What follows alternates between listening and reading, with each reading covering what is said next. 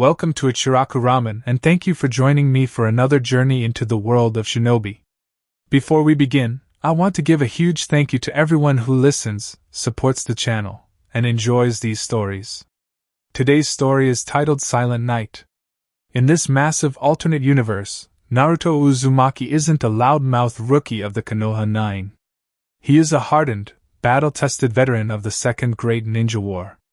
Growing up as an age mate to the Ame Orphans, Nagato, Konan, and Yahiko, Naruto's worldview is forged in the fires of a brutal civil war and unyielding tyranny. Known to the shinobi world only as the Ghost, he is a lethal, calculating assassin that even the Leaf Village dares not cross.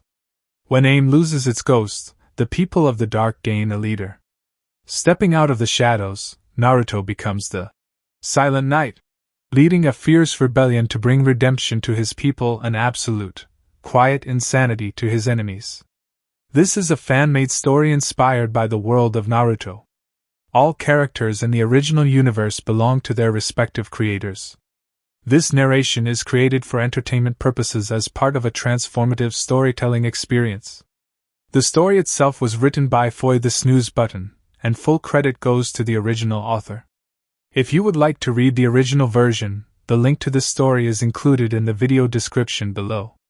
If you like my content and want to keep up with future updates, hit that subscribe button and don't forget leave a like if you enjoyed the video.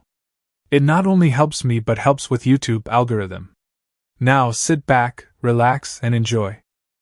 Chapter 1. Don't Turn Away From Me. 2 of the 3 living founding members of the Akatsuki were having an argument. A man with pale red hair and ominously glowing purple-ringed eyes made to storm out of the Amikage's office, away from the person he was arguing with, before he could do something he would regret to his best friend, but the other person refused, grabbing Nagato by his shoulder and forcing him to turn around to face him. This man was as imposingly tall as the Amikage, and he faced the hateful Rinnegan glare with his own glare, his cerulean blue eyes narrowing.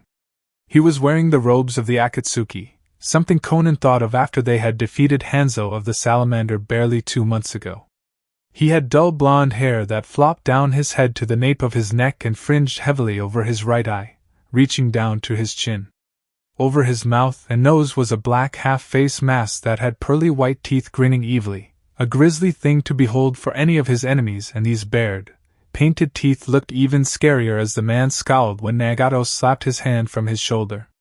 The purple-haired angel of Amigakure, Konan moved between both Kage-level ninjas quickly and fought to push them apart as they butted heads over her own head. "Guys," she pleaded, breaking her stoic mask and worryingly, frantically, looked between both of her childhood friends. "Please calm down, Dash. I let you desecrate Yahiko's body, Nagato." The masked blonde snarled, jabbing his finger at the Rinnegan god's face, very much unafraid and not in the least bit intimidated when Nagato's eyes glowed with ill intent. "I looked away when you dug him up and used him as one of your Rinnegan puppets." He spat. His voice came out clearly in spite of the fear-imposing mask covering his lower face. "Now your grand plan to attain world peace is to blow it up? To combine all 9 beasts and point it at the planet? Do you know how many levels of crazy that is?" Nagato barely pushed down the urge to crush his friend with gravity and growled. "Don't talk to me about crazy, Naruto." Konan was now desperate, holding them apart from ripping each other to shreds. "Naruto, Nagato, we can resolve this." "No, we can't." The masked ninja named Naruto grated. "He comes up with the craziest, riskiest plan, and those plans almost end up with all of us dead or dying." The Amikage was adamant. "The world needs to learn how to behave. If creating a nuclear-level threat is the only solution, then so be it. There he goes again, spitting rubbish. Just like your plan for killing Hanzo, huh? Do you remember that?" He saw Nagato waver and Naruto pointed outside the window at the recuperating village, where it rained heavily and the people were shuffling around, still trying to get a bearing of what had happened a few months ago. "It destroyed half of our home, ruined hundreds of lives and severed 2 major alliances to the village dash. You went with the plan, you could have left, and yet you didn't." He didn't raise his voice, like Naruto, though it still carried enough venom. I told you we could lead Hanzo away from the village and kill him in Suna, where he's weakest, but you said you wanted him at his best. You wanted him where everyone could see you kill him. You wanted the people to know you're the new Kage. Naruto slowly deflated and he exhaled through his nose. Yahiko died because of you, Dash. Don't you dare say that, Dash. My student would have lost her life too if I wasn't there. The masked man continued as if he wasn't interrupted. He shook his head sadly and his eyes dimmed at the thought of losing his one and only student. He was put on the spot by Hanzo on who he would rather save, Yahiko or his student, and he chose the girl as his best friend and impaled himself with his kunai. That situation could have been avoided entirely if Nagato listened to him for once. Tired shadows gathered under his eyes and he closed them, sighing. Your pride will be your downfall, Nagato. He hesitated, looking at his glaring friend with somber eyes and raising his hands in surrender. I will have no part of your plan. I'm done covering for you. Didn't need you anyway. You know where the door is. Get lost. He jabbed his thumb over his shoulder and Konan moved in front of Naruto as he made to walk out, gently keeping him from walking by pushing her hands against his chest. Naruto, no, we need you. She pleaded and her dark brown eyes softened. Naruto observed her for a moment before he shot a quick look at Nagato, bent down to her ear and whispered. He'll need you. Look after him. He straightened up and brushed past her. His cool eyes didn't change as he heard the woman sniff behind him. He closed the door behind him and mentally began planning in how he was going to pack his things because he didn't want to see Nagato travel deeper and deeper into the abyss of his own creation. The 17-year-old jumped in surprise when he turned back around, face to face with his student.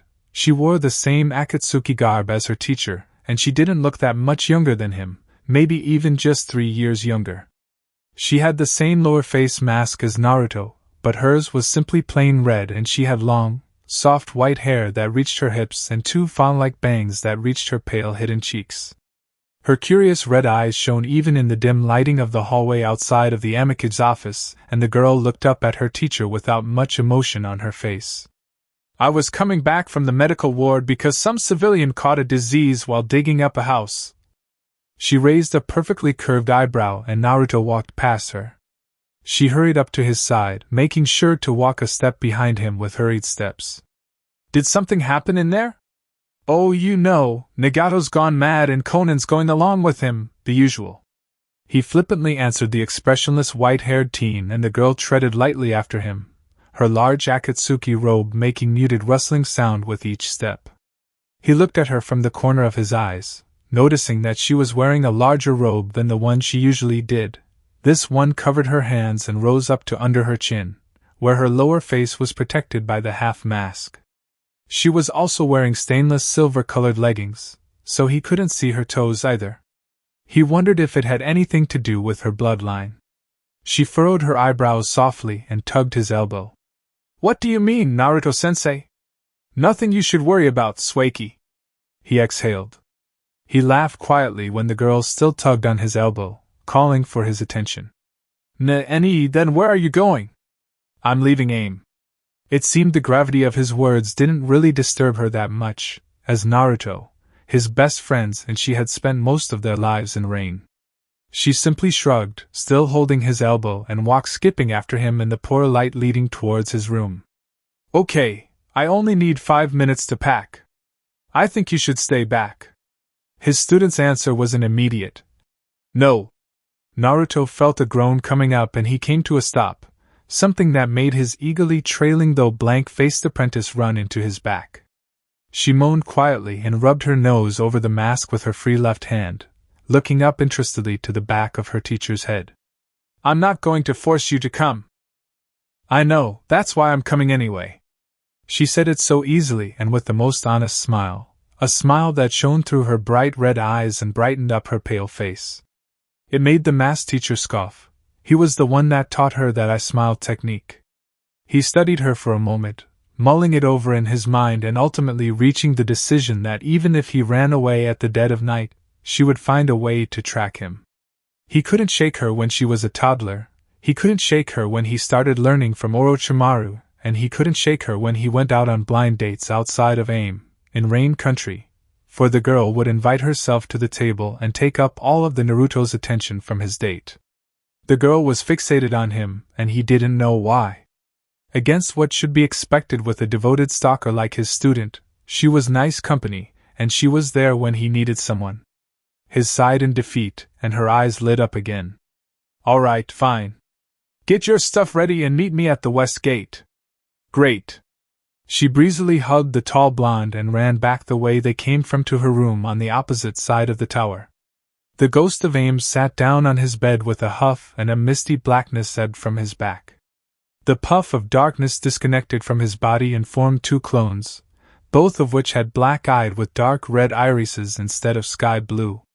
The clones began gathering his things from his room while the real shinobi stared at the 3 pictures he had on his walls.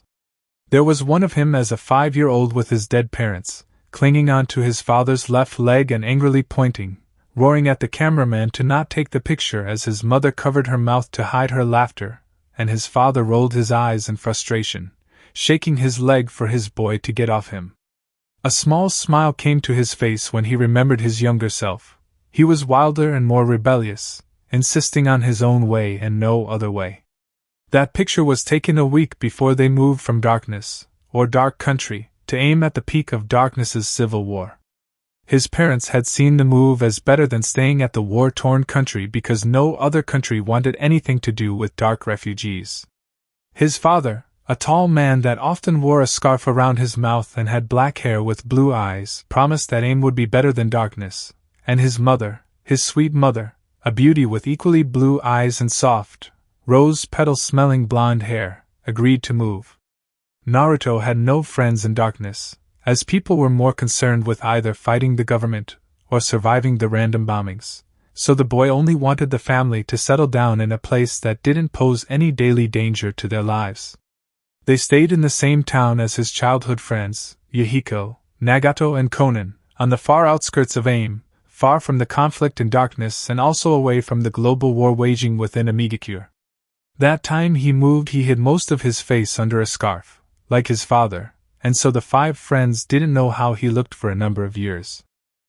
Another picture was of him, 11 years old and wearing a mud-splattered black shirt and black pants with blue sandals, a red scarf around his face and holding a fighting stance across from his opponent, an orange-haired boy that grinned teasingly, wearing a similar style of clothing. The ghost rubbed his eyes as he laughed at the memory. Yahiko had challenged him to a fight, claiming that Jiraiya's teachings were superior to Orochimaru's. Naruto didn't care much for the fight, so he declined, but Yahiko, that lovable idiot, thought blindsiding the student of Orochimaru with a ball of mud was a good idea. Hence the twitch in young Naruto's right eye and the smoky darkness behind him. That picture was 4 years after they had all lost their parents and 2 years after 2 of the legendary Sannin picked them to be their apprentices. Jiraiya went with Nagato, Yahiko and Konan, and Naruto refused because he didn't want the Toad Sage's attention to be too divided. The last picture was of him standing in the heavy rain, with his right arm around her shoulder and playfully tousling his student's wet white hair with his other hand, beaming at the camera. Sueki was giving him a side-eyed glare and crossing her arms. Both of them were wearing their half-masks and wearing the Akatsuki garb, seeing as they were about to enter Aim to fight Hanzo, the then Amikage. Naruto was, and is, 17 years old.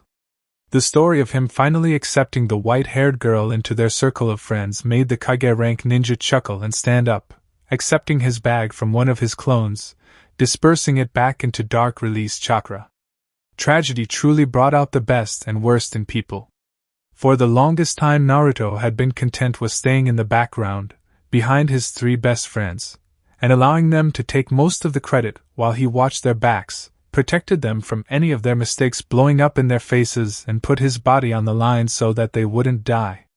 That was how much Naruto treasured them.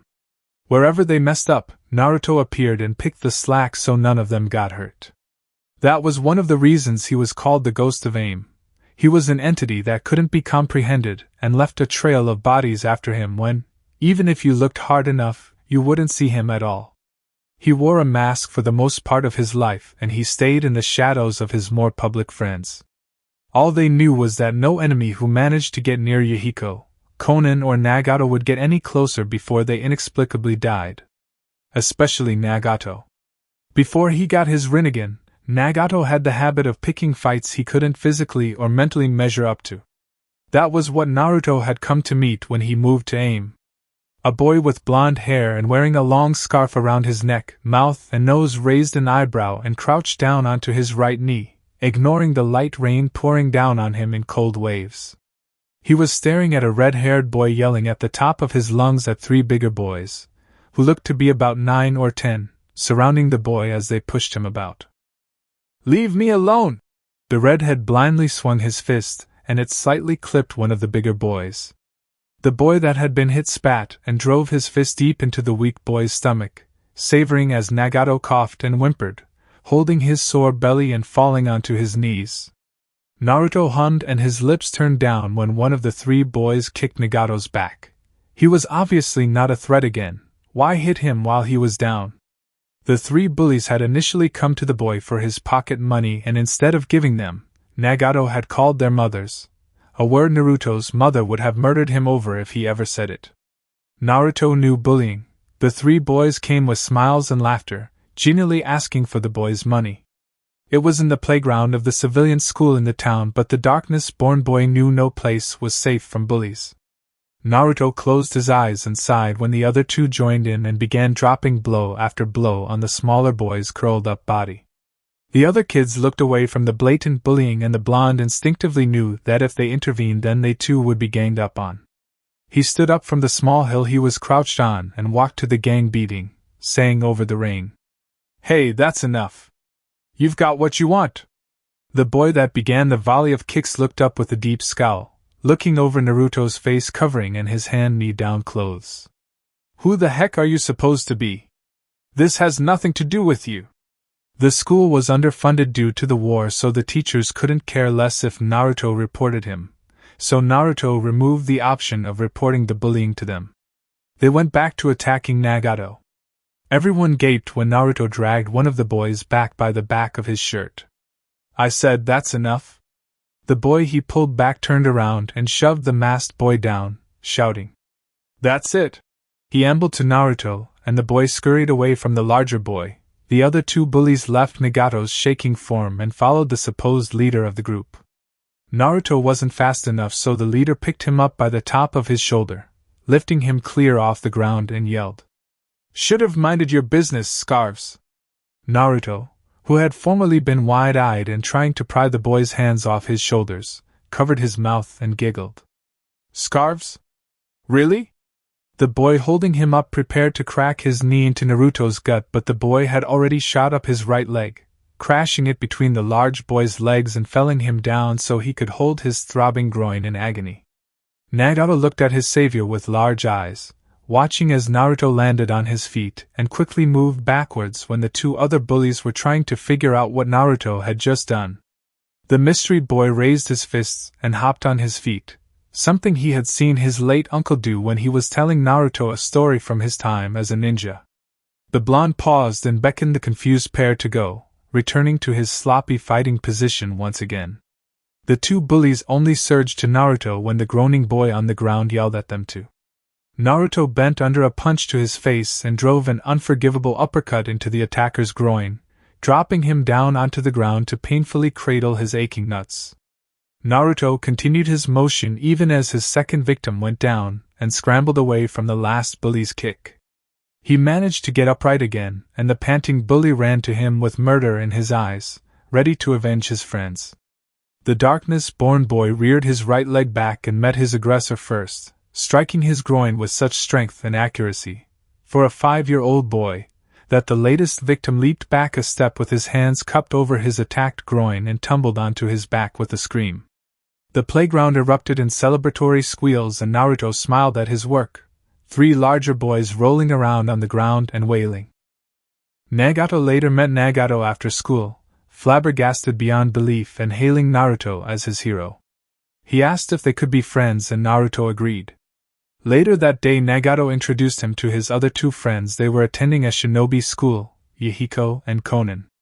AIM was in serious need for soldiers, and Hanzo reduced the recruitment age down to 5 years old, forcing healthy children to be mandatorily enlisted. Yahiko's father was a high-ranking shinobi directly under Hanzo, and Konan had an older cousin that was a successful medic, so them being made to attend the shinobi school was unsurprising. Nagato wasn't qualified to attend the school with his friends because he was too sickly and weak, so his destiny was to become civilian cannon fodder for the army, educated cannon fodder but cannon fodder nonetheless. Naruto didn't mind more people his age to talk to since those in his part of the town were elderly and unable to keep up with him. It was all going fine for them until a year later another couple from his home village, Darkness, moved into their town.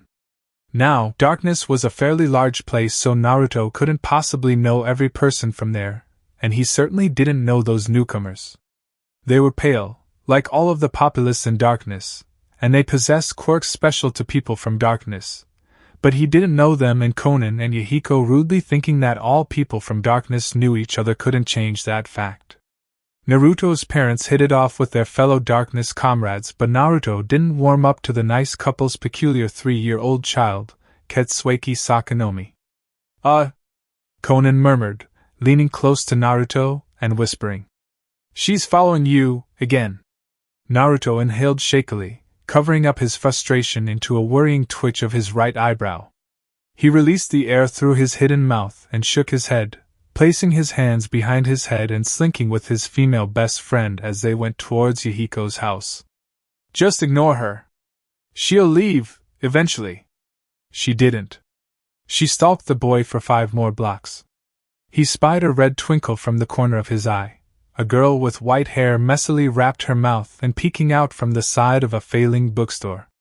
She squeaked when she noticed Naruto had seen her and ducked back into the alley, covering her head and trembling with her eyes tightly clenched shut. The bottom of her damp flowery yellow and white dress was speckled with grass, showing that she had followed Naruto as he and Konan leisurely walked through the park, and mud, meaning she passed through the same puddles as the older children. When she thought Naruto had gone, she slowly opened her eyes and turned her head, still covering her head with her small hands, to look out of the alley. She jumped back when an unimpressed, incredibly annoyed Naruto stood before her with his sparkling blue eyes dark with irritation and his forehead crinkled deeply. "I told you to leave me alone. Do you want me to hit you?" he said, waving his fist in front of the cowering girl. She mutely shook her head. Konan placed her hand on Naruto's forearm and gently pushed it down. "Naruto, stop, you're scaring her." He removed his hand from her grasp, glad she couldn't see his cheeks flush at the contact. "Good. She should be scared." He waved his hand and turned away from the red-eyed girl, continuing his and Konan's trek to Yahiko's house. "Get lost, weirdo." Sueki fled from Naruto, and he thought that had finally done it. But it hadn't. Matter of fact, the stalking had gotten worse starting the very next day when Naruto's parents hosted Sueki's parents for early lunch and allowed the little girl into Naruto's room while the boy was coming back from school.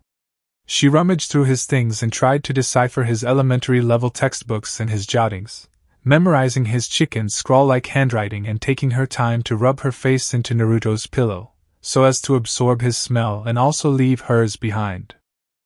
She learned the bare basics of how to read and write within the next few weeks from her parents, a feat that shocked them, and she utilized the little she could do every day.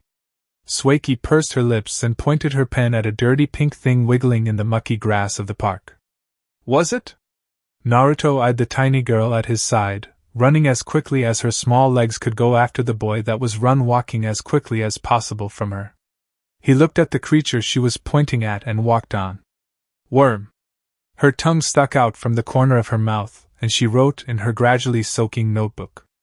"Worm." She looked up at him when she suddenly remembered asking.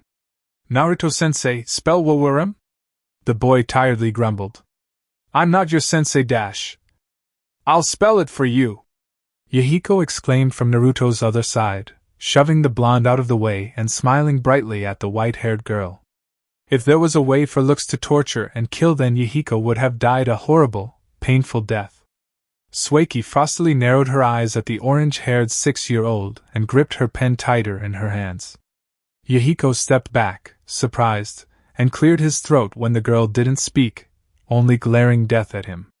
In an even more puzzling turn of events, she threw down her book and pen in outrage and, copying something she had seen Naruto do on numerous occasions, she clenched her fists and threw them forward.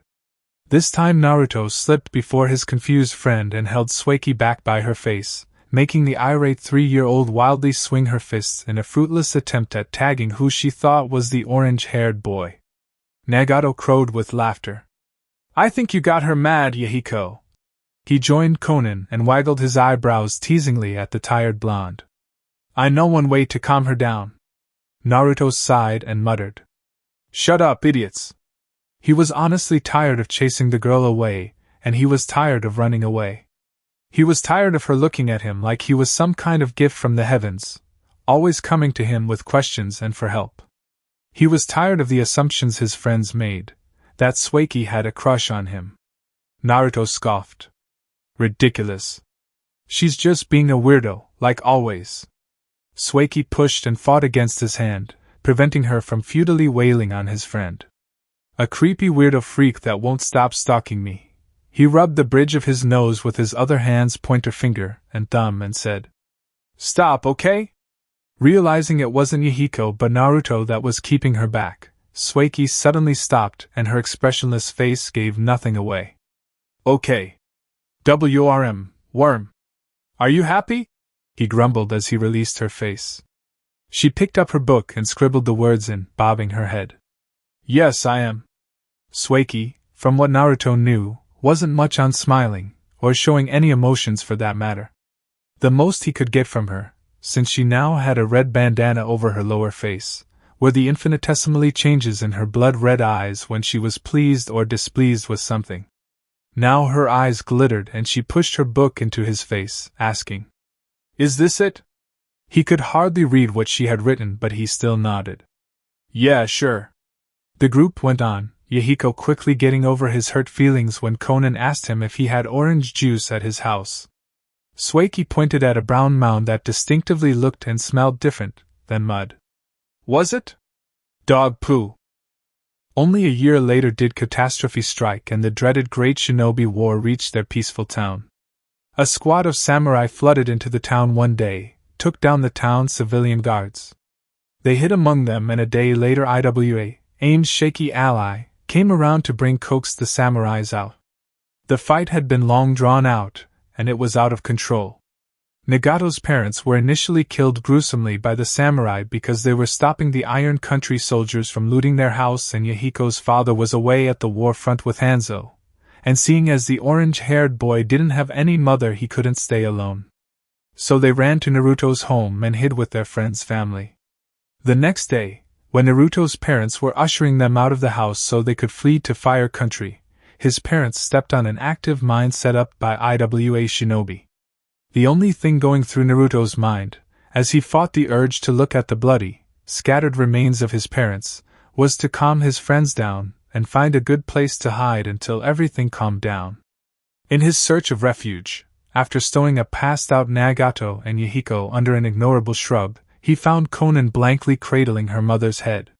He gently pried the head from her arms and gave her a tight hug, providing human warmth in the only way a recently orphaned 6-year-old child could provide, and it allowed his best friend to cry. He supported the listless, catatonic purple-haired girl around the town as he cautiously checked for any more fighting or danger in general. The Iwa ninjas and Iron Country samurai had taken their conflict further away, but the devastation they had left behind ruined any sort of normalcy.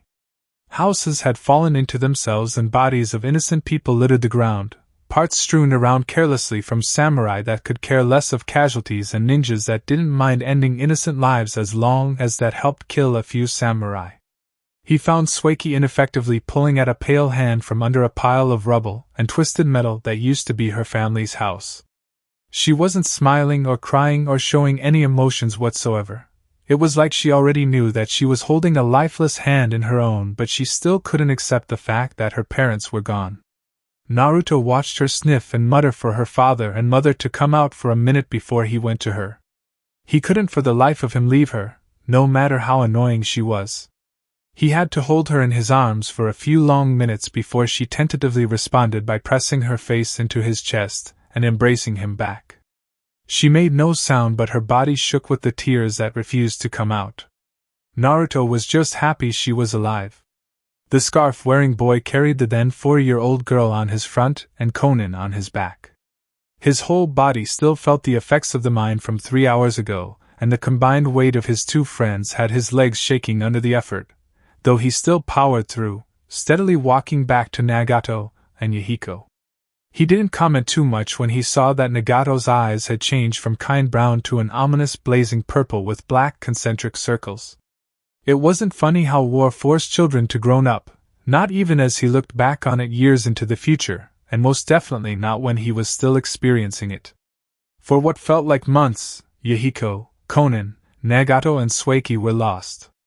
They vacantly stared out at nothing, through the frigid cold nights and through the blisteringly hot days caused by living under crossfire. Their eyes lost the wonder and shine of childhood, the hope for the future, and a present determination to reach that hopeful future. They lost all of that. They lost everything, but they only had each other. They realized this when they finally began to notice the efforts of one of their friends in making sure they had somewhere livable to lay their heads at night, and always had something to eat when they were unbearably hungry. Naruto was forced to grow up and care for his friends when they were processing how their lives could have gone up in flames so quickly. He snuck into enemy camp and stole food for his friends, endured the beatings they gave him on days he was unlucky and got caught, shuffled around on his own in search of a warm place to spend the night, far away from the eternally dangerous nights. He sacrificed his sleep so they could rest. He sacrificed his food so they could eat. He sacrificed his body so they wouldn't get hurt. Naruto only found out, after another consecutive night of sleeping without food, that protecting and caring for his vulnerable friends gave him something to do instead of dwelling on his own vulnerability. He questioned the point of his continued existence and his insignificance in the universe as a mere speck compared to juggernauts that shook the world with the smallest actions. The only thing he could do was ensure his friends lived, even if he was dead inside. It was the role he couldn't play, but the role he had to play, as his friends were too physically and mentally broken to do anything but kill themselves.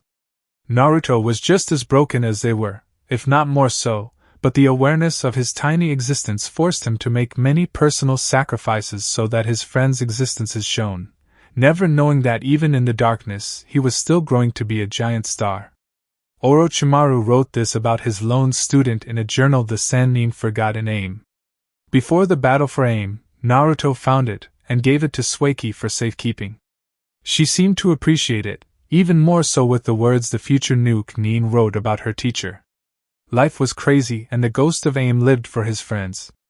The 7-year-old had to make do with what he had, which was absolutely nothing, and he managed this nothing for 2 painful years, making sure his friends kept their spirits up in spite of the terrible war going on around them. Sueki was the first to pull out of her daze, and she dutifully devoted her life to the person that had cared for her when she couldn't care for herself, learning from Naruto as if he was her only hope and eating everything he told her like it would be her last time hearing his voice. She took learning from Naruto to another level, and Naruto was fine with that now. It was her way of coping. Who was he to judge?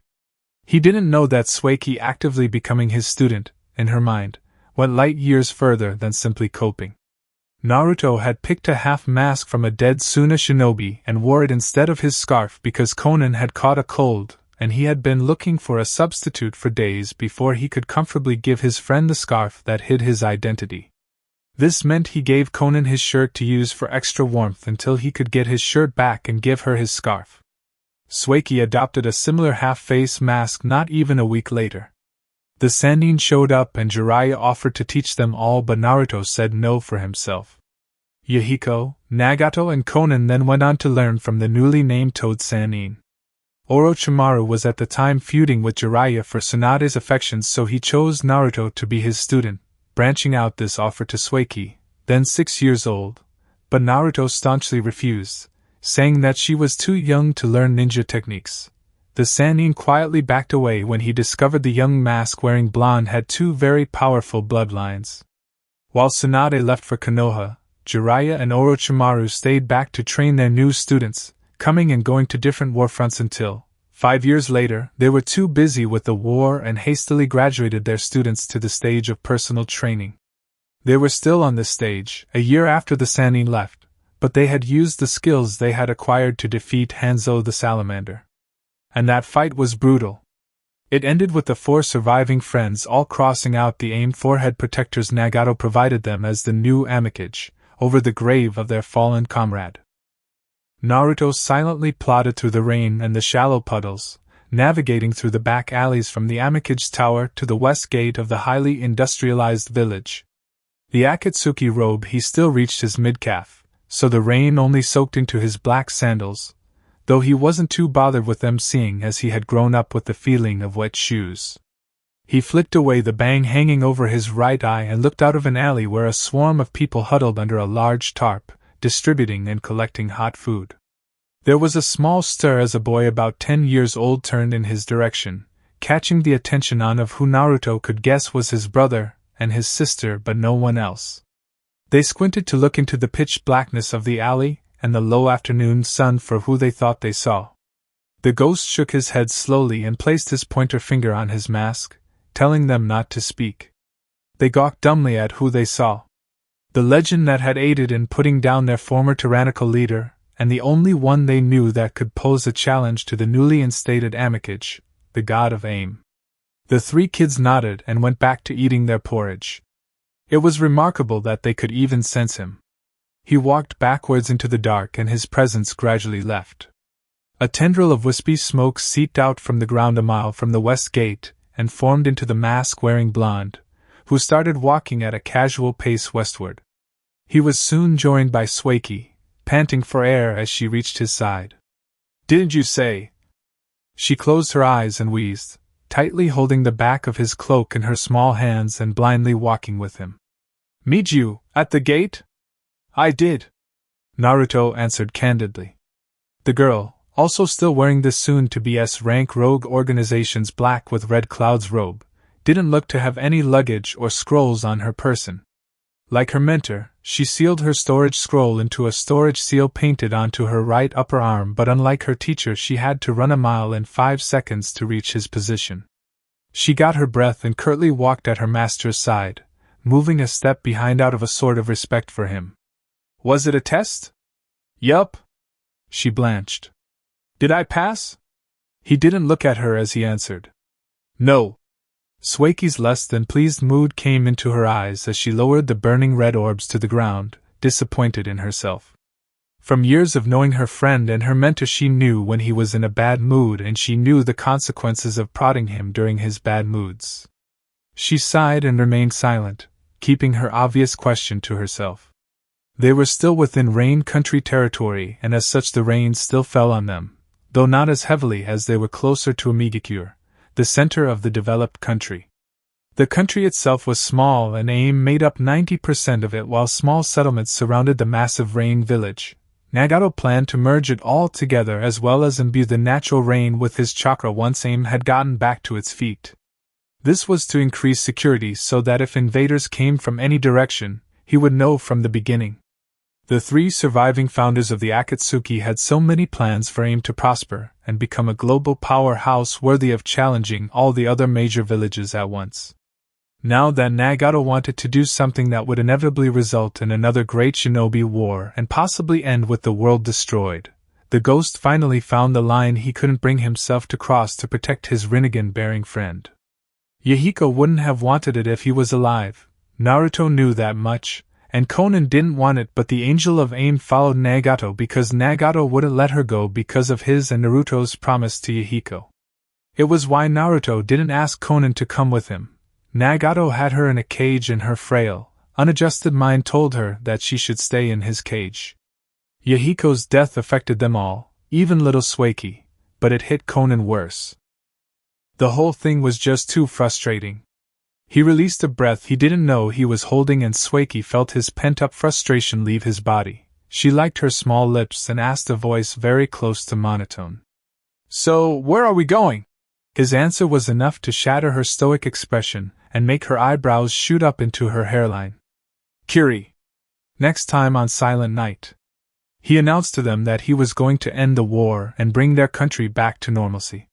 They were to focus their attention on expelling Fire Country and any other leeching foreign country from their country, which were Earth, Lightning, and Waterfall, while the other countries that had not participated or contributed whatsoever in the violence, like River Country, Sunagakure, which was their western neighbor, Kiryagakure and Yuzushiogakure, were to be left alone.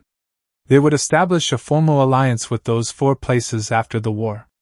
The forced removal of the undesirables from their country was set down in history as the Purge. In Orochimaru's words, Naruto was a living anomaly.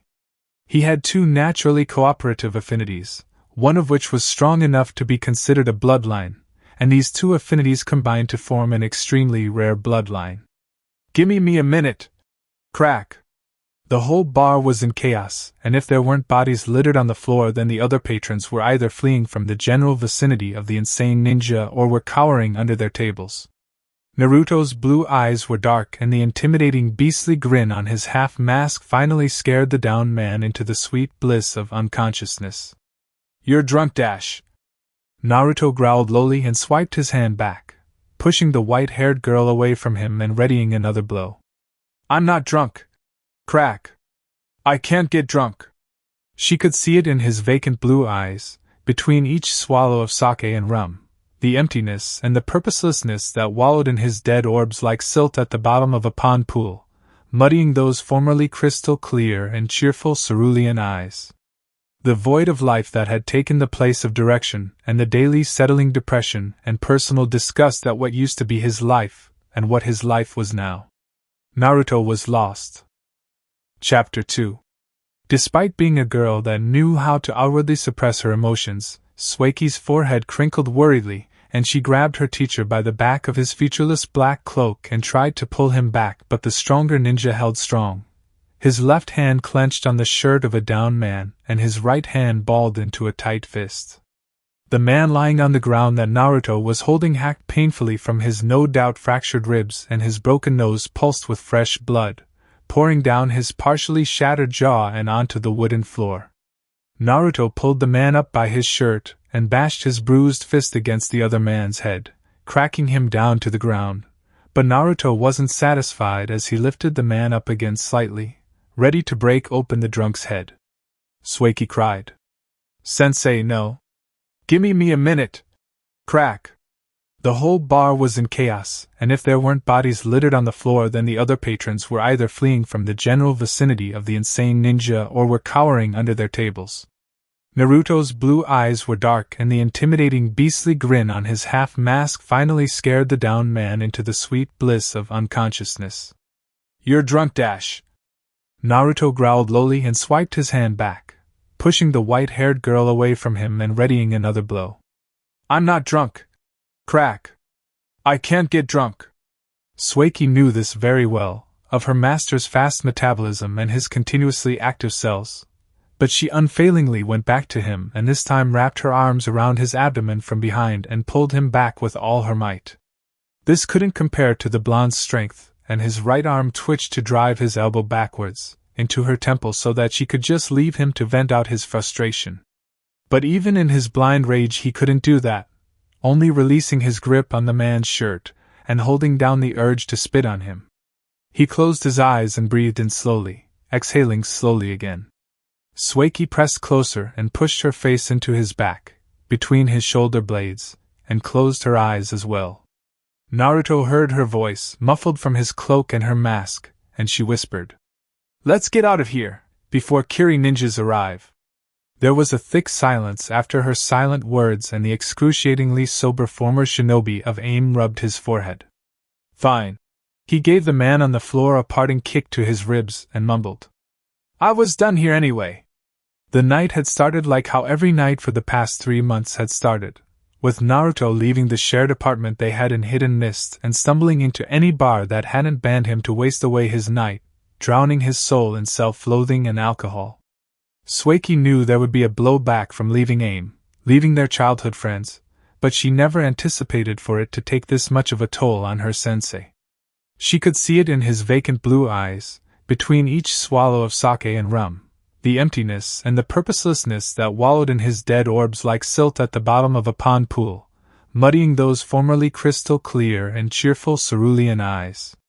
The void of life that had taken the place of direction, and the daily settling depression and personal disgust at what used to be his life, and what his life was now. Naruto was lost. The hollow pain he should have felt after losing his parents, after losing his childhood, after losing Yahiko, after losing the one thing that kept him together for all those years since then. Naruto was lost. He didn't know what to do with himself, and thinking of the life he had left behind was akin to torment, remembering the extents he would go through to ensure his friends were safe and content. Recalling how his parents promised, every night they tucked him into bed, that they would be there for him forever. Orochimaru too made that promise, and he too left for Konoha without looking back, not hearing his student heart shatter at another precious person leaving him. Night after night he would hope that his kidneys would finally give out and allow him to feel some sort of agony, hoping for even the littlest reprieve into the stupor brought upon by alcohol so that he would leave the world behind for the moment and forget his worries. But there was no drink strong enough to put him down, so he took out his anger at yet another failure at getting drunk on anyone that was near him, barring Sueki, who he would skirt around to get around the war zone that was the bar, never once taking off his mask but always somehow finishing his drinks. Day after day he would sit on a chair by the window and stare out at the thick white mist of the village. Unmoving, cold, like he was an uninhabited shell, rigid and imperceptibly breathing. While Sueki briefly left the apartment to hunt for food and money, usually by bringing back Kiri missing ninjas and using the bounty to fuel her teacher's nightly bar hopping and binge drinking.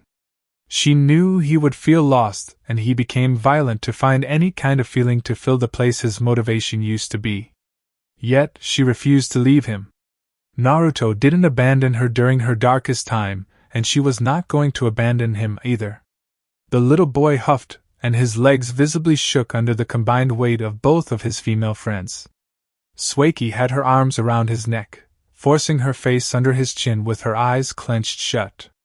The boy was carrying her in his arms and the other girl on his back. A tiny, 7-year-old Konan mutely tightened her arms around his belly from behind and hooked her ankles at his front. The darkness-born child staggered, Konan on his back and Sueki in his arms, and it was still faster than with them walking on their feet. Naruto struggled for air with each step, and his bare feet, mud-stained feet, felt closer and closer to slipping with each movement, and yet he fought on. His arms hugged the young girl closer to him, and Konan moved slightly on his back, closing her hands into fists on his belly and gathering his shirt in her small hands. He wheezed, and his mother briefly flashed through his mind, so quick anyone else would have noticed, and the boy shivered, suppressing his tears. Her bright smile and her radiant blonde hair, her impeccable grace and her unshakable stance on life. No matter what happened and what she went through, she always found a reason to smile, if it was only to lift her mood or to lift her husband or her son's mood. Tears found their way down Naruto's eyes at the thought of his mother's sunny disposition. It seemed like nothing was going to bring her down, not the civil war in darkness, not the shinobi war going on outside and inside of darkness, and not the rampant destruction of property from the Iron Country samurai that invaded or when the IWA arrived. She carried a shimmering smile for her son as she pulled him by his hand, guiding him, and in turn Nagato and Yahiko, after Naruto's father, who stealthily urged them to quicken their pace. Nowhere was safe, and yet she smiled. Naruto grit his teeth as more tears washed down his dirty face, struggling as he moved. His mother kept repeating something to him, so occasionally that it sounded so much like a mantra. A hurried mantra to keep her precious son's spirit up in spite of the blood-soaked rubble their formerly peaceful town had become. Sueki, Konan, he whispered, amid the distant cacophony of warfare occurring to his far right. The girls didn't move at his voice. We're going to be okay. Sueki, wrapping her right arm around her teacher's lower back, and fit herself under his right arm, guiding him as he listlessly trudged through the misty village. His eyes became a cold, dark blue abyss of vacant darkness, walking without purpose and only directed by his loyal student. She held Naruto close and repeated those very same words he said to them, over and over again, so that they would never completely despair in their situation. Sensei. He didn't move at her voice, as if he had not heard her at all. We're going to be okay. They had pretty much severed their ties to Ame, and their two close friends, and the girl was struggling to make ends meet by working multiple jobs, catching up to 10 missing ninjas within the water country vicinity, specifically around Kiri, and they were low-ranked, hardly worth anything at all. It was them now, as it always had been for the past 3 months. Naruto just needed some more time to find himself again, she consoled herself. We're going to be okay. The next day was different. They had been running low on cash and Sueki had already hunted most of the missing shinobi close to Kirigakure, so she had to venture outwards, closer to Lightning Country in search of missing shinobi whose bounty could take them through 3 days relatively comfortably. She returned back to their humble apartment in the misty warmth of Kiri's suburbs late in the night. Sensei, I'm home! The stoic, red-eyed girl called from the door as she opened it. She stopped abruptly when she encountered thick darkness inside the house. Her eyes narrowed instinctively, preparing to defend herself as well as searching for her teacher. She saw a blue glint from the corner of her eyes and her blood-red eyes shifted there, where she found a set of crystal blue eyes sitting on a chair wedged in the corner of the room, beside a coffee table with a switched-off lamp on it. The only source of light in the depressingly dark room was from the window on the other side of the room, shooting streetlights into the dreary room and giving the person sitting on the chair a vague, dark form. Any other feature was hard to discern, even the face, but the bright blue eyes of the person had Sueki drop her guard and fully turn to him, cocking her head to the side with her eyebrows crinkled in concern. She nodded. Hey! Naruto was silent for a moment, simply staring back at her for a long minute before he answered in a very low voice. Hey! Sueki crossed her arms, her large black, featureless cloak moving with her action and showing her silver leggings and her silver gloves peeking out from her sleeves. So, sitting in the dark, huh? She said with a slight joking smirk. Is this a new thing or? She heard a low hum of laughter from the corner of the room and her teacher sat back, making the couch creak quietly as he did so. I was thinking about something. Sueki remained at the door, sweeping her eyes around the apartment to confirm that the place was empty besides herself and Naruto.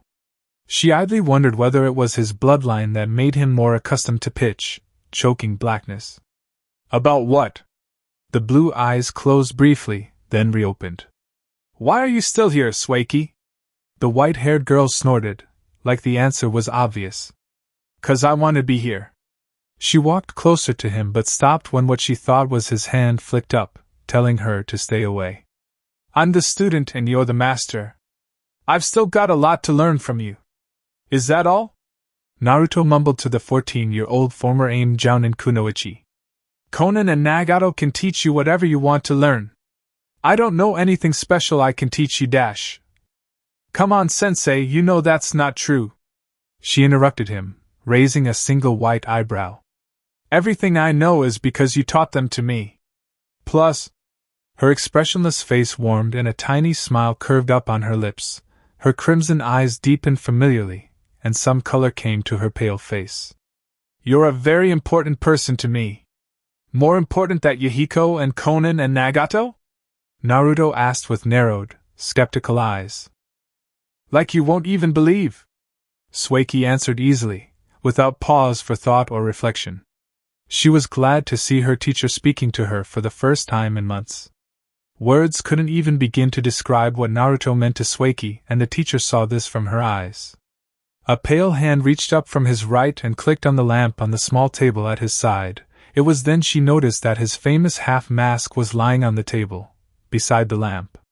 Light washed over her teacher's face and the girl's eyes widened. She gasped with her hand over her masked mouth, barely stopping herself from stepping back in morbid shock. Sensei, what happened? Naruto clicked the lamp off, and she could see his vague figure shrugging carelessly. I don't know, probably has to do with my dual bloodlines. Sueki was still trying to get over what she had seen, her master's face. She could only open and close her hidden mouth in horror. The usually composed, stoic teen couldn't hide the surprise in her eyes. It's been like that since after we killed Hanzo. BB but dash. Yeah, I know. I didn't want you guys to worry, so I went to ask Orochimaru if he knew what was happening. I didn't take long in Konoha. He had no idea what was happening, but I suspected it had something to do with my bloodlines. He saw the betrayal on her face, and his eyes dipped down. You were still in the hospital, dash. Nagato could have helped, somehow, she said suddenly, then she jabbed her thumb to her chest and spat. I could have no I can help, dash. Don't, he said with a raised hand, silencing her. This has nothing to do with my blood. He motioned at his face. It's been like this for months, so I think it won't get worse.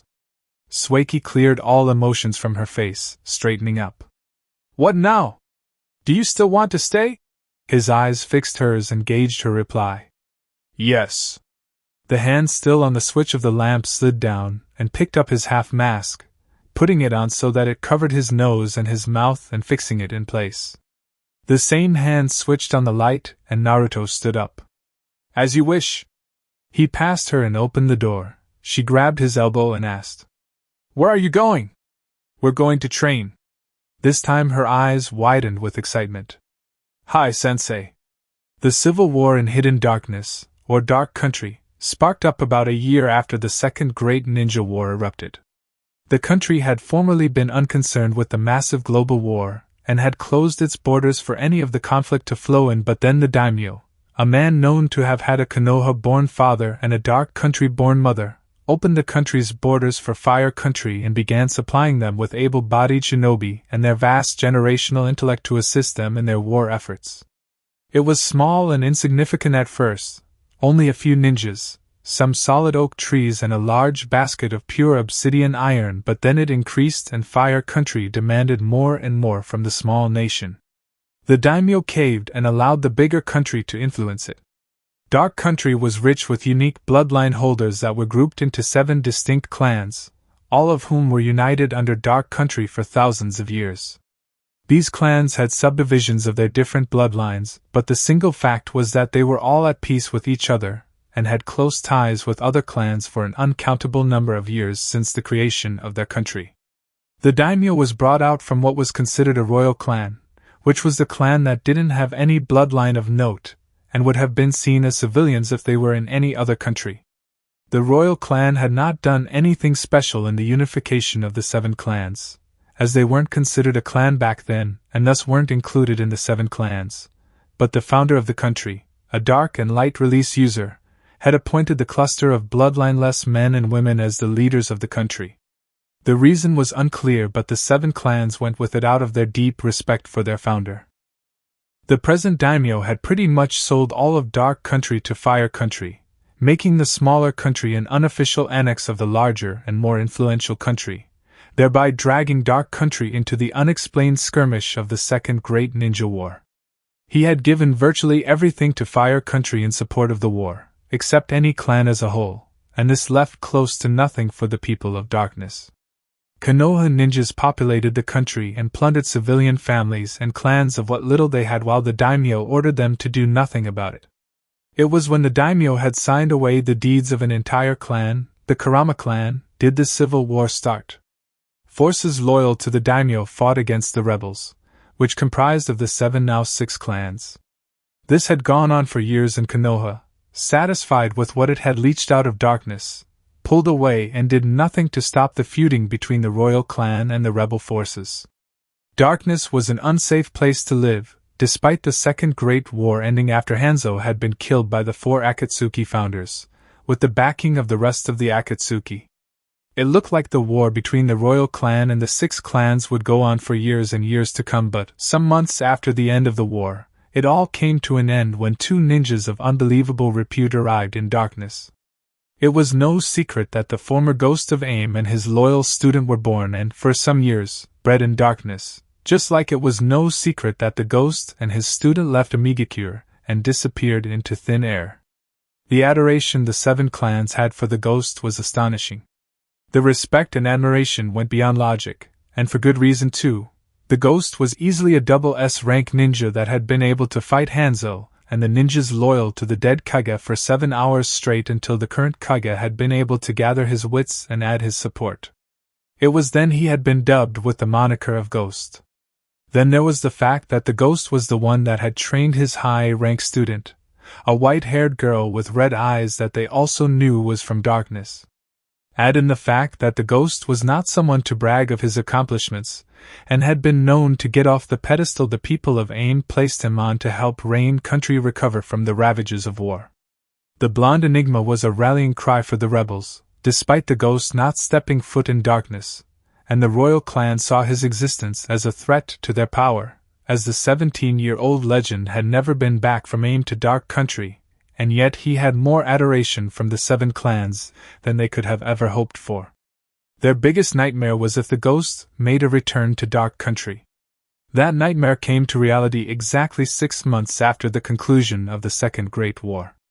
The leader of the rebels, a holder of the rare Mercury release Kekai Genkai, fell onto his knees and opened his arms as the terror-inspiring blonde entered the rebel command tent.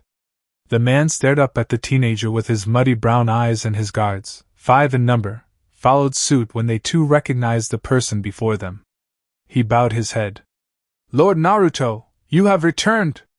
Unaware of his popularity in his home country, the blonde, half-mask-wearing shinobi raised a questioning eyebrow. "Lord?" He was then filled up on how he had reached such a high status for the people of darkness. At first the rebellion had been to remove the royal clan as the leading family, but then it expanded to the 7 clans recognizing their northern neighbor, Fire Country, as the larger problem. Then news of a single shinobi killing and maiming scores of Konoha ninjas by himself reached them and was immediately tied to darkness, seeing as they found Naruto and Ketsueki in their birth registries. More and more news came, in spite of the civil war, and ever so slowly, the people of Dark Country began hailing the Ghost of AIM for successfully expelling Konoha ninjas from AIM and helping to end the war. Fire Country was despised and was almost directly the cause of the civil war, and anyone that could basically bat away the leaf was a hero in their books.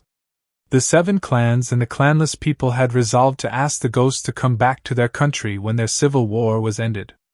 Naruto overlooked the man's enthusiastic welcome and the bowed guards and had the leader call for all of the clan heads to assemble as many of their ninjas in front of the tent. When that had been done and he exited the tent to speak to the gathered ninjas, he was forced to face the sheer magnitude of adoration the ninjas and civilians of darkness had for him. Hundreds of people were on their knees, their hands over their hearts, and their heads bowed in submission. The black-cloaked man slowly looked over the multitude before him, astounded by how deep in gratitude they were for him simply being there. He looked at Sueki from the corner of his eyes and saw her tilt her head down towards him, not fully bowing but also offering him her undying loyalty. It was humbling how much they believed in him, and it warmed his heart to think that they saw him as a source of strength. He announced to them that he was going to end the war and bring their country back to normalcy. They were to focus their attention on expelling Fire Country and any other leeching foreign country from their country, which were Earth, Lightning and Waterfall, while the other countries that had not participated or contributed whatsoever in the violence, like River Country, Sunagakure, which was their western neighbor, Kiriagakure and Yuzushiogakure, were to be left alone. They would establish a formal alliance with those 4 places after the war. Naruto made sure to do his research before entering the rebel camp, like how he knew no self-respecting dark female would willingly procreate with any of those from the list of undesirable countries.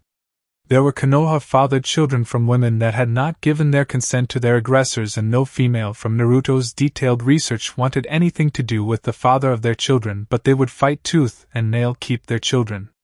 The forced removal of the undesirables from their country was set down in history as the Purge, as darkness was essentially removing all the countries and villages that had done nothing but harm them. This action alone bolstered the people of the country to unite even more under Naruto, as they no more divided their attention between fighting the royal clan and defending their people from the undesirables. This made it faster. No undesirable was safe.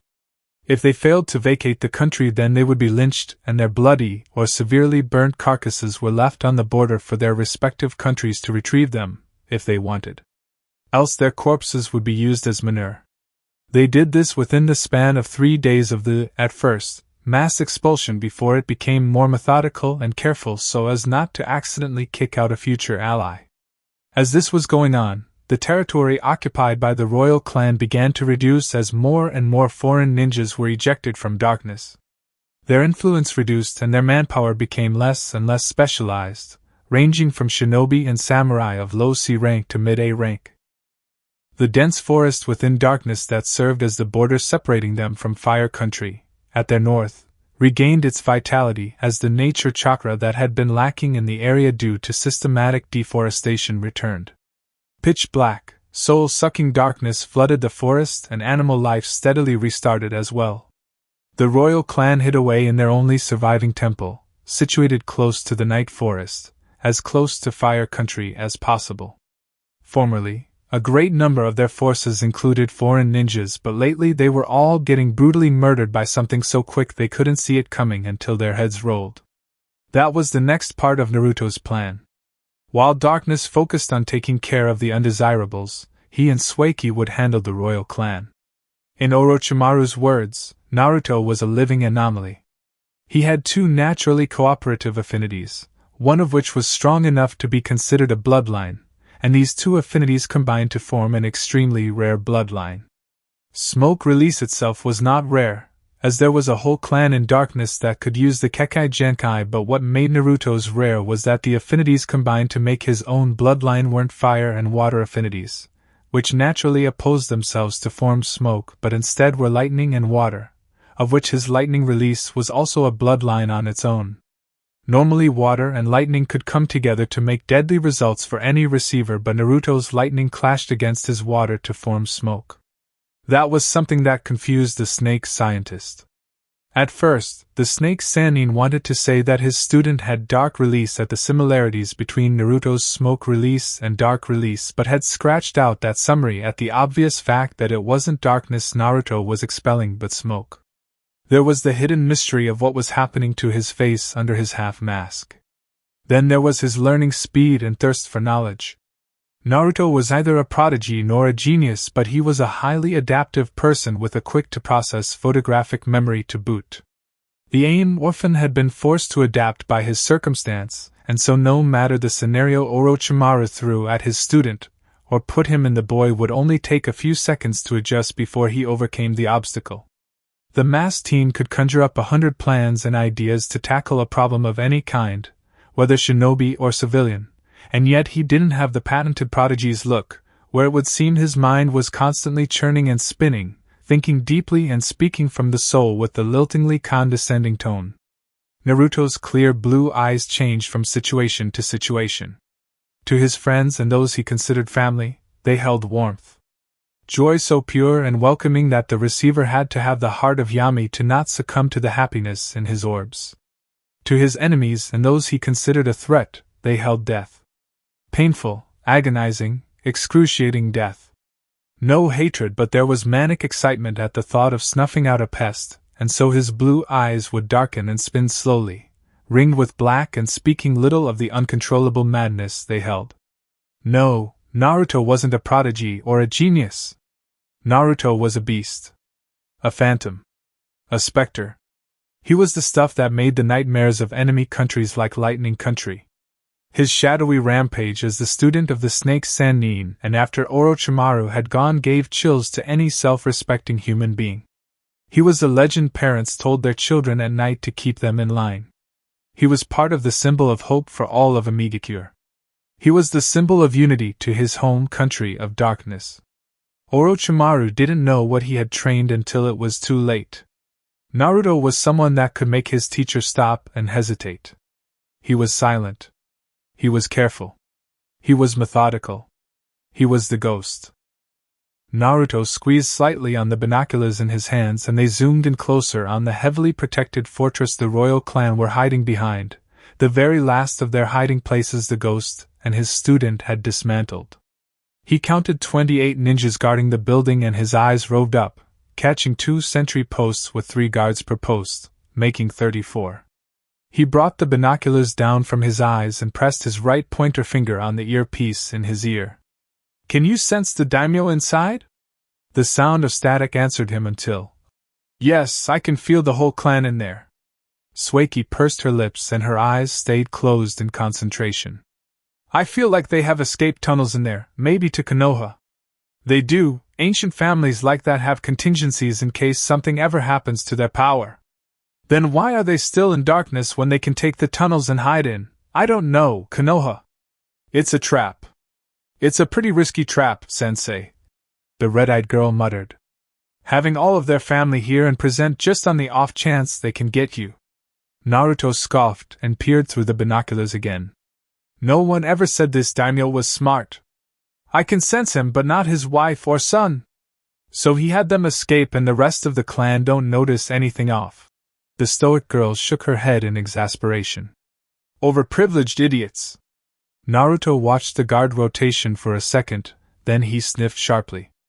Are your saban ready? There was a clipped click on the other side and Sueki hummed, removing a fistful of combat needles and studying the thin red substance inside the needles. Yeah. Take out the 2 sentries at the top and I'll handle the ones at the bottom. If the alarm goes off then the royal clan will flee through those tunnels. Maybe.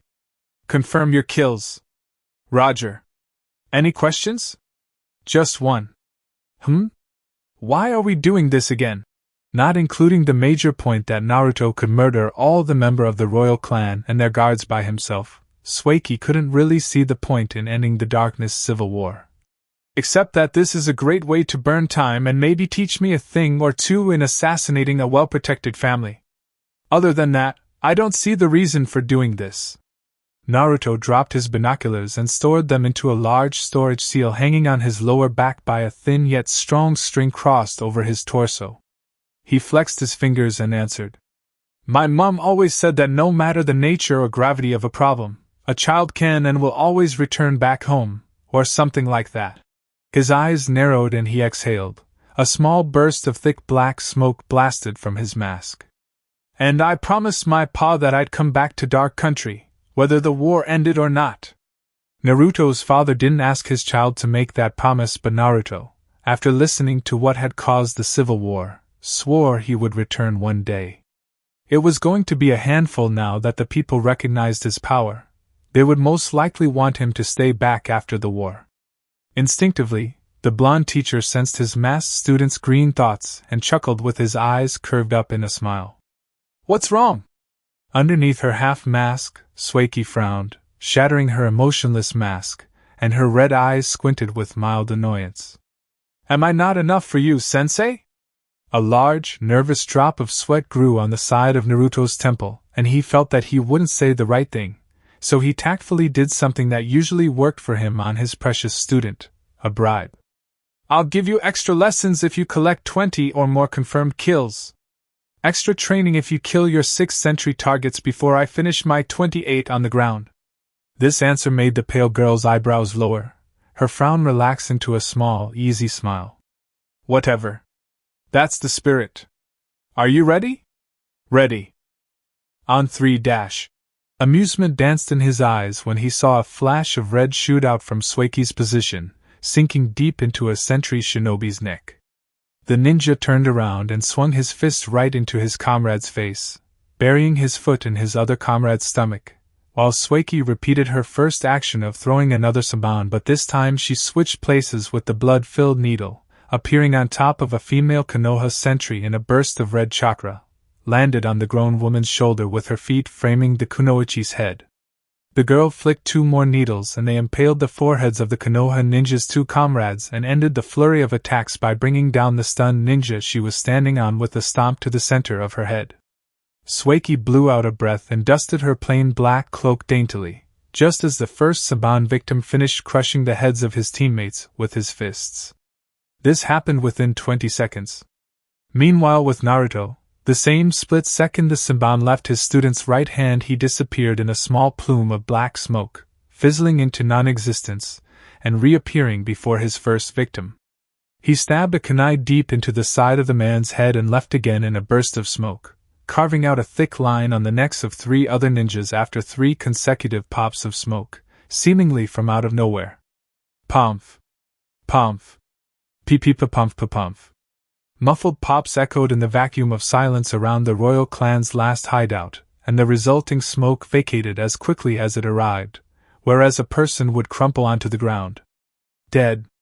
Most of their throats slit with the precision only a practiced surgeon would know, so as to quickly bleed out the target and end their lives. It was like looking at death teleporting around the building, except this death could not be seen and was only sensed as the line of blood left their necks. One moment they were looking around and then the next they were on the ground, choking on their blood and vainly gurgling for air. No one saw anything coming until it had happened and their attacker had moved to his other targets.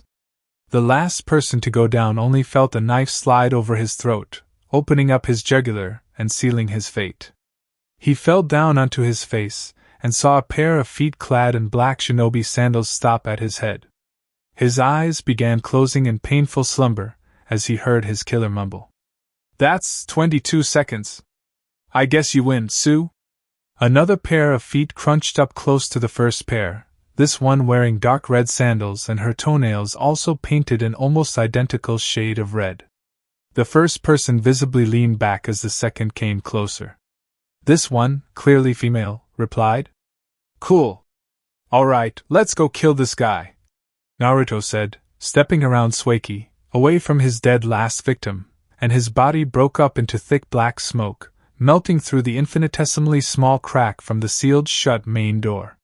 Sueki huffed and scratched her chin, wondering how she was going to get into the building without triggering the alarms. She swore quietly, barely maintaining composure, and swore to herself she would have her teacher show her how he used his hidden art, secret smoke technique, body smoke tunnel transformation, or at least a variation of it that would suit her bloodline. She swore once again and clambered up the wall of the fortified temple to one of the sentry posts on the top, layering her palms and feet with chakra to stick here securely with each upward leap. She landed carefully and removed a single key from the pocket of a dead sentry, using it to jiggle open the trap door on the floor of the sentry post and dropping inside with her crimson-red eyes burning with determination. She was going to have those extra lessons from her dear teacher, even if it killed her. By sunrise the next morning, before a gathering of as many as 100,000 Darkness citizens that had traveled far and wide 2 days prior to the attack on the daimyo's fortress, it was announced that the daimyo of Dark Country, the head of the royal clan, had been ousted and the royal clan in entirety was disbanded, exiled out of the country without any money or resources to their name, as everything they owned, including the clothes off their backs, was seized by the 2 invading ninjas.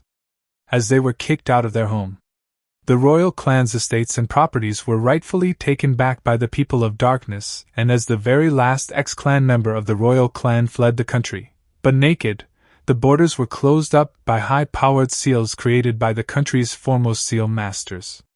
A week-long celebration ensued, and the people of Darkness, as well as the other foreign people from countries Darkness did not despise, joyously celebrated the return of peace to the formerly war-torn country, not really minding the locked borders, for everyone was simply glad to be alive at the end of the terrible civil war. The 7-day party was organized by the rebel leader and the 6 clan heads, maintained from going out of control by equally happy ninjas. The day of the ousting and the 6 subsequent days were made into public holidays, named after the 2 ninjas that had ended the civil war, though the red-eyed student graciously stepped down and gave all the credit to her teacher, for she personally wouldn't have returned if not for him. Fireworks and music could be seen and heard from as far as Sunagakure, their western neighbors, and some parts of northern Fire Country. At the end of the week-long party, as thousands of people reconvened on the location the end of the civil war had been announced, the rebel leader, with the backing of the 6 clan heads and the population as a whole, declared Naruto the new leader of Dark Country. Chapter 3. First Order of Business. Naruto waved for silence, and it immediately came. His strong voice said over the turgid silence of the thousands of people standing before him, all whom stared up at his with rapt attention and reverence. He laid out the first of 4 phases he foresaw his country going through before they could truly get back to their feet. All the people displaced due to the war can now return to their homes, as restoration and rebuilding would begin as soon as sunrise tomorrow.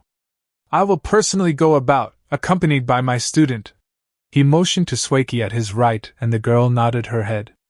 To supervise the work.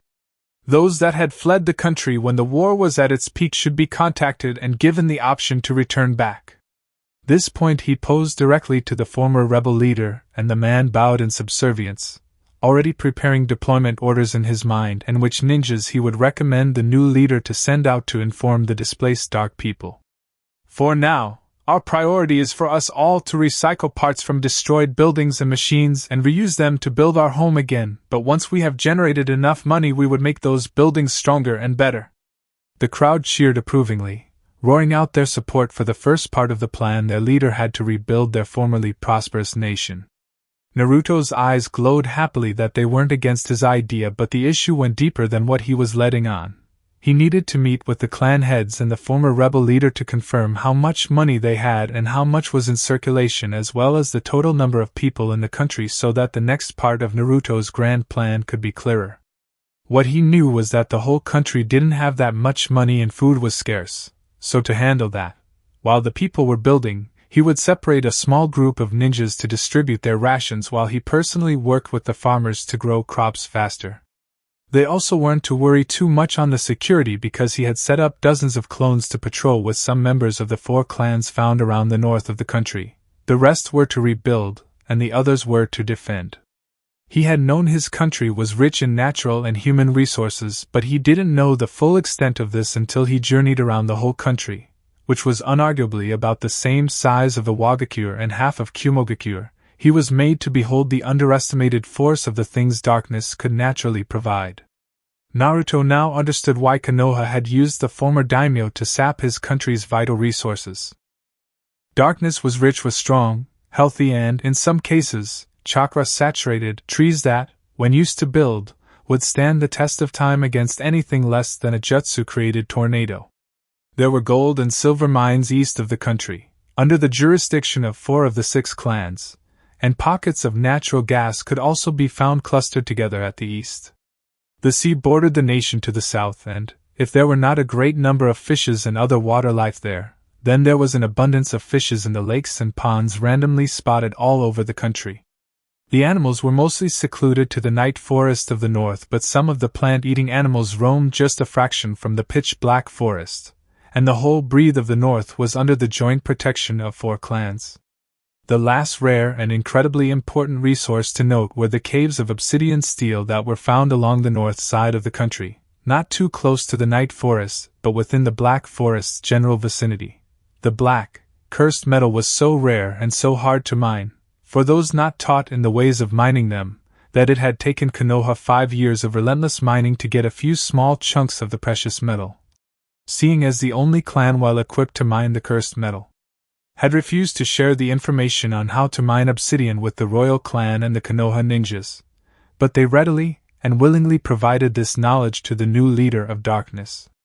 With this knowledge, Naruto would admit that the ancient way of mining obsidian was effective but would need a bit of refinement. Obsidian steel was such a rare mineral that Dark Country was the only place in the entire world that was populated with the mines.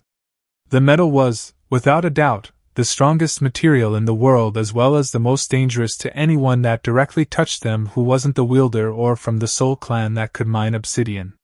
When they graduated from the academy, the genin of darkness were given a set of kunai and shuriken that whose blades were made out of the obsidian as a graduating reward, and if they paid for it, they could have any weapon of their choice crafted from the metal. It was from dropped kunai from dead shinobi that some of Konoha had been able to get their hands on obsidian. As of during the reconstruction process, Naruto had no place to call his leader tower, or even an office, not to even talk about a home of his own, as the temples and fortresses the royal clan had formerly used were demolished in the mad fray as they were being invaded and kicked out. So he made it a point that until everyone in his country had a warm, stable roof over their heads, they weren't to build a leader's tower for him. He would camp wherever he could, and then he graciously accepted invitations civilians and clan heads made for him to stay over in their place. This was when he couldn't bear to see his loyal students sleep on the ground anymore. The people saw the fact their precious leader didn't have a place to call his own an atrocity, and how he placed them before his own comfort further deepened their great view of him. They worked harder and worked faster, as fast as they could, to give every displaced family a house and to build a massive orphanage for children that had lost their parents. Everyone was to have some form of home that they could live in comfortably, like an elderly home for those too old to look after themselves. A large plot of land was set aside smack dab in the middle of the country, and construction of the leader's tower began in earnest. With her mask hanging off her neck, Sueki stretched her arms over her head and yawned widely, rubbing at the corners of her eyes and smacking her lips.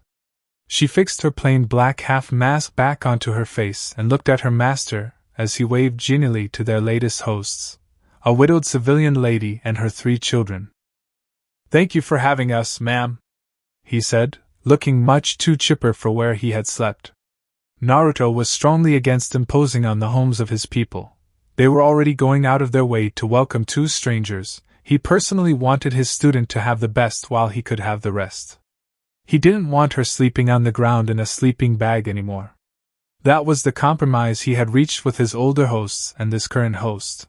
He took the couch in the living room and she slept on a spare bed with the children. He also exclusively stayed for no longer than 3 days, choosing to move around his country and supervise the rebuilding process it was undergoing. He was fine with the discomfort because, quite frankly, with his past, the only time he was ever comfortable was when his parents were still alive. The civilian woman bowed her head frantically. "It's an honor, my lord!" The children joined in and bowed to the kind leader of darkness.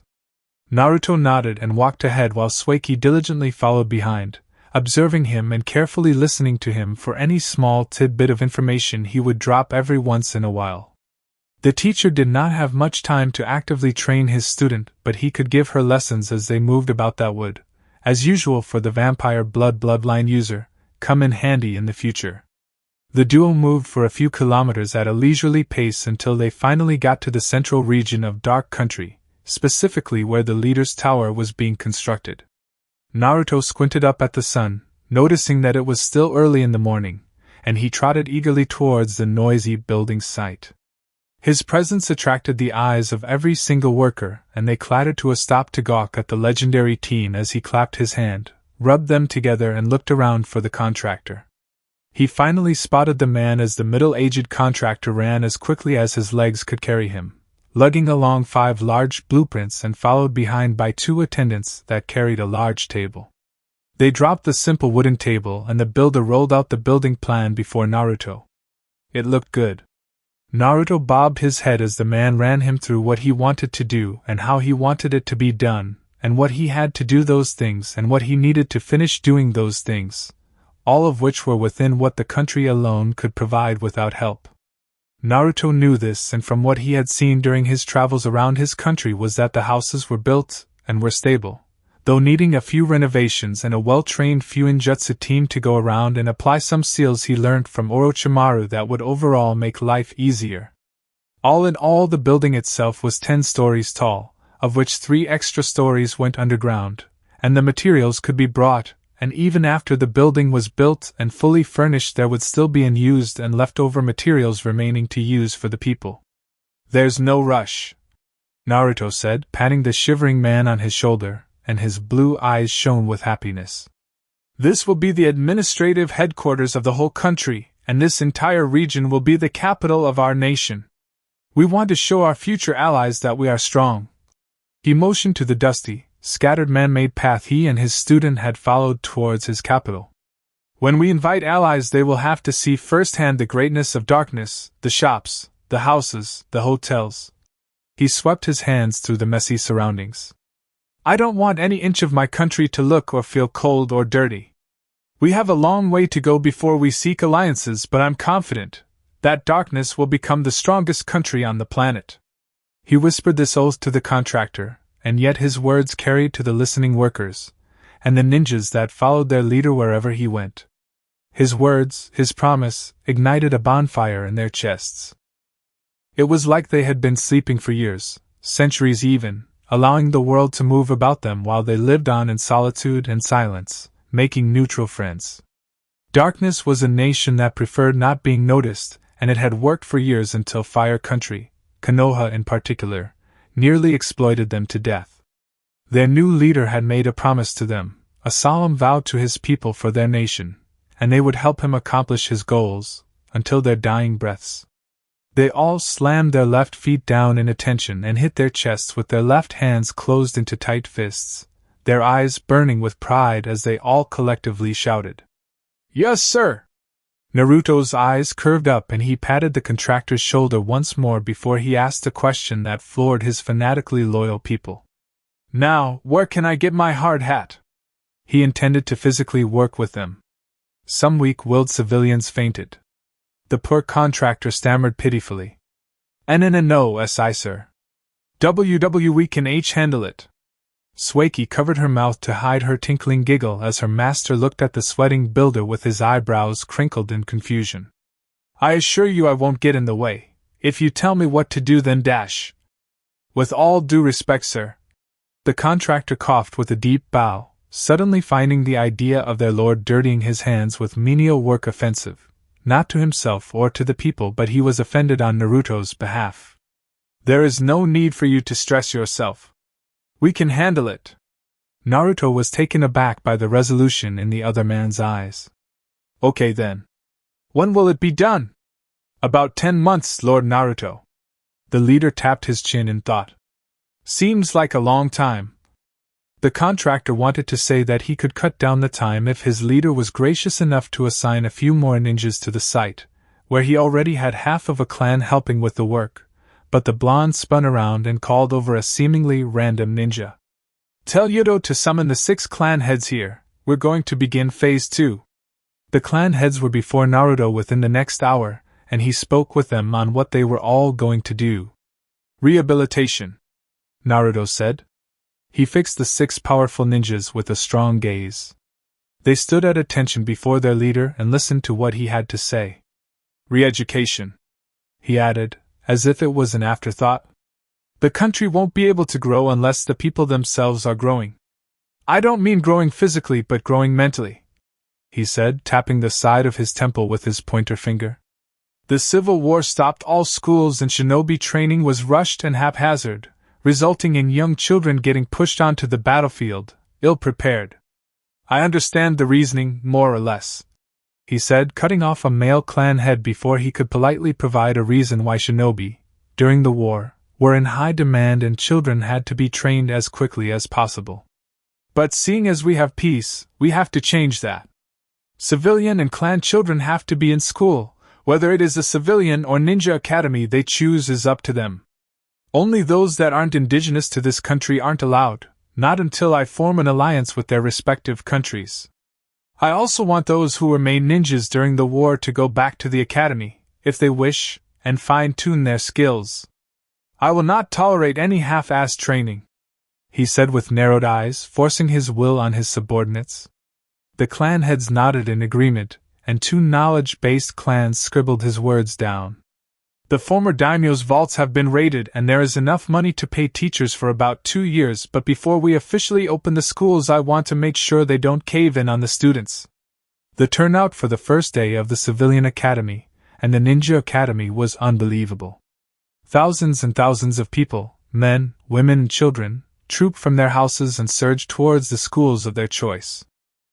Life was slowly returning back to normal in Dark Country. The trauma of the war still remained and it haunted some more than others, but Naruto had created a special clinic where those haunted individuals spoke to specialists to help them get over their past. The civilians were getting properly educated from teachers that had been hiding through the war, and the aspiring ninjas were being tutored by veterans of war. Soldiers that had returned from their posting in Fire Country did what they could by lending a hand in teaching the students of any academy, informing their leader the current state of Konoha before they had left. The Leaf was pissed. Their ninjas had come back in either a box or mutilated, and they were angry. Despite this anger, they were still smart. The barrier erected by the people of darkness was near impenetrable, and the other major fact that it was the ghosts that led the country forced them back.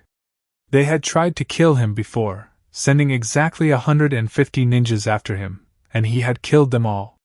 They needed to get stronger if they wanted to challenge the ghost-led darkness. Their fear was that, as they were getting stronger, darkness was also getting stronger away from sight. This was true.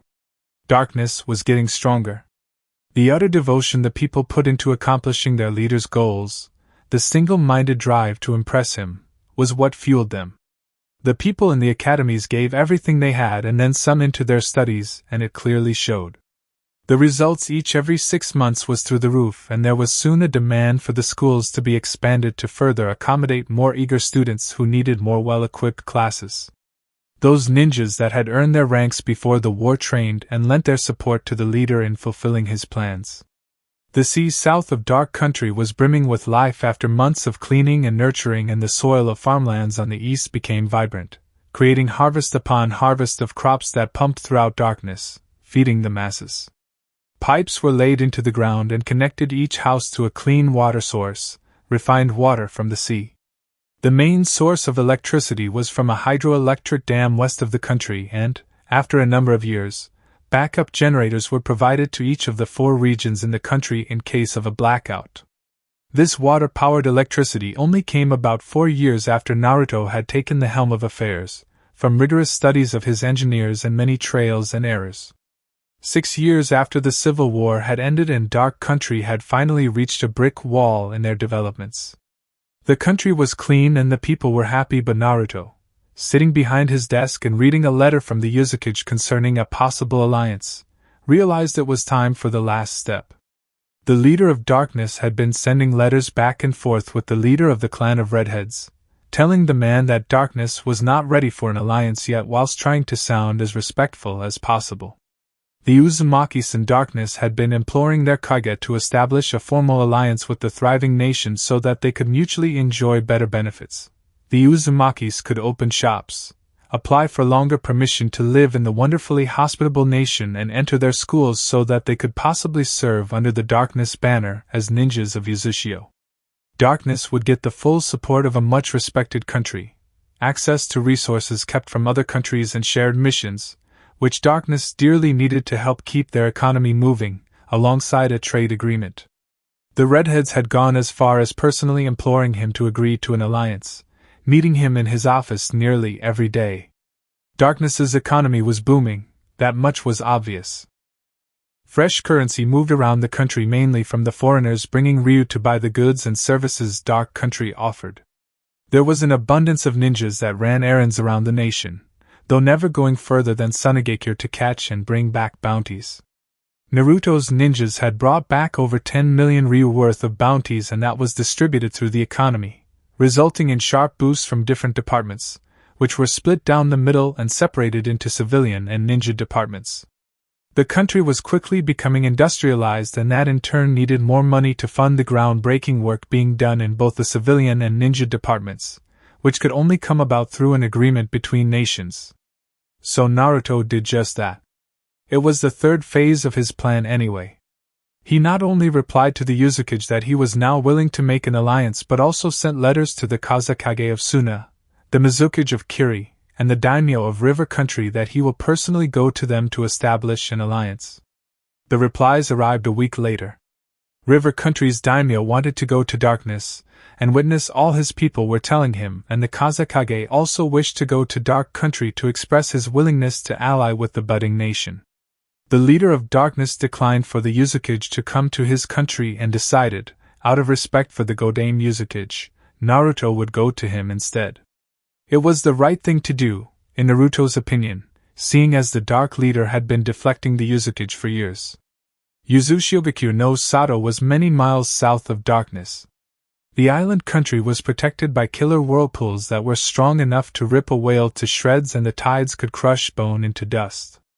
These riptides and whirlpools couldn't be seen from the shore, but they lay hundreds of miles away and in the immediate surroundings of Whirlpool Island country. Naruto, with a flock of Dark Country people behind him, waited on the shores of his country for the ship that would pick him up and take him to Uzushio.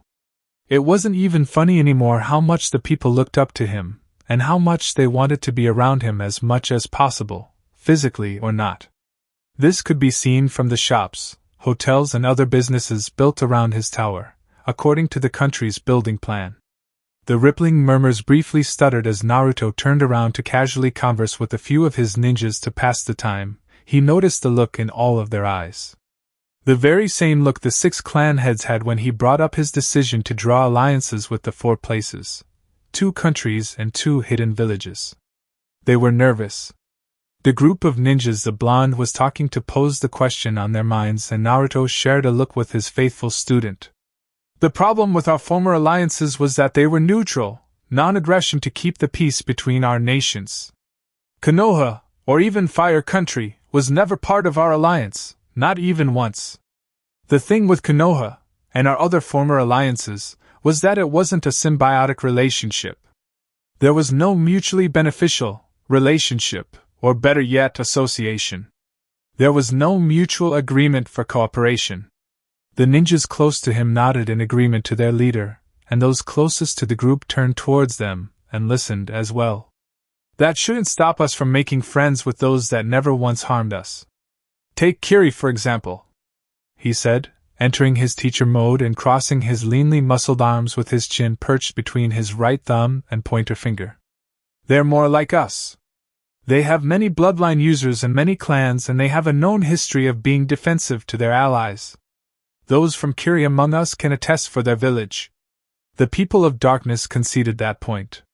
They weren't biased to the foreigners from the 4 places they wanted to ally to, and those people showed their willingness to create a bridge with the rising power that was darkness. Naruto was the leader of darkness, and his position basically made him a dictator, of sorts. He was the supreme ruler, and his word was law. The council he created had no real power aside from that of being clan heads and head of department for the civilian division.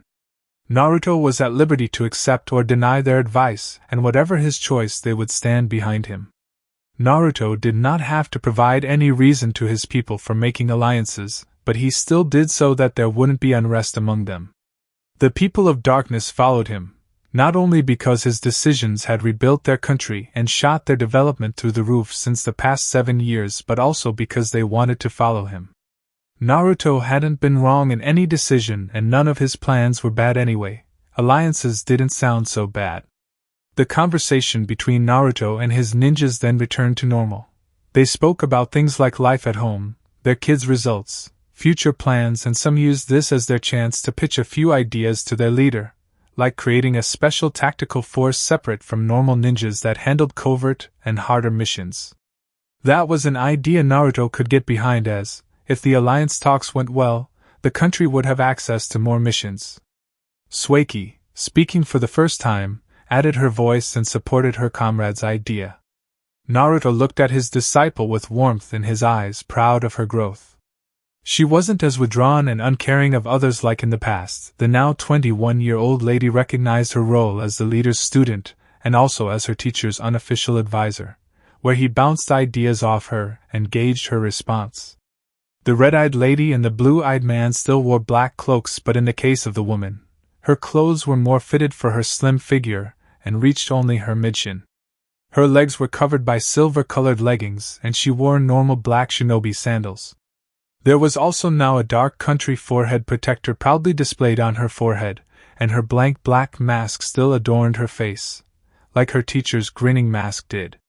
She didn't look to be carrying any visible weapons, but she did have a large sealing scroll slung onto her lower back, where she kept all of her things and her teacher's things. She tied up her waist-length white hair into a messy ponytail, and 2 red saban firmly held it in place.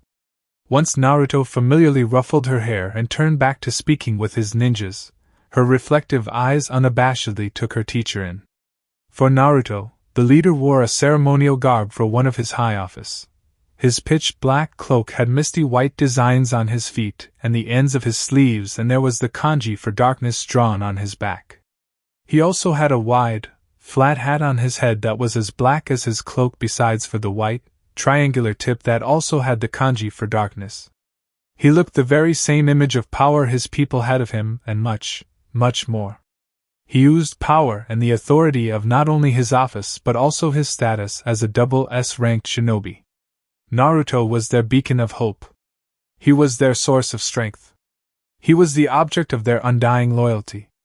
Just being around him invigorated them and cemented their resolve to serve him. If not for Sueki's teacher, darkness would be a dying nation. Now that Naruto was the leader, they could only imagine the things he had planned for his country. The ship finally arrived and Naruto boarded with his student and 5 appointed guards. Meanwhile in Konoha, Hiruzen Sarutobi, Sandaime Hokage of Konohagaku no Sato, received a report from his Black Ops that the leader of darkness was leaving for Whirlpool and he promptly sent for the Kurama clan head. He needed to find a way into darkness. He wasn't disappointed by the clan head's answer, he was angry. The Kurama clan head was a cool-headed woman in her late 50s, the age grade of most of the clan heads in Dark Country. She had the Illusion-based clan's bright orange-colored hair and perfectly tanned skin. The kunoichi cracked a teasing smirk, her seductively painted red lips quirking up and a perfectly carved eyebrow rose up as she observed the Hokage's reaction to her answer. "We will not betray Lord Naruto, and we certainly won't betray darkness," she continued, languidly crossing her right leg over her knee and her slim-fitting battle kimono swished with her. The Kage closed his fist to hold down his rage. "I specifically remember your clan swearing loyalty to the Leaf Dash." "No," Amara Kurama purred, her dark brown eyes glittered at how unimpressed she was of Hiruzen. "We were forced out of our home by your ninjas and the dead royal clan," she pointed out accurately. The royal clan signed off the rights to the great clan, but this alone wouldn't have been enough to force Kurama out of darkness. Konoha had conspired with the then daimyo to kidnap the current holder of Mania, thereby forcing Kurama to follow, else the beast they had been charged to contain would break loose and destroy the world. That was the Kurama curse. Their potent illusionary chakra kept the beast asleep, as the holder, a Kurama child, did not have the chakra to do it herself, and the Kurama could not bodily touch the girl, or the beast would wake up from his slumber. Their clan did not specialize in seals, so they had been using an archaic seal to hold the beast within the child, a seal that could be dated back 100 or so years.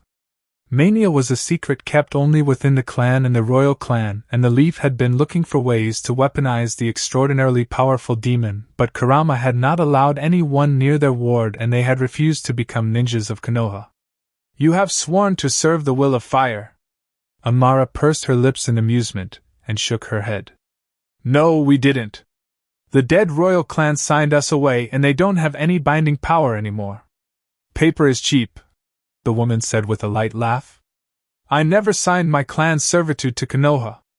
If you people will not be of use to Konoha, then you know what that means," the Sandaime said with narrowed eyes. Her placed his elbows onto his desk and laced his fingers together.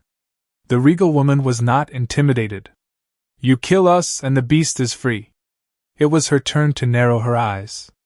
"Aside from the fact that Konoha would be wiped off the map if more than half of us die, there's one more thing you need to consider. If even one of us dies at your hands, and the ghost hears about it." She leaned forward to the young man behind the desk and Hiruzen remained still, not giving anything away. "He will come here, and he will make it rain with your blood." She stood up flawlessly and straightened the front of her long white and gold-embroidered battle kimono. "I have clan issues to attend to. You know how to find me." She left, not caring of the Sarutobi's response, and the Kage began to slowly regret forcing the Kurama clan out of their homes and into Konoha. Jiraiya still couldn't find a way to break through the seal wall erected by the clan, and even if he got close to the defense, 3 minutes later he would have to retreat from swarms of border defense teams. The student his student had taken up was making waves in Fuinjutsu, and Jiraiya recognized the young Namikaze as a once-in-a-lifetime prodigy that needed to be carefully nurtured. Hiruzen allowed Jiraiya to focus more on Minato while Orochimaru and Tsunade would try and contact the latter's former student to coax or threaten him into allying with Konoha. Darkness was too rich in resources, and the 30-something-year-old Kage didn't know why his predecessors did not capitalize on this years ago. For the moment he put darkness aside to think about other problems, like how IWA and Kumo ninjas were strangely working together, and how less and less Uzumaki came to Konoha, which itself made him silently grind his teeth. Darkness was where the Kenjutsu clan migrated to, and Mito Uzumaki too wanted to spend some time in Dark Country to visit some cousins living there. In about 3 years, they were to get a replacement Uzumaki to hold the Kyubi no Kitsune, and now it was in jeopardy if their resident tailed beast holder would choose to stay in their rival nation. He could only hope Orochimaru could soon get a hold of Naruto and bring his former student to order. Hiruzen forced the matter out of his mind and began making orders for his ninjas undercover in Iwa and Kumo to watch the two villages carefully. Ahahaha, welcome to Yazushio, Lord Naruto. The Godame Uzukage, Torian Uzumaki, said with a larger-than-life grin, walking up to the leader of darkness with his arms wide open. Naruto's cerulean eyes sparked at the man's ease around him, and he laughed along with the man. Closing in, both men hugged tightly, patting each other's backs as if they were long-lost brothers. It was a strange sight, seeing both men, who had so far never met each other face to face, hold themselves by their shoulders and speaking so freely. The Uzumaki Kage was in his late 60s, but he looked to be in his late 40s, with wildly tousled red hair and dark purple eyes that glowed with a mysterious sort of happiness, one that couldn't be explained but was truly genuine, especially now that Naruto was there. The man, like Naruto, had deep shadows under his eyes, but unlike Naruto, he had deep laughter lines on the edges of his mouth, and he had a healthy tan. The old Kage had been exchanging letters with the 24-year-old leader, and Naruto was still a bit taken aback at how open the man was around him. Sueki too was surprised when the man insisted she not bow to him, as since she was the student of the country leader then they might as well be family. Torian slung his arm over Naruto's shoulder, and the masked blonde copied the action.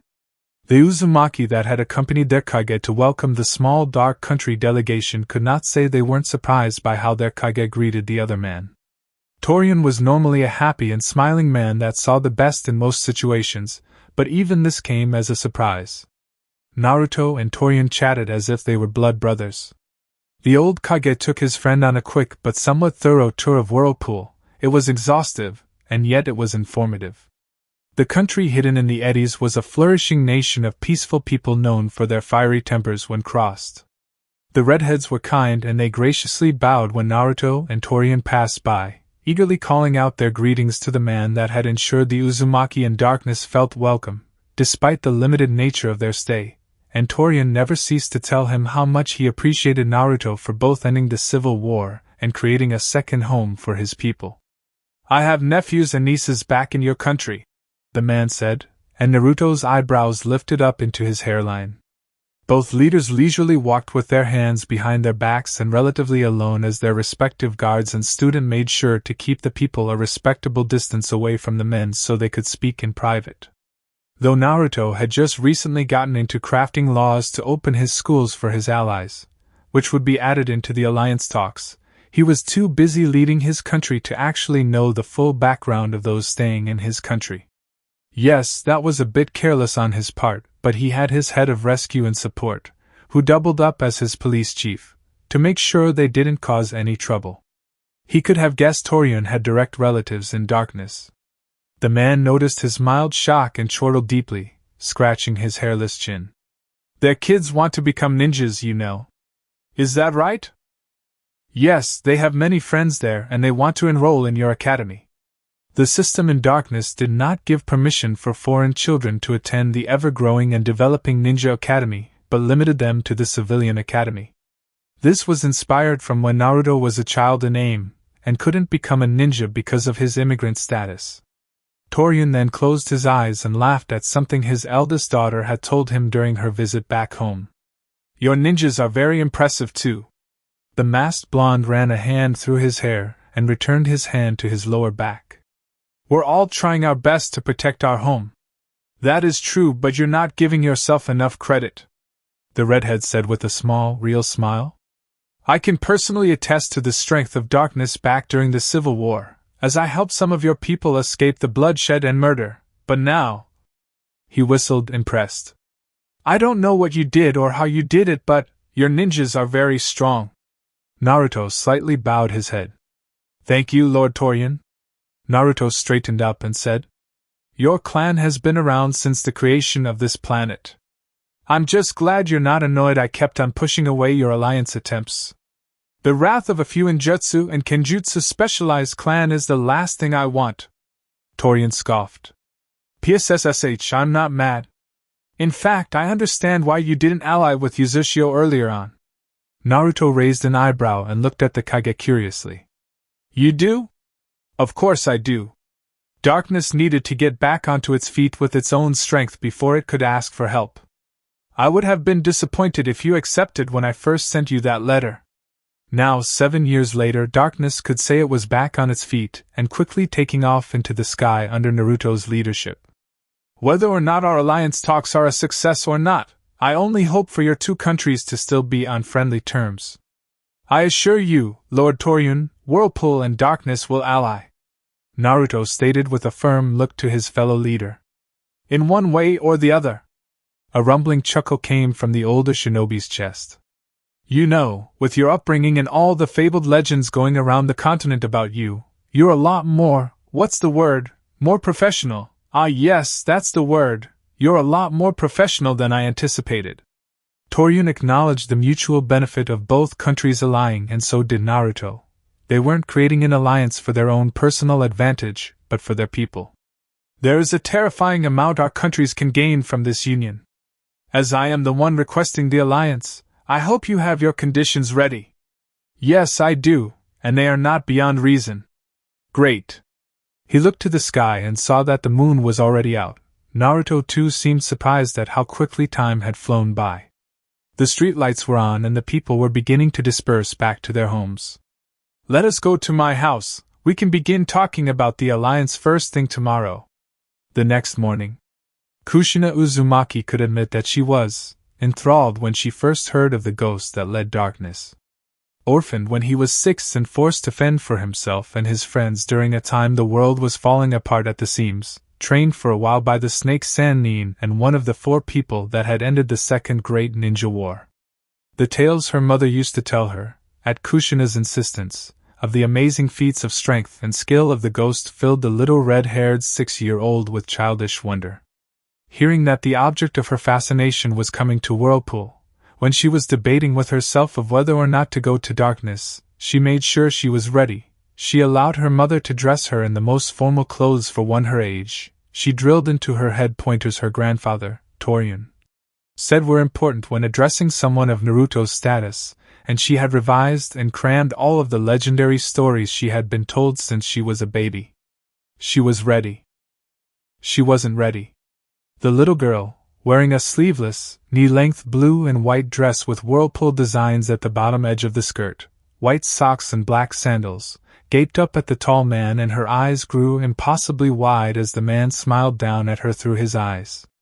This is my granddaughter Kushina, Toryun said, after introducing his daughter to the leader of Darkness. The older Uzumaki female smiled beauteously to Naruto, and Naruto saw that Kushina had gotten all of her features from her mother. Toryun nudged the girl forward a little and the girl dumbly gawked at her hero. She swallowed thickly and her knees knocked together, as the masked shinobi playfully ruffled the girl's short, straight red hair. She's a huge fan of yours. Naruto laughed at that. Oh really? Red began creeping up the poor girl's face as 1,000,001 butterflies fluttered in her gut. She had been preparing for this day, reciting over and over again how she would greet her hero, and now, staring up at him with a dumb look on her face and her jaw hanging open, her tongue refused to obey her. Well, it's nice to meet you, Kushina, Naruto said, tousling her hair again and almost making poor Kushina faint. The red-faced, red-haired girl gulped and her clamoring heart rattled madly in her chest, roaring at her to save face and say something. Anything. Ah! Static noises resonated through her head. Her mother gently took her by her shoulders and led her away, saying to the confused country leader, I'm sorry about her, she's just starstruck. Naruto couldn't get in a good reply, for what was a good reply, before Kushina's mother swept the girl away while Kushina could only stare at her idol from around her mother, as the older female herded her away from the 2 ninjas. Naruto hummed out a suspicious and reminiscent laugh and said to his student, ever at his side and attentive to both her teacher and her environment, She kinda reminds me of how we first met, huh, Sue? At that moment, Sueki looked to where the frozen girl had gone with her immaculately beautiful mother, and for the first time since she had started learning under her teacher, her heart went out to the little girl. Toryun got their attention once again and ushered Naruto into his office. Sueki too was allowed into the office, as long as Torian could have one of his advisors with him. It took 2 days for both leaders to iron out what they wanted from the alliance. The alliance talks had gone well. Matter of fact, for one to say that it had gone well could be seen as a greatly underestimated statement, and highly offensive to both people of Darkness and Whirlpool. Borders of both nations were widely thrown open for each other, and only between Uzushio and Darkness, so much so that the Uzumaki clan were given explicit permission by the leader of Darkness on how to safely and harmlessly traverse the wall of dangerous, soul-destroying pitch blackness he wanted to erect around his whole country to prevent the invasion he no doubt knew Konoha was planning for Dark Country. And the Uzukage in turn, the first time in all of history, gave the people of Darkness complete permission to access the island without the need for an Uzumaki to escort them. Meaning, no whirlpool or riptide could harm them, and the summoned creatures that guarded the island of redheads would in fact protect the people of Darkness if they were to set foot in Uzushio waters. Naruto had people that lived in Whirlpool, and the same could obviously be said about Torian's people in Dark Country, and so they made a special agreement that not only would they allow their people into the close allies' schools but also they would supply ninjas and train civilian academics to teach in their schools. This could be seen as perfectly equal for both countries because Darkness was blessed with shinobi that specialized in assassination, espionage, and infiltration, much like how Uzushio ninjas specialized in kenjutsu and fuinjutsu. They were to expand the ninja school curriculum to accommodate the specialties of both nations, and the civilian curriculum would be revamped as well to include the different histories of the two countries as well as architecture for more advanced classes. The only limit to this was that no clan-based jutsu was to be taught or shared at all. Business could be opened in the two countries, and the 3-month permission the people had to take to live in either country was increased to 5 years. Homes could not be bought but they could be rented. Darkness and Whirlpool citizens could apply for jobs outside of teaching but could not be made managers or heads of departments, though would still be paid equally with other workers. Whirlpool would help Darkness build strong ships, and Darkness would help Whirlpool build strong and impressive buildings. The most noticeable improvement, aside from education, was concerning the almost union of both of their ninja systems. Teams of 3 were increased to teams of 4, 2 Darkness and 2 Whirlpool, each varying in what they brought to the table, and only if the two countries went on the same mission, else it would go back to 3 members of a ninja squad. There were smaller details on nearly all aspects of life. This was closer than any alliance Uzushio had ever made in the past, including the greatly limited alliance it had with Konoha, and when the announcement had been made to both countries there was cacophonous celebration all round. It was almost like the two nations were fully uniting, and the brotherly leaders had seen to it that it had not been an exploitive union. Purely symbiotic. 3 days later, Naruto was scheduled to leave for his country and wait for the delegation of River Country, Sunagakure and Kirigakure to arrive, separately. The masked blonde was incredibly embarrassed when his new brother, Torian Uzumaki, presented him with a gift, especially since Naruto had completely forgotten to get anything for the redhead. He graciously and gratefully accepted the gift, swearing to return the favor once Torian came to visit Dark Country. The gift was presented in a white and black wooden box, tied up in a velvety soft, dark purple and red material with the country's whirlpool stamped on the crossing intersection of red and purple. Naruto removed the ribbon, handing it and the wrapping material to his white-haired student, to show that it was a long dark brown wooden box with a silver lock. Naruto eased the box open and his eyebrows slowly lifted up at what lay inside. A ninjato. Shorter than a katana, longer than a tanto, it was the perfect weapon for a shinobi. It was also not rare to find, but this ninjato was different from anything Naruto had ever seen or used. The ninja sword had a pitch black handle with a silver blade. The single sharp edge started oozing with blackness as Sueki held the box while his right hand gripped the blade. There were 2 whirlpools on the blade, at the tip and just under the guardless handle, and they too pulsed with Naruto's ominously black chakra. His crystal blue eyes marveled at the intricate yet simple blade, made out of what he could only guess was Uzushio steel, a metal that was just as rare as obsidian steel. He twirled the blade in his hands, the blackness following each movement like dark phantoms, buzzing with each stroke in the air. Naruto swallowed. Torian had been speaking as Naruto tested the blade. I had to ask my blacksmith to put this together at the last minute. I know it's not the best you've seen, Naruto, but I'm sure you can find some sort of use for it. He gently dropped the work of art back into the box. I can't afford this. Booming economy or not, the metal itself cost nearly half of his country, and the workmanship cost the other half. Come on, Naruto. This is a gift, Torian said with a wide smile. Naruto remembered it was a gift, he really did, but this was a very expensive gift. Sueki stepped to his side, still holding up the open box with the ninjato inside. This is too much. I'd like to think this isn't enough. The people around Naruto and Torian murmured quietly, somewhat surprised that Naruto had swiped the expensive blade immediately without question. Naruto eyed the redheads with furrowed eyebrows and asked the leader. Not that I don't appreciate the gesture, Torian, but you didn't have to go this far. It's an old tradition for my people.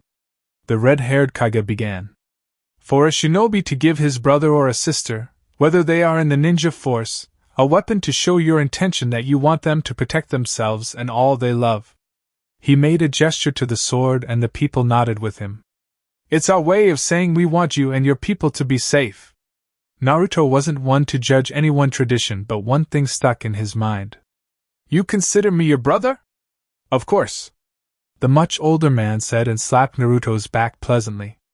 With the alliance, our nations have become brother nations. And, the expressive man said as he held out his right hand to his less expressive darkness comrade. Naruto shook it firmly and leaned in as the Kage whispered for only him to hear.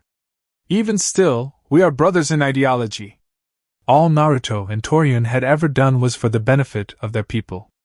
Other countries or villages couldn't compare to this fixation on their people, and Torian, as soon as Naruto agreed to the alliance 7 years later, confirmed that the leader of darkness wanted his people to reach the much-fabled development wall on their own and without help, while other nations would jump at the first chance to ally with the illustrious Uzumaki people.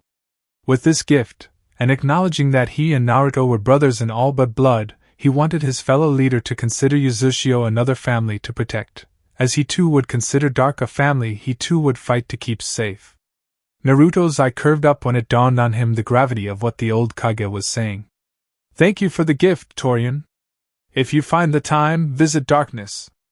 I will most certainly do that, Naruto. Sueki closed the wooden box and stored it into a storage seal on her inner forearm, the one she kept her and Naruto's things when they traveled. The vampire bloodline user was more or less Naruto's assistant inside and outside of darkness. It was a role she gratefully and dutifully performed, for any function that had her close to her teacher was more than fine with her. Yes, she would have preferred all his attention be on her, and sure, she would have rather stayed in Kiri with him than be in the busy life of Dark's upper echelon, but her personal priority was to ensure that Naruto was happy. It was unhealthy and it was nearly always detrimental to her health, but Naruto had long since been sacrificing his body for her and their former friends. If saving a country from a civil war and growing it into a superpower was what would keep him from self-loathing and depression, then she would happily stay by his side doing what she can to help.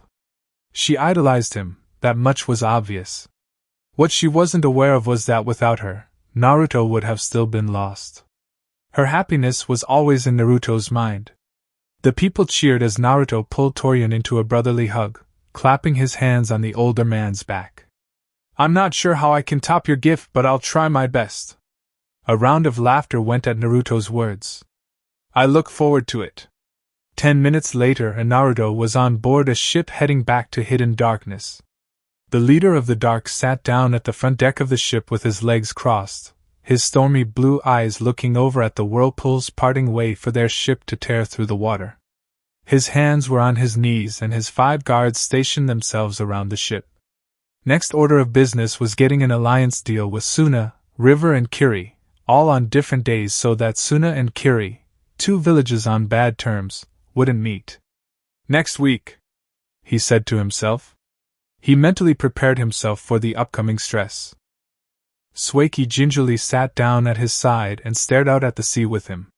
He glanced at her from the corner of his eyes and he saw the sparkle in her crimson-red orbs. The stoic young woman slowly leaned to the side, tilting her head onto the tall man's right shoulder, and then Naruto chuckled. Yo! She mumbled in response. Sleepy? He felt her nod and grumble. He could understand that. She had been working alongside him these 3 days. There was very little rest. He gently patted her head with his left hand and placed it back on his knee. Get some sleep.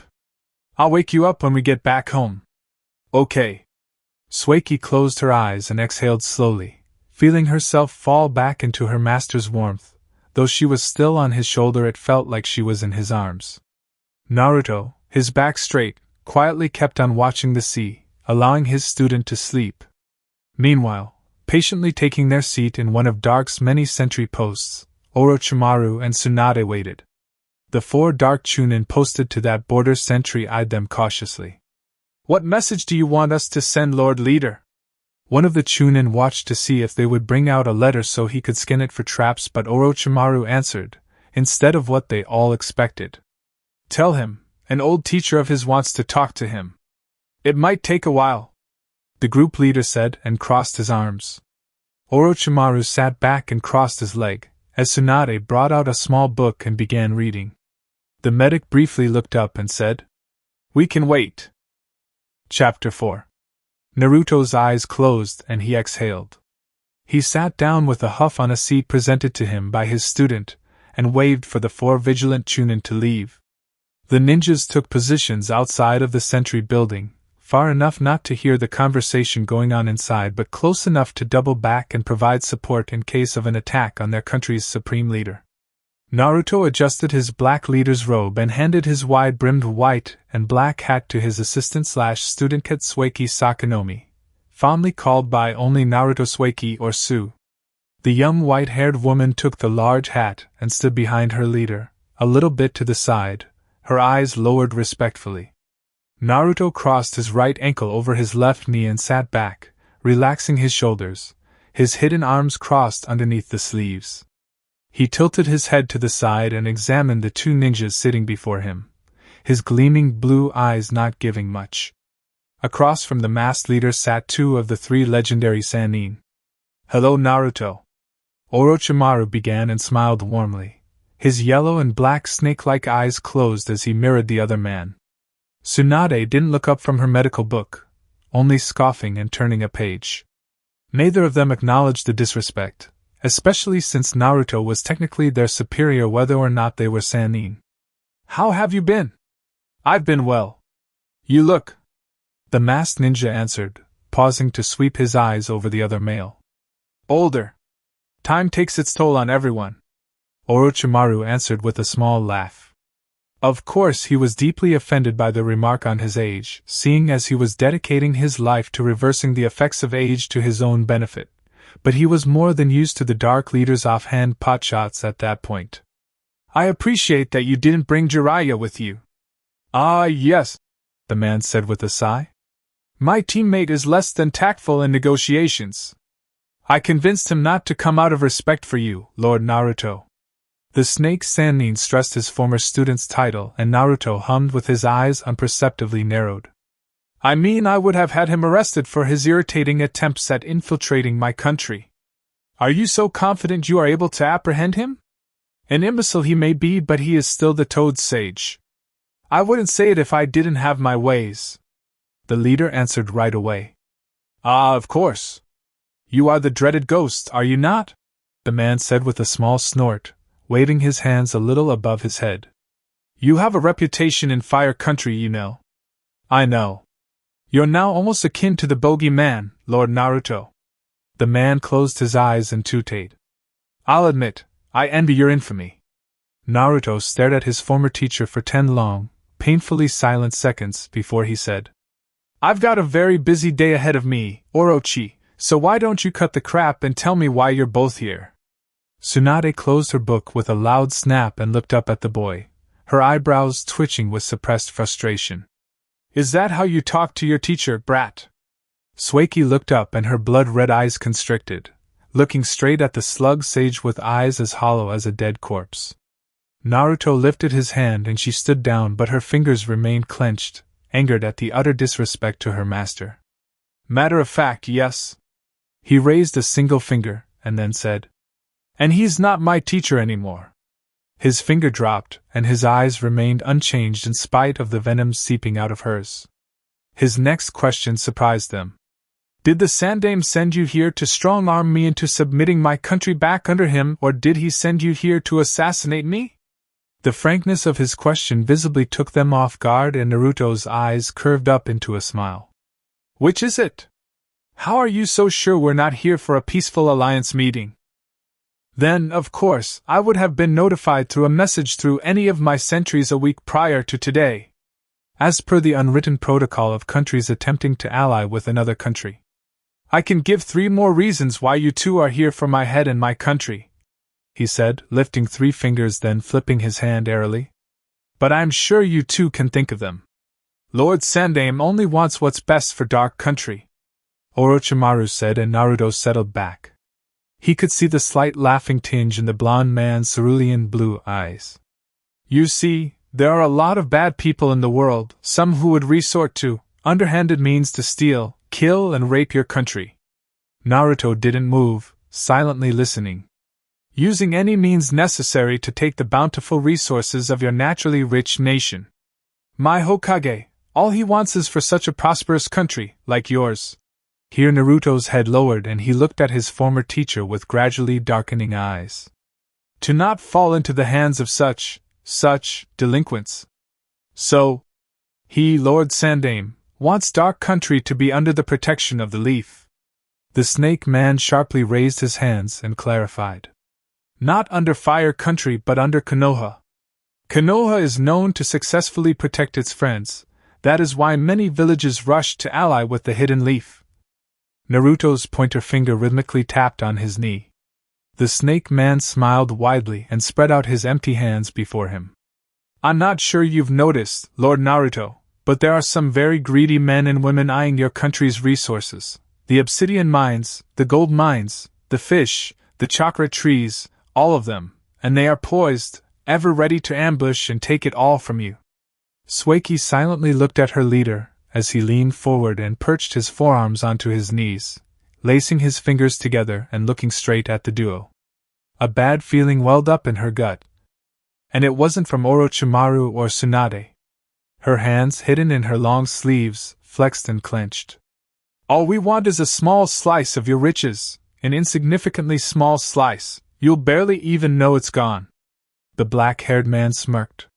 50% of all your monthly profits, including obsidian steel gathered from your mines and trees cut down from your forests." The man dusted his hands and held them up, as if in surrender. "That's it." Naruto's shoulders trembled briefly as he laughed under his breath. "Is that all?" The duo looked at each other, then Tsunade nodded. "Yes, that's all. I want you to go back to Konoha and I want you to tell the Sandaime something. It's very important, okay?" The former teacher could see it coming, he really could, and he smirked in amusement and looked down, shaking his head.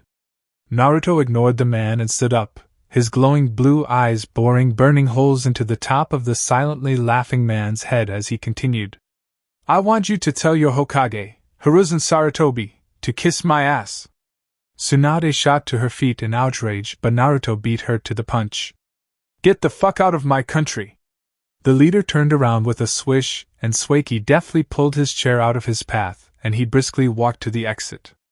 The girl bowed slightly as he passed her, and she started walking beside him, a quarter of a step behind him.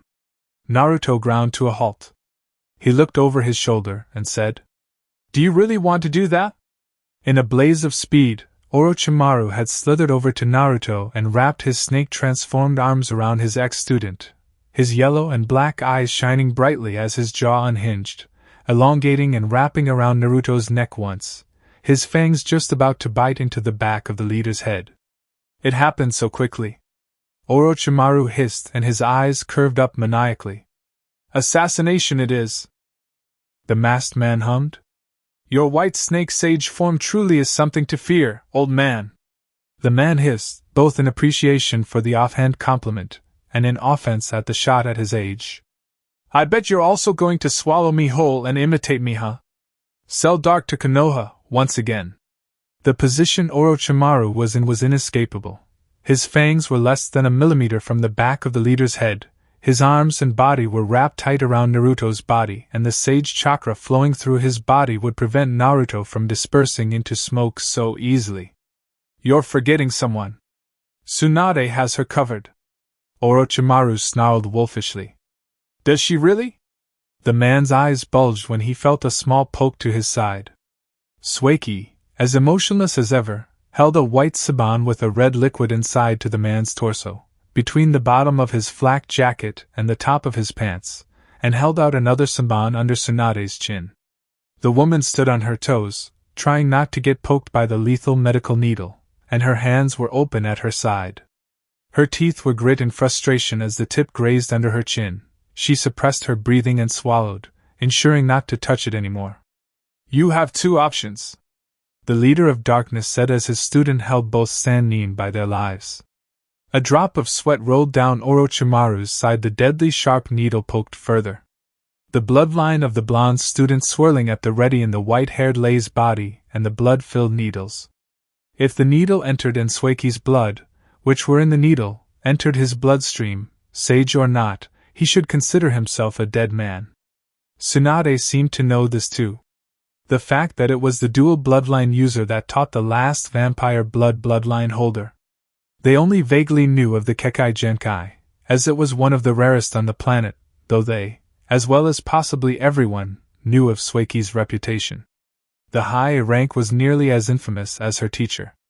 She wasn't called Blood, the vampire empress, for nothing. Either you let me go, Naruto said calmly. His expressionless student looked between both trapped ninjas. Or, he rolled out, his eyes glinting at the palpable tension in the small sentry building. You don't let me go, and risk having your precious village razed to the ground by your own hands. His voice darkened and Naruto's loyal student stayed poised, less than a split second ready to plunge the needles into them. In spite of the snake's sage chakra ebbing from Orochimaru, thin black mist wafted from Naruto's body and his visage darkened. Orochimaru realized something at that moment. His ex-student had grown. A lot. 13-year-old Naruto was very different from 24-year-old Naruto. You have till the count of 2 to make up your mind. The foundations of the building shook as Naruto's killer intent pulsed out of him in deadly waves, freezing Tsunade back in place as the older blonde was about to ceaselessly shunshin away from Sueki. Her eyes dilated in terror, her blood ran cold, and her skin visibly paled. Of Orochimaru, it was like a boulder had settled in his throat. He couldn't breathe. His nature chakra remained, but the fear, the terrible, unsettling, tormenting fear still wrapped itself around his brain and squeezed his senses mercilessly. He couldn't see. The smoke pulsating from Naruto's rigid form blocked all view, filling up the interior of the sentry house and never once escaping outside to notify the Chunin or his other ninjas. He couldn't hear. There was a palpable sound of nothingness ringing in the blackness. A horror-inducing sound of being alone, alone with a being that, though he was wrapped around Naruto with the strength of a constrictor, could reduce him to ash. He tongue flicked out, tasting the air, and he tasted nothing. The snake man grinned. This Naruto was very much different than the one he knew. The killer intent he was feeling was choking the life out of him. Sueki could not feel the effects of her master's carefully suppressed rage. Nor should she, for she was a friend to the dual bloodline holder. 1. Orochimaru unwound from around Naruto, but Sueki kept her needle to his abdomen. Naruto snapped his fingers and the smoke seeped back into his body, rushing noisily into his hands and his bright blue eyes, until there was absolutely nothing left, not even a trace of the leader of the Dark's potent wrath. Assassination mission failed. The mission had always been to kill Naruto when he was off guard and pose as him as the leader of the Dark, but Orochimaru, feeling some sense of pity for the leader, wanted to give Naruto a chance to save his life by agreeing to the Sandame's admittedly outrageous terms. The snake summoner didn't want to say it was because Naruto was his former student, but because a talent like Naruto should not be snuffed out without being sufficiently utilized. Dark's border has so far been impenetrable, and the ninjas stationed to patrol the border have been formidable, but Konoha was still a superpower. Younger than darkness, yes, no one could deny that, but they were more specialized than any other village, country, or nation. They weren't the strongest hidden village for nothing. Naruto turned around and glared at the scientist. If we go back to Konoha, Orochimaru said with a smile, and we fail to provide a correct chain of numbers and letters to the gatekeepers, then they will automatically assume we are under her control, he said, nodding to the impassive girl holding his life at her fingertips. If somehow she is able to figure out the code to enter the village, we will not be allowed in by the seals once they recognize a foreign, unwanted entity in our blood. Naruto's hands unclenched, and his eyes cooled down. The snake could see the smirk in the ghost's eyes. If she attempts to summon with our blood, which I'm sure would succeed, then my snakes and her slugs would immediately know something is off and activate a seal somewhere on our bodies that would take us down. Naruto slowly nodded. I see you came prepared to die. No doubt the mission to subjugate darkness was not documented. No one was aware of their exit from the village. The Hokage was ready with an excuse that he sent them to some obscure location to secure some obscure object. Jiraiya could be a witness. Konoha's allies would fall down on darkness, and not even their strong borders could withstand the joint attack from all of the Leaf's allies. Not for long anyway. If Naruto ended up killing them, then Konoha would be justified in invading Dark Country. You're forgetting something again, Orochi. And what is that, Lord Naruto? Naruto smiled so much his eyes closed. I've got it all on video. The Konoha ninja's eyes snapped around and they saw a small glint at the top corner of the small building, behind the wall-to-wall long desk of the sentries. Naruto chuckled deeply. Did you think we were so poor as to not be able to afford security cameras? Darkness wasn't poor, not by a long shot. No decent village, country or nation would want to stay allied to a village that would secretly or openly, for that matter, bully small countries into submission, not after the clusterfuck that was the Second Great Ninja War. Villages like Suna, Waterfall, Tea and Tree would pull out of Konoha's alliance immediately once they saw the video seeing both the threat and the attempted assassination. Those villages made up a significant bulk of the Leaf's allies, and without them, darkness had a chance. I like your confidence, Orochimaru, Naruto said. It is so entertaining to watch how you planned this covert mission so perfectly, yet it fell apart at how much Konoha looks down on my country. Still, Naruto couldn't have his country fight another war, especially with the Uzushio alliance still fresh and primed with potential. The trauma of the past civil war was still on every dark citizen's mind, and the apprehension was the main emotion when it came to the oncoming alliances. There were also the many wonderful plans Naruto and Torian had in respect for the Dark Whirlpool Alliance. Naruto didn't want to throw all the development the alliance would bring away over another war. Perspiration broke out on Orochimaru's forehead as Naruto grabbed him by the scruff of his shirt and forced him to look into his eyes. Sky blue clashed with bright yellow. Naruto was about the same height as the Sannin, so there wasn't much of an issue. The issue was that Orochimaru and Tsunade just might die over the greed of the Leaf. The senbon poking the side of Orochimaru's stomach slid into Suiki's sleeve. Tell your Hokage, Naruto said in a low, dangerously calm voice, that if any Konoha ninja ever comes near my borders, I will have them executed on the spot. They would be used as sport for the animals in the dark forest. Their blood would be used to nurture saplings. Torture. Agony. Mayhem. Death. Orochimaru saw it all in the other man's serene blue eyes. There will be no mercy, Naruto promised, his demonically deep voice chilling the ninjas to the bone. Despite his terror, Orochimaru smiled shakily. And if your Hokage is persistent, if he truly wants war, then I will be the one to have his head. There was nothing after death. Not by his hands. Naruto solemnly promised, swearing on his own life, that he would show the Hokage the way into the void of death and ease him into the vortex of no escape. The leader of the dark pushed the Sannin away and Suiki sheathed her other senbon with a muted click. Naruto's voice returned back to normal as he turned around once again to leave, taking back his leader's hat and placing it on his head. "Make sure you deliver my message." Blood hurried after the ghost, barely sparing the two legends another glance. Ambitious Spirit Cafe. "Black coffee, please, no sugar, no cream." He looked at his student, and the girl said, "Green tea with honey, please." "Right away, my lord, madam," the waitress said, and bowed to Naruto and then to Sueki, scribbling down their orders. "Oh, and some hot buns too, we haven't had breakfast yet." "Of course, sir." It was 10 in the morning, and they had just returned from their disastrous meeting with the Leaf Envoy. The boat from Whirlpool had set off close to 6 in the morning, and it had taken them 3 hours to sail back to Darkness, where the leader had immediately gone to speak with the two Sannins so as to stave off the risk of them getting impatient and storming past his defenses somehow. They were hungry and they were tired, but there was work to be done. "We'll be in our booth."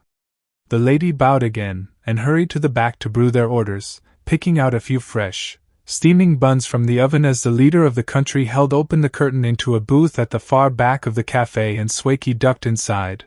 Naruto followed after and took his place on one side of the round table, and his assistant sat down across from him, on the other side of the semicircular chair Naruto too was sitting on. He gave her his hat, once again, and this time she sealed it away. "Your reaction time was great, Sue." "Well done." The woman bobbed her head appreciatively, hiding her glowing red eyes. "Thank you, sensei." She began to set up items on the table, several empty scrolls, a brush and a black ink pot, some letters, and lastly she pulled back her left sleeve and checked her wrist watch. "I'm positive you would have handled it fine even if I wasn't there. It would have been troublesome escaping Orochi's snake form." Naruto shrugged, picking up the brush and twirling it in his hand.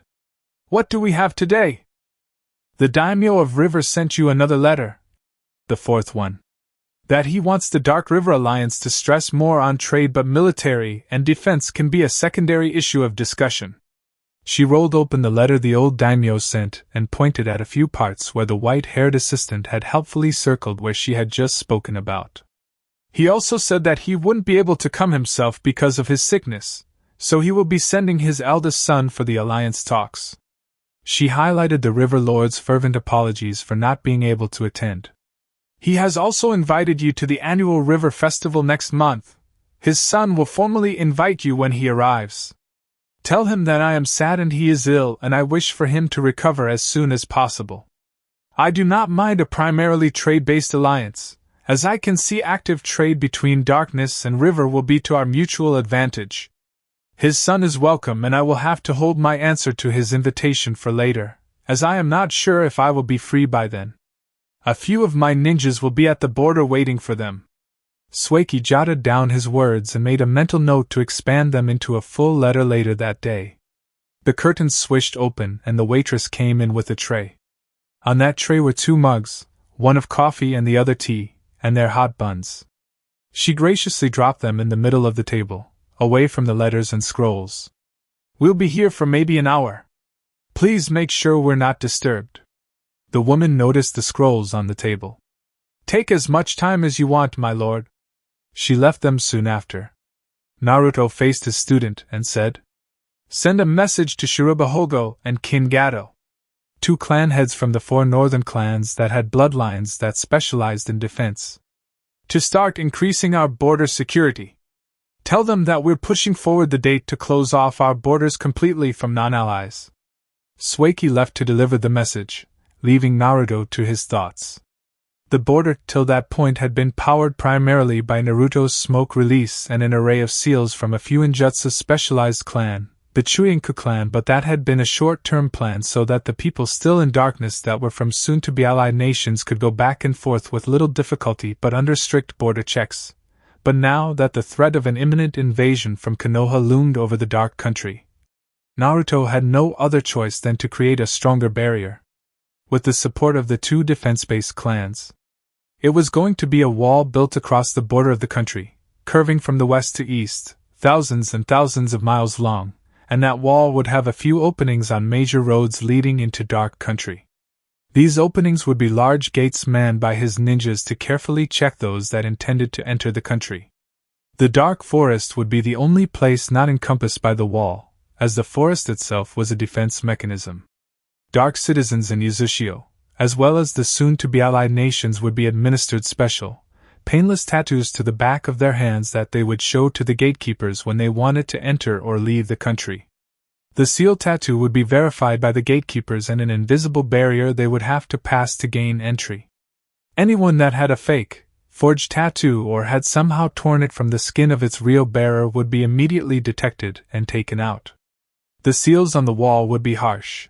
Naruto's order was for no one to hold back in building or seal reinforcing the wall. The Darkness leader wasn't going to be taking any chances with Konoha, not when they still had a lot to do. The wall would essentially prevent any ambush or surprise attack and ward off those that intended to set up a criminal underworld in Naruto's country. Darkness used to be a quiet country that seldom involved itself in fights that didn't concern it. It was this relative peace that attracted nearly war-torn villages like Suna and Kuri citizens. Uzushio joined in because Dark could have been a superpower with the 6 bloodline clans and their specialized ninjas, but had taken the comfortable position of staying in the background and allowing external events to run its course, much like Uzushio. Darkness never once planned for world domination or the invasion of another nation. The borders were essentially open to those that could keep the peace.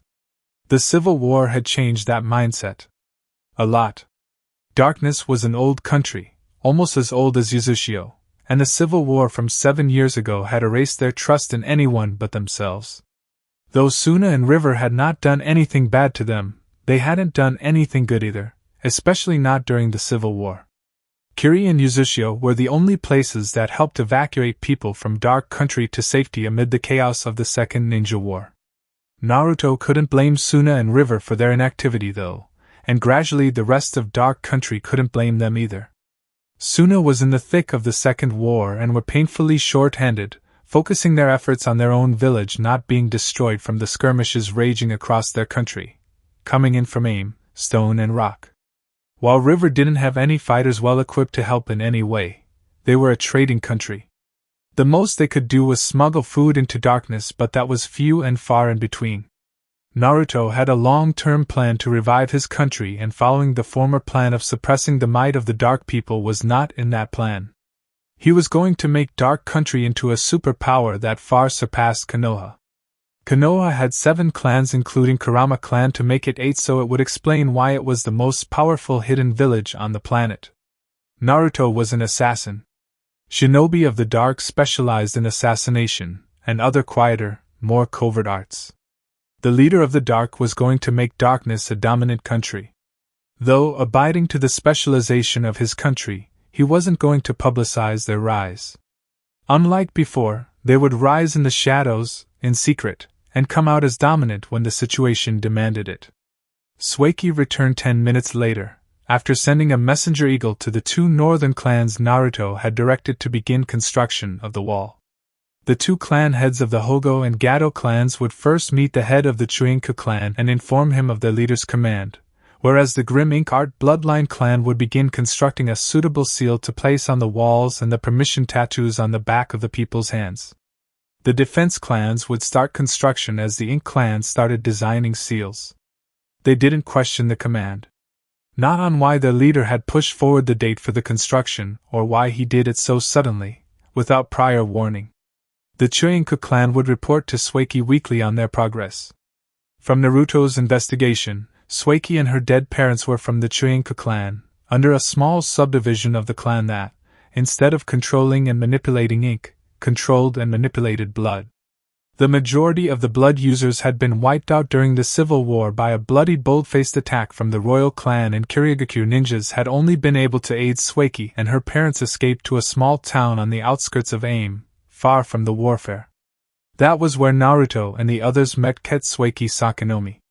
Sueki, or, as she was known in the bingo books, Blood, was a special case. Both of her parents were civilians, though still blood users, and until she met her fellow Dark Country refugees she had been resolved to being a civilian as well.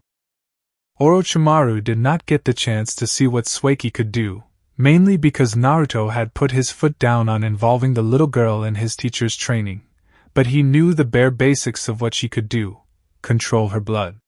It was much more than that. Much more. Like what her clan could do with ink, Sueki could use her blood to create various weapons and tools, only as long as said blood was outside of her body. While the blood was inside her body, she could use it to strengthen her muscles, harden her skin and, with a sharp increase of blood to her kidneys and her legs, shoot up her adrenaline and thus drastically increase her speed for a prolonged period of time.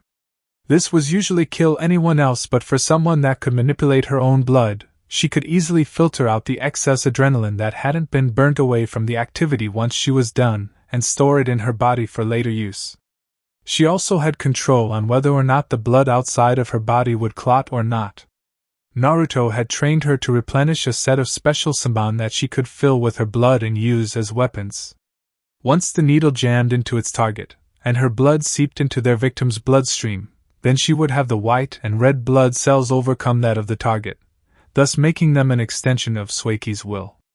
A human puppet she could control with an errant thought. She could make them fight their comrades, gradually or rapidly destroy their internal organs, use them as spies behind enemy lines as long as there were blood seals or sensors about, and she could extend her blood control to their chakra. But this took a toll on her, so Naruto instructed her to do this only when she had no other choice. Having her blood readily in Saban prevented her from having to slit her wrist on the battlefield, an action that would take a considerable amount of time. She wasn't a sensor, but she was able to pick up the smell of her target's blood in the air, differentiate them, and deduce their heart rate, even if the blood was in their body. As the woman unclipped her half-face mask and rattled on with letters from the Kazekage and the Mizukage, Naruto noticed something linked to another branch of her abilities: her teeth.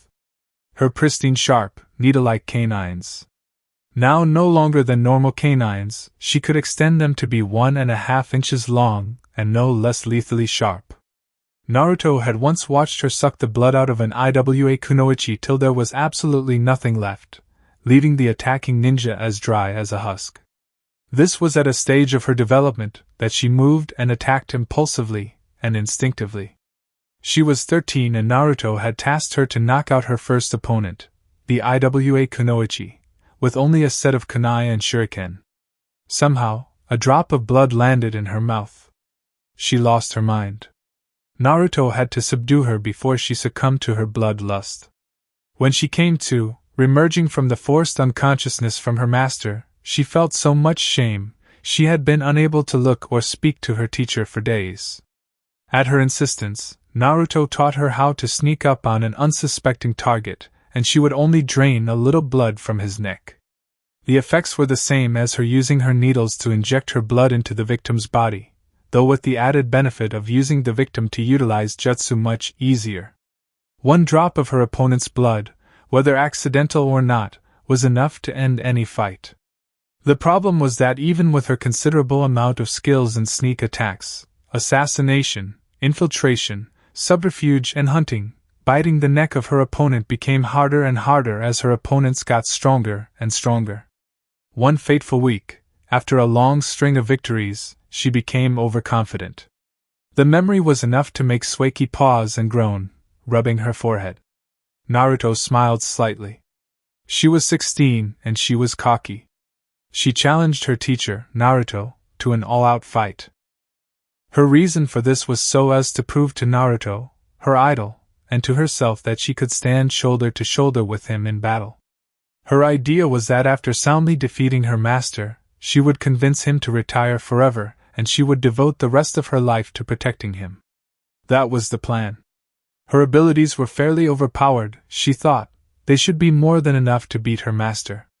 She had been so arrogant that day it took everything in Naruto's being to not laugh at her. She was so damn cute, and the masked man kept reminding her of that fact as many times as he could. Naruto had beaten her thoroughly. After beating her into a ragged pulp and crushing her into the ground, he picked her up and subsequently put her into a somewhat simple but no less deadly standing submission hold, a choke hold using his arms and not his hands, standing behind her. She put up a valiant struggle against his iron grip, clawing and scratching at his forearm, gasping for precious air, but his arms stayed firm on her throat. "Quit," he whispered darkly, tightening his hold. "I want you to quit." In spite of the thrashing, the pained girl had refused to tap out, and allowed herself to slip into blissful unconsciousness.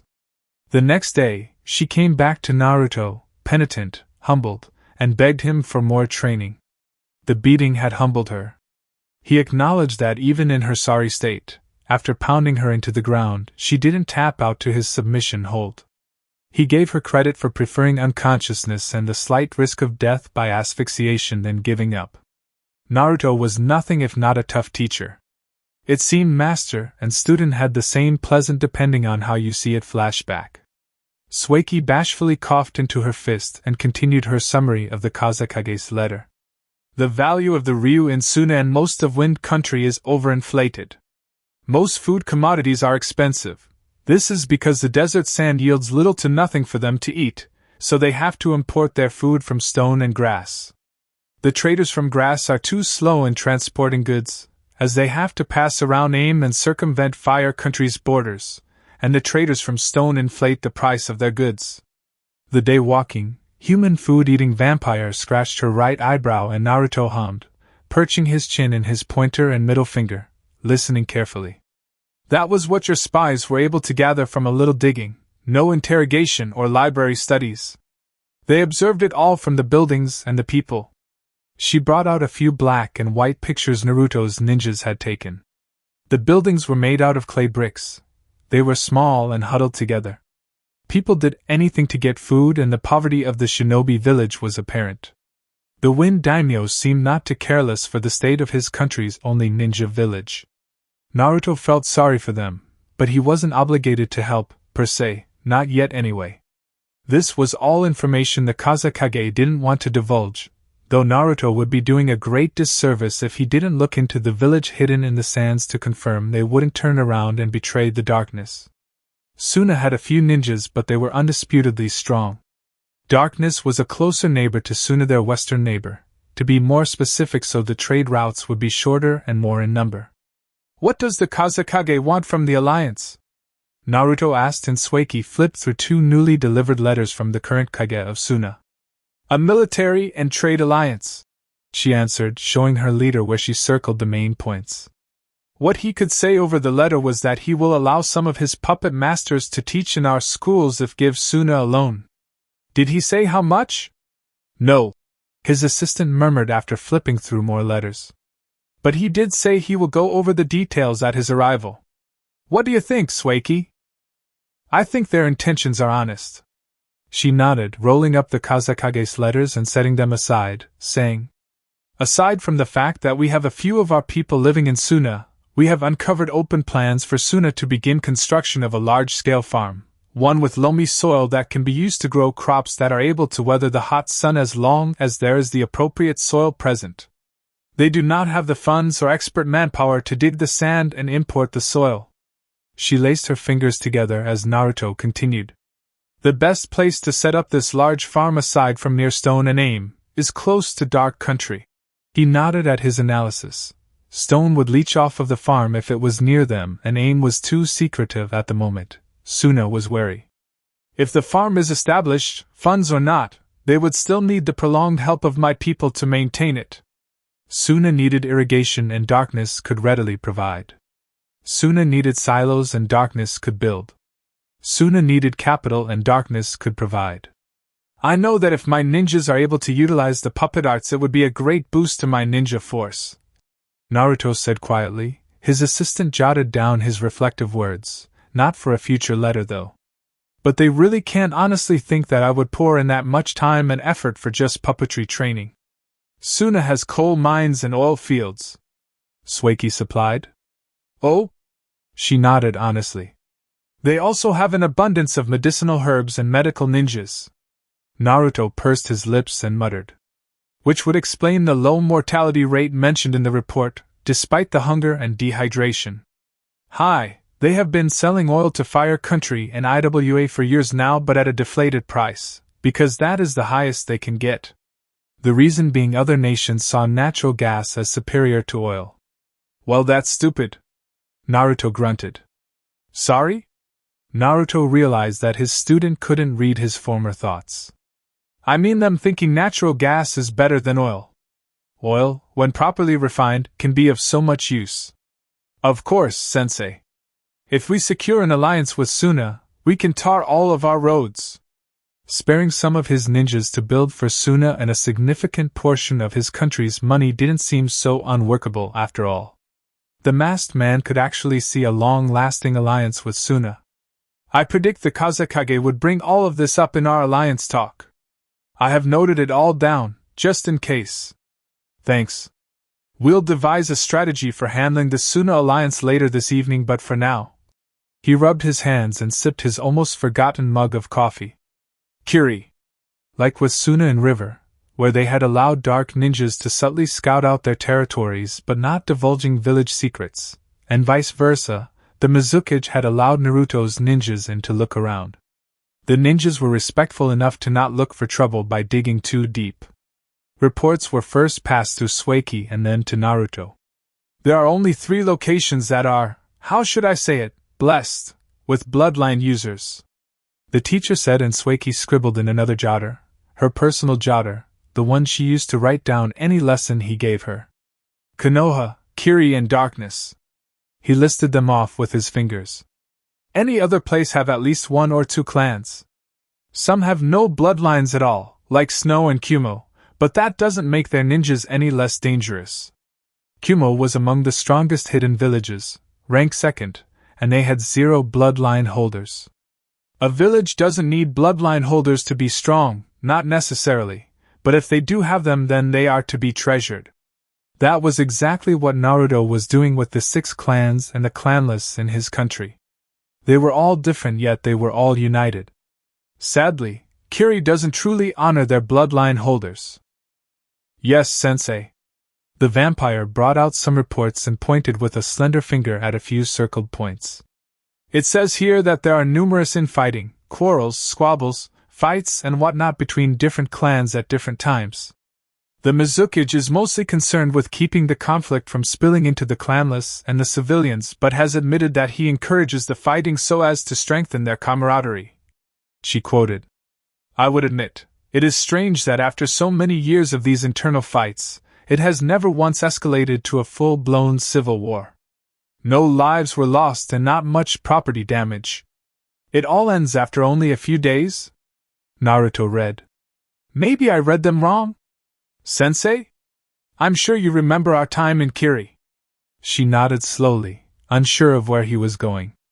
I constantly saw people butting heads and yelling, so my assessment of them wasn't so positive. He was honestly surprised when he came to find out that the Kiri ninjas or people from Kiri were decent people. Some had even helped refugees escape the bloodshed of the Civil War. But aren't they a village of hunter ninjas? Hostile emotions leaks and forms killer intent, and that warns the enemy of their approach. Isn't that Hunter Ninja 101? Suppressing their hostility should be their main priority. His eyes widened and Sueki paused from her frantic writing, ravenously devouring her teacher's words. Or... He looked down and sipped the coffee again through his mask. His shoulders shook with muted laughter. They released their repressed negative emotions on one another, but not to the extent that it would result in the loss of a life. The woman's eyes shone with hidden confusion.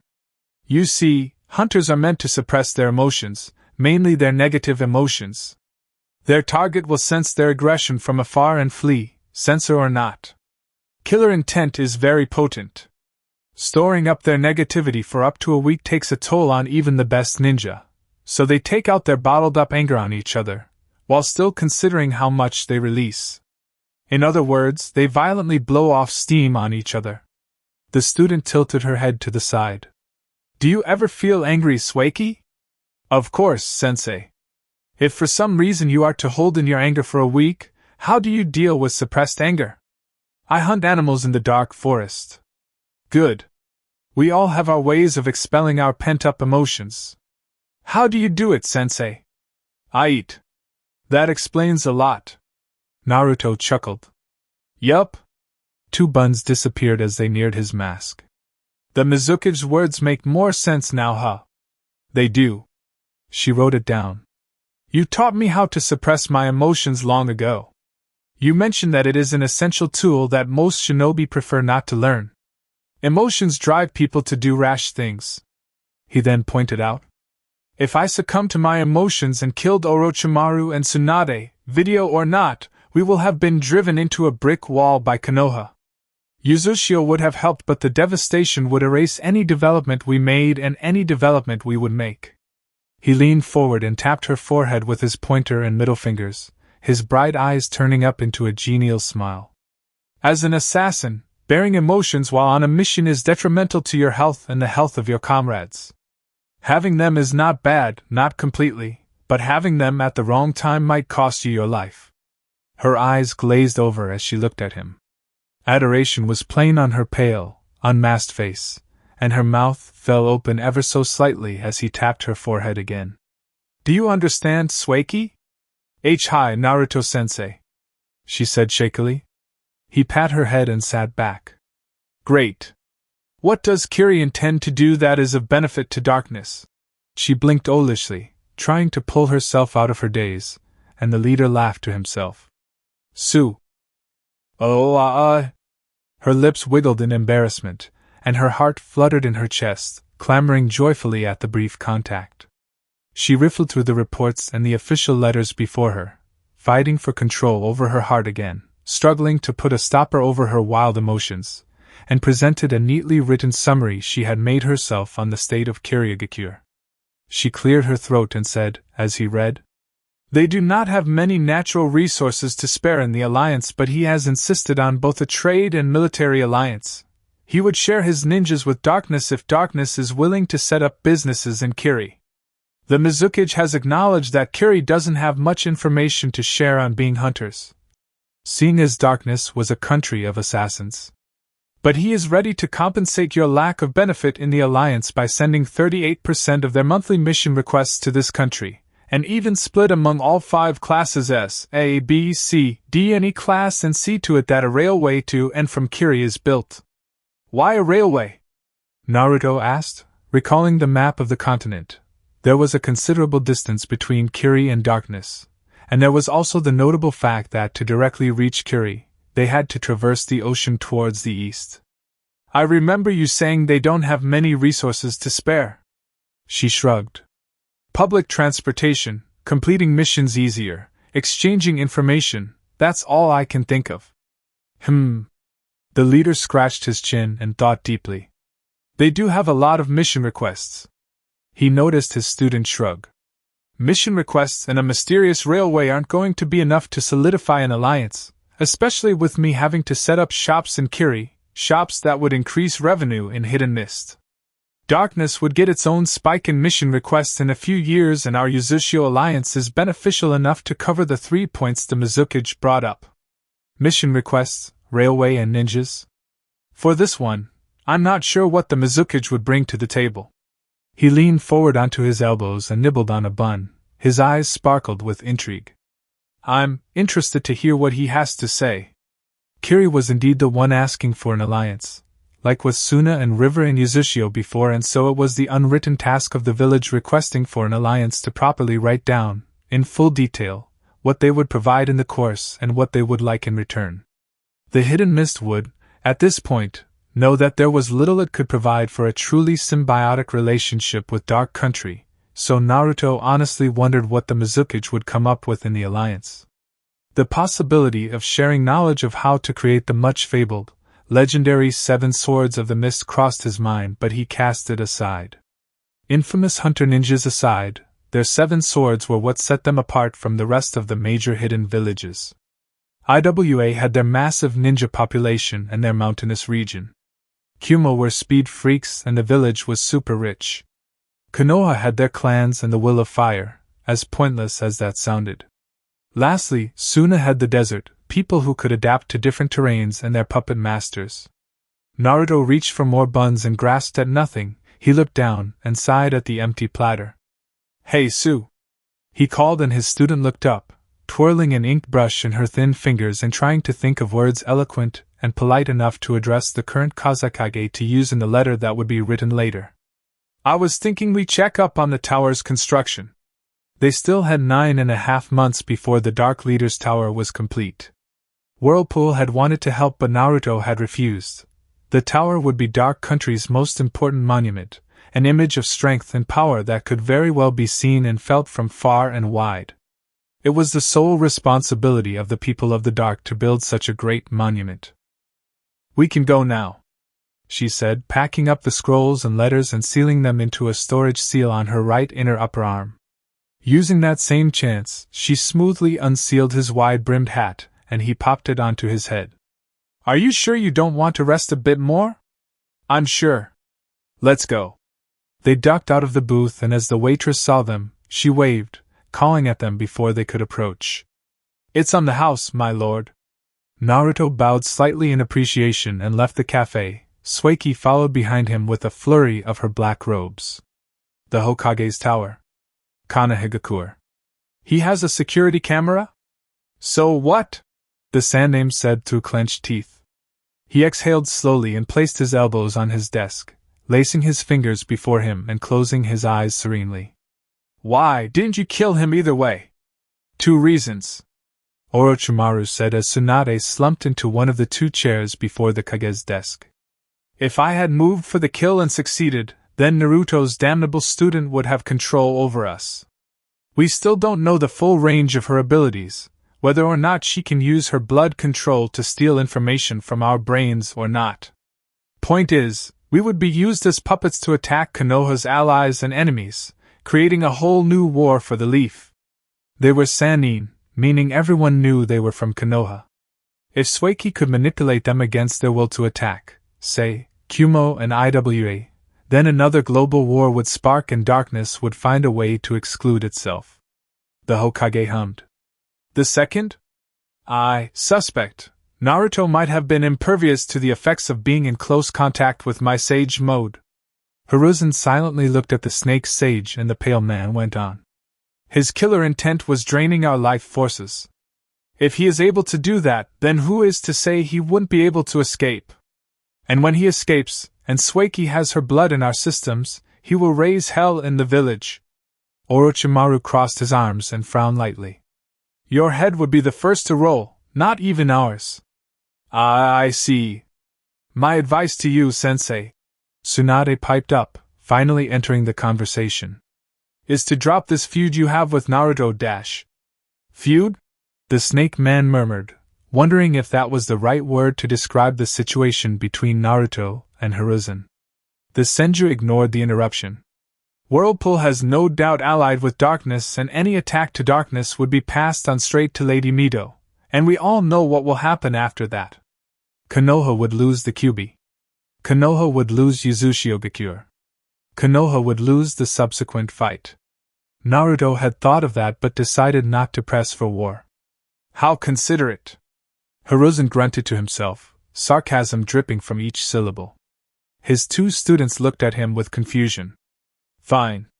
We leave Dark Country alone, for now dash." Just then, the door slammed open and Kohora rushed in. "Hiruzen, you have to hurry!" The Hokage stood up abruptly and shouted.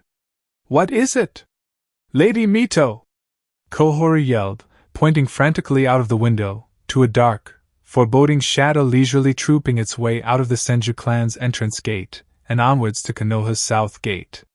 A boy that looked to be in his teenage years with bowl-cut orange hair skipped close behind her, carrying a few heavy-looking bags, supported by an identical-looking girl with straight, long orange hair. "She wants to visit darkness. I can't hold her back anymore." Orochimaru sat down heavily into the second seat as Tsunade leaped out of her own. Hiruzen blazed after out of the door. He brought his fist up to his lips and coughed soundlessly. They just might be losing the Kyuubi already. Chapter 5. The contractor fished out a bottle of ice-cold water from a large cooler and handed it to his superior, Naruto, with a deep bow. The fully robed leader wiped the sweat of the approaching midday off his forehead and collected the bottle with a grateful nod. Sueki also graciously took a cold bottle of water and master and student cracked of the top and drank it down, strangely in sync. Naruto finished the bottle and swiped his lisp with the back of his hand. He then waved to the rigorously working construction workers, shouting, "Thanks for the hard work, guys!" They were working at a remarkably fast rate, even with the enticing hourly wage. Some waved back and some bowed, all returned to work. It had taken the duo half an hour to trek from the cafe, located far south of the country, to reach the capital. The sun was beating down hard on everyone. The workers were currently digging a massive hole, shaping it into a perfect rectangle, a rectangle that couldn't be less than 1,500 meters long and 500 meters wide. They reinforced the clean hole with wooden logs coming in on long carriages being pulled by red-eyed horses. Those at the bottom of the man-made hole started cementing the walls as others laid down the logs and set them up, making sure to clearly show each level in the underground part of Naruto's tower, as per his specifications. Naruto saw some of his genin running errands around the site. He guessed they were performing D and E rank missions to raise their mission quota. The contractor left to go and direct the workers on what to do. Since they were there and they were free until about 2 in the afternoon, where Naruto would have to sit down with his clan heads, his shinobi council, and devise strategies that they could utilize to repel an invading force on an ally, just like what was occurring in Uzushio at that very moment, Naruto turned to his student briefly and said, revising a topic he had spoken about a long time ago. There was time for a little lesson. Sueki, seeing her teacher look at her with what she called his teaching gaze, whipped out a small notepad and waited for him to talk. In battle or on a mission, what is an assassin's worst nightmare? The girl answered not a moment later. A one-on-one fight against an opponent with superior strength. That is correct, but that answer is not complete. She waited for him to go on, her fingers itching. Fighting a strong opponent one-on-one in a featureless terrain. Featureless like no trees at all, not even small saplings short grass, no bushes and no buildings. A normal ninja can still use that kind of scene to fight, but one that specializes in the subtle arts of assassination cannot, not unless they are confidently faster than the strong opponent. Can someone like us really fight in an area populated by sapling? There doesn't even have to be that many saplings. Some here and some there, yes, but it doesn't have to be everywhere. He looked forward at the work being done. We walk in the shadows, Sueki. No matter how small that shadow is, we tread in it with the silence of death and with the speed faster than sound. I have a question. Sueki muttered, finished up his former words. She got the fact that assassins thrived in the shade and true professionals killed before their victims could understand they were dead. He nodded. Why is it that you only taught me the basics in genjutsu? Henge, bunshin, and detecting genjutsu. Genjutsu can be sensed from afar. Knowing where you are kind of beats the point in being an assassin and shifts you to being a ninja. Tell me, he said. In all the missions you've gone on with me, how many times have you needed to use a genjutsu? Her head tilted to the side, bewildered. 0 times, sensei. She honestly hadn't noticed. And that mystified her. Maybe she was getting stronger. Why is that? There was enough cover. She looked up at him. Realization shone like megawatt light bulbs in her crimson orbs. More than enough. Naruto's eyes closed, still not facing her, and he hummed with laughter. And if there wasn't cover? Baiting and misdirection. He patted her head and the shorter ninja preened under his hand. Another question shot into her head. Is that what you used to fight Hanzo for 5 hours, Naruto-sensei? You misdirected and baited him into the Cobra Forest. He winked at her. Yes. The battle was long, and it had pushed Naruto well past his limits before Nagato found his courage once again and came to his help. That time, Sueki had been incapacitated and confined to a bed in the makeshift Akatsuki hospital. Yahiko was dead and Konan was just as afraid as the Rinnegan holder. Naruto couldn't spare a single second to not hold Hanzo back, for if he let up even a little bit and failed, the old salamander would barrel past him and crush their camp. The other thing was that Naruto was holding back a few of the former Amikage loyalists back as well, confining them in the forest and picking them off one by one. Hanzo of the salamander had been impressed. When he was the very last alive, he had dubbed Naruto with the name Ghost. Then the forest was subsequently leveled by a single jutsu from the ragged old man, who was also tired and low on chakra from deflecting blades to his vital parts. Sueki nudged his side and nodded her head to the side. He looked to where she indicated, his wide-brimmed hat casting a shadow over his already shadowed face. His gleaming blue eyes cut through the darkness of his hat and intently watched as one of his chunin ran as fast as he could towards him. Sueki leaned back, her eyebrows minutely furrowed in interest, and stood back as the man skidded to a stop, sliding down onto his knees into a deep bow. "Lord Leader! 3 people are approaching from Fire Country." "Who?" "Lady Mito and 2 Kurama attendants." "Then let them in." He didn't know what all the fuss was about. "Tsunade Senju is demanding she enter with her." Naruto rolled his eyes in exasperation. Pomf. He was gone. The thin smoke at his departure dispersed a second later, leaving Sueki to wordlessly turn around on her heel and walk away from the construction site towards the nearest guest house to see if she could get accommodations for the QB holder. Dark Country's northern gate. Naruto walked out from behind an unsuspecting chunin, seemingly from the junior ninja's very own shadow, and the poor chunin jumped in terror, falling onto his knees immediately as he recognized his leader. Smoke wafted off his black with white detailed ceremonial cloak, following him with clipped steps as he walked to the old Uzumaki, angrily tapping her right foot, irked at being denied entry. The late Shodame Hokage's wife looked on with an enthralled smile at the small display. She hadn't heard or felt him come. He trudged up to the border between Fire Country and Darkness and stopped before the woman. Tsunade, holding the back of her grandmother's elbow in a vain attempt at holding her back, narrowed her eyes at Naruto. She remembered his promise. Naruto stared at the Senju with narrowed eyes, boring a bloody, burning hole into her very soul. The Sannin lifted her chin, defiant despite the internal rancor of her soul, and met his darkening blue eyes. "Yehem." Mito coughed into her fist and his eyes flicked to her, still dark and menacing. "Pardon my sudden visit, Lord Naruto." "It's fine," he said after a short while. "Your brother told me you would be coming. I just imagined you'd be coming alone." The woman's 2 Kurama guides shuffled away at his words, bowing their heads in submission. He looked irritated, but they felt no evil intent. "I don't mind you brought these 2 with you, not at all. I mind her. If only looks could kill. I didn't want her to come anyway," Mito said, looking at her blonde niece with a glare. She had barked Hiruzen and Jiraiya down into submission, but her granddaughter was adamant to follow along. "I specifically told them I can manage by myself. I don't know why they worry." Naruto looked down at the 2 scared Kurama teens and said, "Please take her things into the village, someone will show you where to stay." "Hi, Lord Naruto!" They saluted in unison and fled with the QB holder's luggage. "I apologize for my attitude, Lady Mito," Naruto said sincerely, placing his hand over his heart and bowing forward minutely. "Please come in." The woman clapped her hands please and made to pass, but grumbled under her breath when Tsunade dragged her back.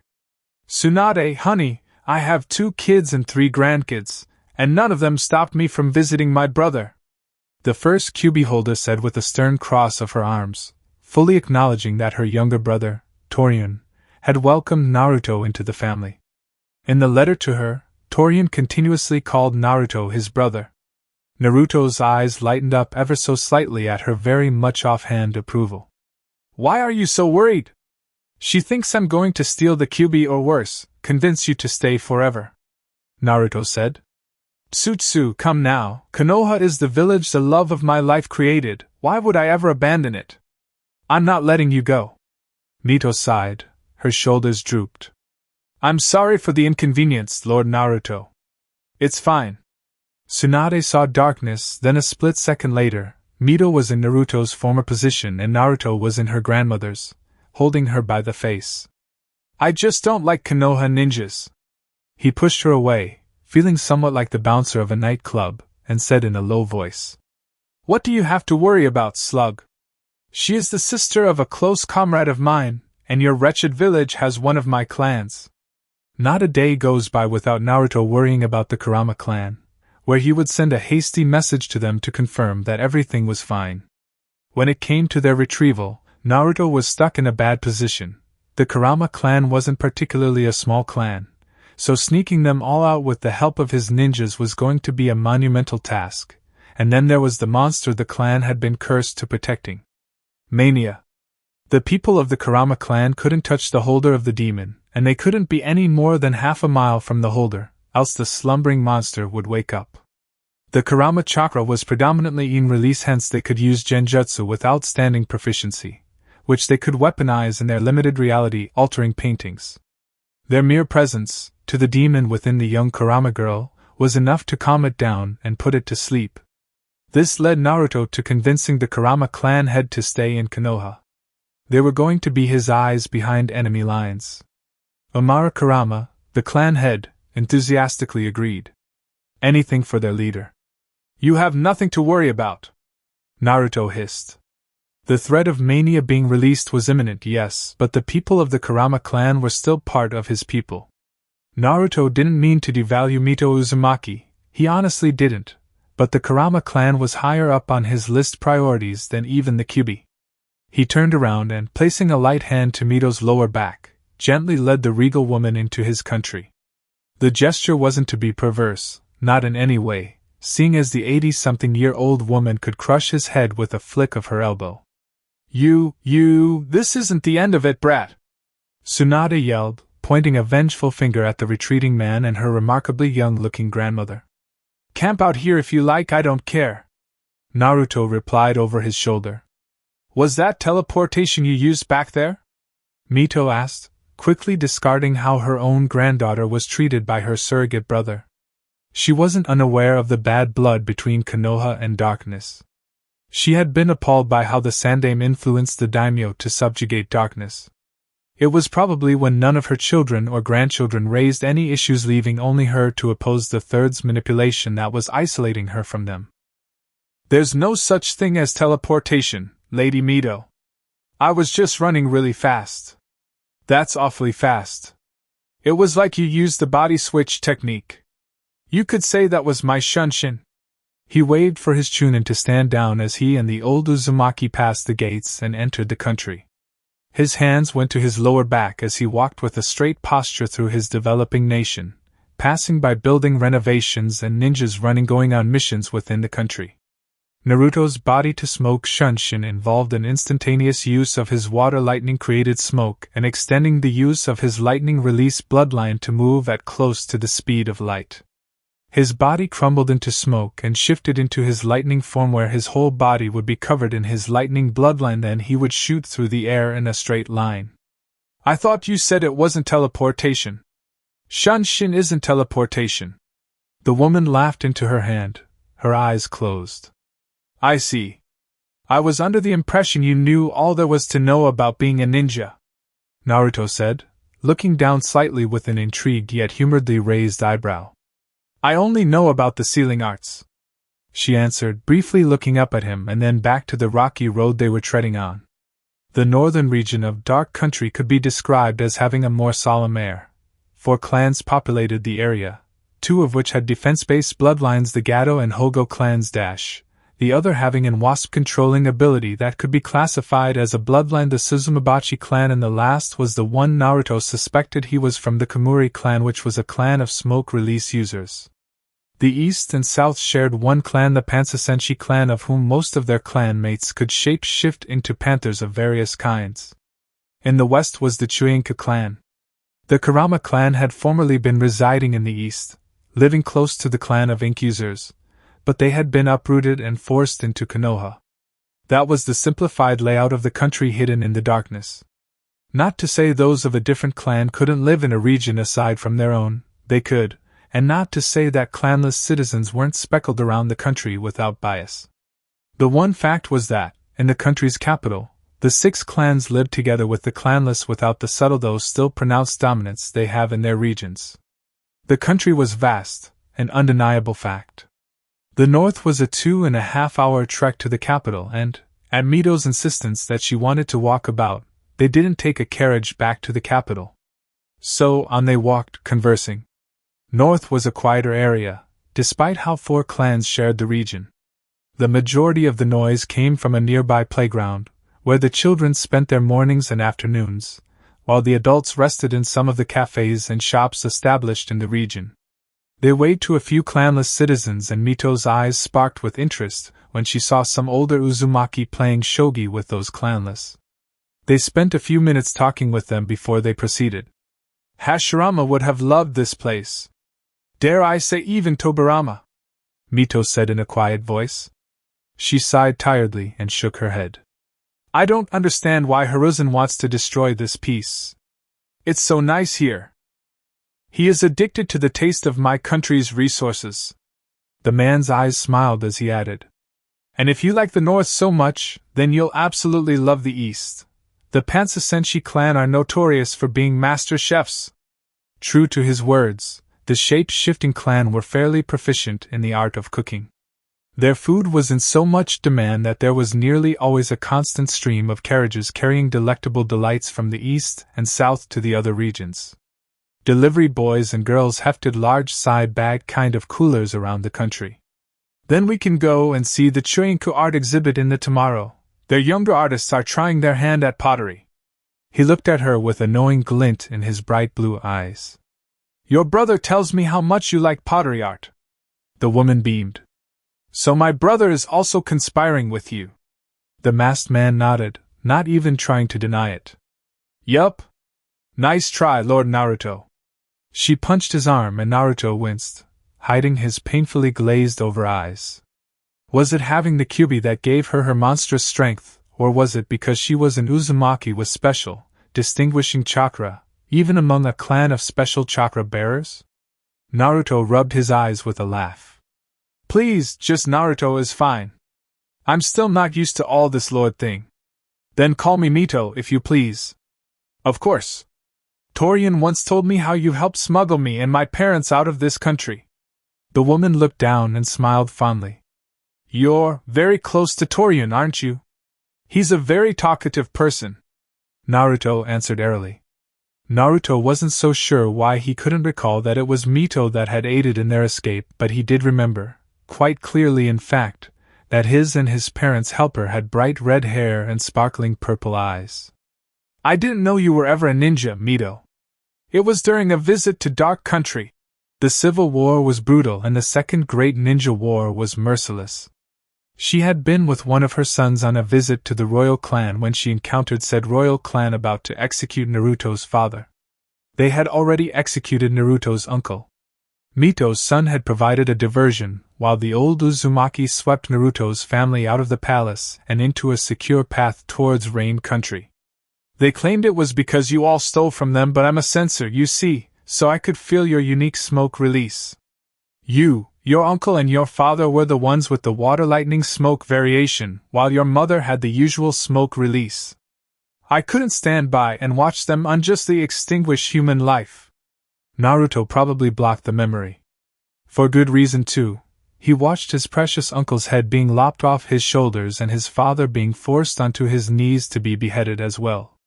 I got into a lot of trouble with Hiruzen, Mito said with a small laugh. Naruto stopped and turned to her. The sagely old woman stopped as well and looked up at him, into his stormy blue eyes, fixed firmly onto her own churning purple orbs. He placed a hand on her shoulder and said, I may not be able to convince you to leave Konoha for here, and I may not be able to convince you to stay here forever, but I want you to know. His tone of voice and the sincerity of his eyes had the woman's jovial smile lower into something gentler. You will always have a home here. Thank you, Naruto. His hand left her shoulder and returned to his lower back, proceeding with their walk. None of this wouldn't have been possible if it wasn't for you. There was still an influx of Dark Country refugees rushing into the country from around the continent. From far and wide, within the span of 7 years, about 800,000 people returned to their home country at the news that the Civil War had ended and there was a new, kinder, better leader at the helm of affairs. For a time, within their 3rd to 5th year of development, there was a problem of overpopulation and lack of appropriate housing to accommodate those returning, and yet Naruto had soldiered on, commanding for more houses to be built, and imploring for families that already had houses to graciously open their doors to the returnees. The 6th and 7th current year saw to the construction of thousands of houses across the south of the country and sweeping into the west, with smaller building projects going on in the north and east. There was currently a census going on, cataloging and recording every birth citizen of the country, including Konoha-fathered children. Mito bowed respectfully to the praise. Naruto's easy stride didn't falter. He asked, "How long will you be staying?" 2 weeks. I'll need to be back in Konoha to welcome my successor. Your successor? The next person to hold the Kyuubi. Didn't my Torian tell you? No, he didn't. He must have thought it wasn't something for you to worry about, she said thoughtfully. My granddaughter Kushina is the one I will be passing the Kyuubi to. Is that so?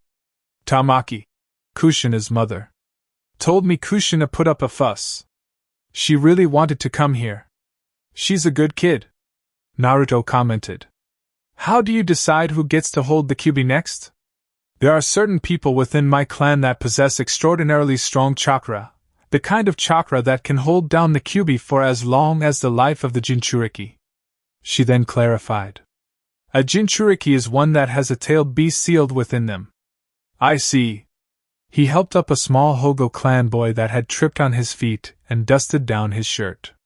The starry-eyed boy hugged his teddy bear to his chest as Naruto sent him off to his waiting parents. The leader of the country waved back to them as they bowed. I thought all Uzumaki had strong chakra. By normal standards, yes, our chakra is considerably strong. The thing is that even still, one person alone cannot hold him. She held up her right hand, palm up, and a thin golden chain slinked out of her hand and wiggled in the air. No one but an Uzumaki with especially strong chakra can physically manifest their chakra. In fact, it was only in the Uzumaki clan that reports of people being able to summon chakra chains, and this too was a rarity. There were some rumors of a meteorite and hidden star that could give people the power to do this. Making chakra, for an ordinary person, wasn't possible. Kushina manifested her chakra chains last month. What if no person has that special chakra? The woman smiled up at him. There's always someone. What if there's no one?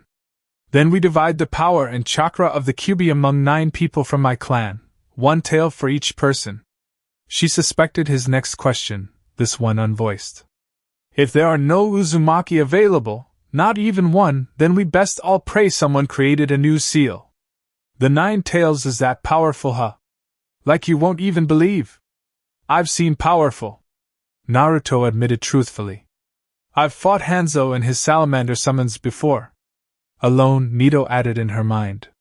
It's very hard to imagine anything more powerful than that. I hope you never encounter the Kyuubi, Naruto. They walked quietly for a few moments, taking in the scenery, until Naruto asked. Even with your special chakra, isn't it hard to contain the beast? You seem to be interested in the Kyuubi. I want to know as much as possible so in the event of an attack I will be able to find a lasting solution. Mito scratched her chin. Well, you need to understand, the Kyuubi is not just living, conscious chakra, but his chakra is evil. His chakra is literally evil. The Kyuubi's chakra is made out of malice, evil, rage, wrath, negativity. The living chakra is so potently evil that being anywhere near it, unless it is sealed, would give any person chakra poisoning. Death comes painfully and instantly. She waved her hands before her, then they curled up into a light fist. The seal I used to seal the Kyuubi within myself isolates it from my chakra core, so it is unable to influence my chakra while at the same time it is pinned down by both the seal and my chakra. That is not enough to keep the beast's evil influence away, so what I do is very simple. She beamed at him. I fill myself with overwhelming happiness and love. Happiness and love? Naruto asked skeptically. Yes. It counters the beast's negative chakra and keeps it somewhat docile. Naruto scratched his head, bewildered. More than he had ever been in his life. So, happiness and love stop the Kyuubi from breaking out? Yes. For the life of him, Naruto couldn't wrap his head around her words. I don't understand. Why don't you understand? She chirped. Happiness and love aren't real, in the sense that they can't be touched. Unlike the Kyuubi's chakra. Yet it can be felt, she said with a teasing smirk. Right now, can you touch the Kyuubi's chakra? No. Her smirk widened. Can you feel it? No. The seal I use can only tie down the 9 tails, not suppress its chakra. Love and happiness suppress its power. She patted his back. You'll just have to trust me on this one. Ah, okay. There was a near 60-year difference in their age. The woman looked to be in her 50s while in reality she was so much older than Naruto. The masked assassin was still unsure of how to treat her with the regal air the woman carried herself in as opposed to the easiness of how she spoke to him. I'll assign someone to serve as your guide during your stay, Mito. Won't you be the one to guide me around? He shook his head. I'll be swamped with meetings from next week. What about that art exhibit from before? That will be this evening in the capital. We can go together. She clapped her hands happily. Wonderful. 3 days later. I don't want you to ally with darkness, Hiruzen stated immediately as he took his seat before the Kazekage. The calm man eyed the Hokage from behind his desk, then he said as he continued to write a note on how his second-in-command was to look after the village in his absence. Well, good evening to you too, Hiruzen. I will tear apart our alliance if you so much as meet that blonde brat tomorrow. The Sannin growled, hatefully referring to Naruto. Do it, the man coolly replied, dropping his brush and folding his hands on his desk. We'll see how long Konoha lasts without our herbs and our oil. That farm you want to build, the third hurriedly said, swerving the discussion from what Konoha would lose if Suna ripped up the alliance agreement. We can help you build it all, the soil, the water and even the farmers. It'll be much better than anything darkness can ever make. Oh? When I first asked, you shot me down straight away. The impassive magnet release user asked with a raised eyebrow. In truth, if the Suna farm had been established, then the crops and food Suna imported from Konoha at an astoundingly overinflated price would drop to nearly nothing. The main purpose of their alliance, the food in exchange for half of Suna's mission requests, would be rendered useless. The good quality, cheaply priced oil too would be lost if the farm was built. The Sandaime Kazekage sat back with an invisible smirk. Once we finalize our alliance, I won't even need Konoha. The farm, the mingling of their ninjas, the sharing of mission requests, the oil, their herbs, darkness actually helping them construct buildings, and a whole array of other details they would iron out at their meeting. Things the Nidaime Hokage and the Sandaime Hokage had denied Suna, leaving the sandy village in a tight, desperate spot. Naruto saw the potential for the hidden sand to become a desert oasis in spite of the neglect from the Wind Daimyo, and he also saw the long-term benefit of investing in the sand. The chance they had been searching for had finally come and nothing was going to stop them from capitalizing on it. Sabaka no Tetsuya was not going to let this opportunity slip from his fingers. Hiruzen silently grit his teeth and his knuckles cracked tightly. The Kazekage didn't visibly react to the noise of teeth grinding. I don't intend to tear up the Leaf Sand Alliance, but... He leaned forward and his smirk became more pronounced. I will be making a few small changes. Konoha is your only reliable ally, Tetsuyo. I have enough ninjas to overrun Suna by tomorrow. I will seize your oil fields, take all your medicinal herbs and steal your village's secrets. Mountain, tea and certainly not grass would be able to come fast enough to save you. I dare you to try. The Sandaime Kazekage said with a straight face. The man's iron sand gourd, leaning by his desk, warbled ominously. You are not the only powerful ninja. Tetsuya wasn't Suna's strongest kage for nothing. Whatever animosity you have with Lord Naruto, quite frankly I don't care. The iron sand user said, dark shadows gathering over his eyes as he narrowed them at the unafraid Hokage. Even one of my stature knows strength when I see it. Lord Naruto is wary of his allies and he does everything for the profit of his people. Suna's alliance with darkness is to our mutual profit, and if anything so much as threatens their profit, death would be the least of their concerns. I do not fear that filthy rat. You certainly should. Tetsuya shot back honestly. The lengths a man can go to protect the prosperity of his family cannot be measured, Hiruzen. Are you saying you fear him? I say I respect him, enough to not turn his anger towards my home. Tetsuya knew that outside of protecting the interest of his home country, Naruto didn't care much for anything else aside from his lone student. Very little ever got Naruto angry.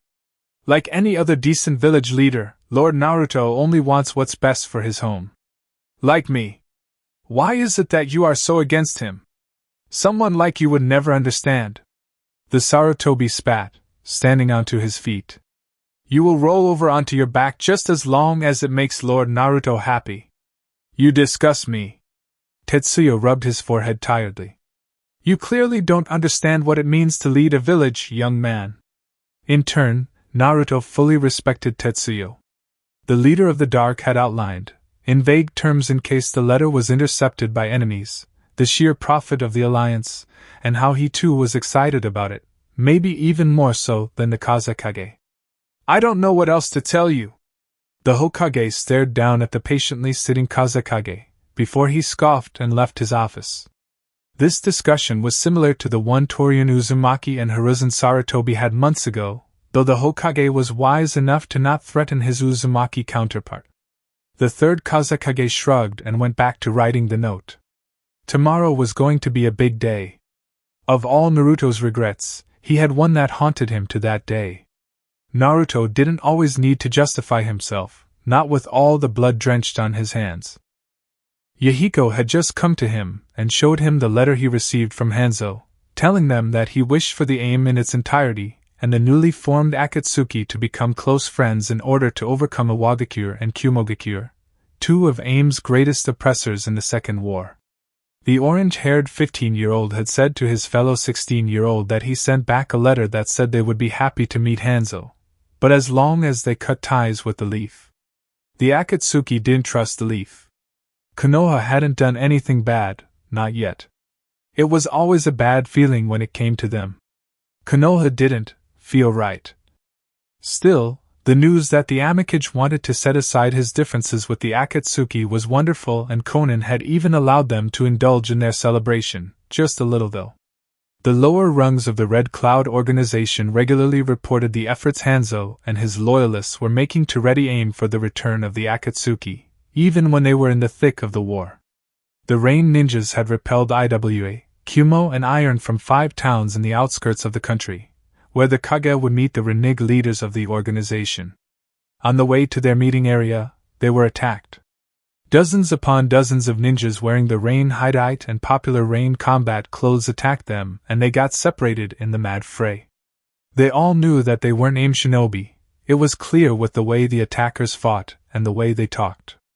The 5 Ame Orphans knew the mannerisms common to their country, and these attackers had nothing even similar, only their clothes and their forehead protectors.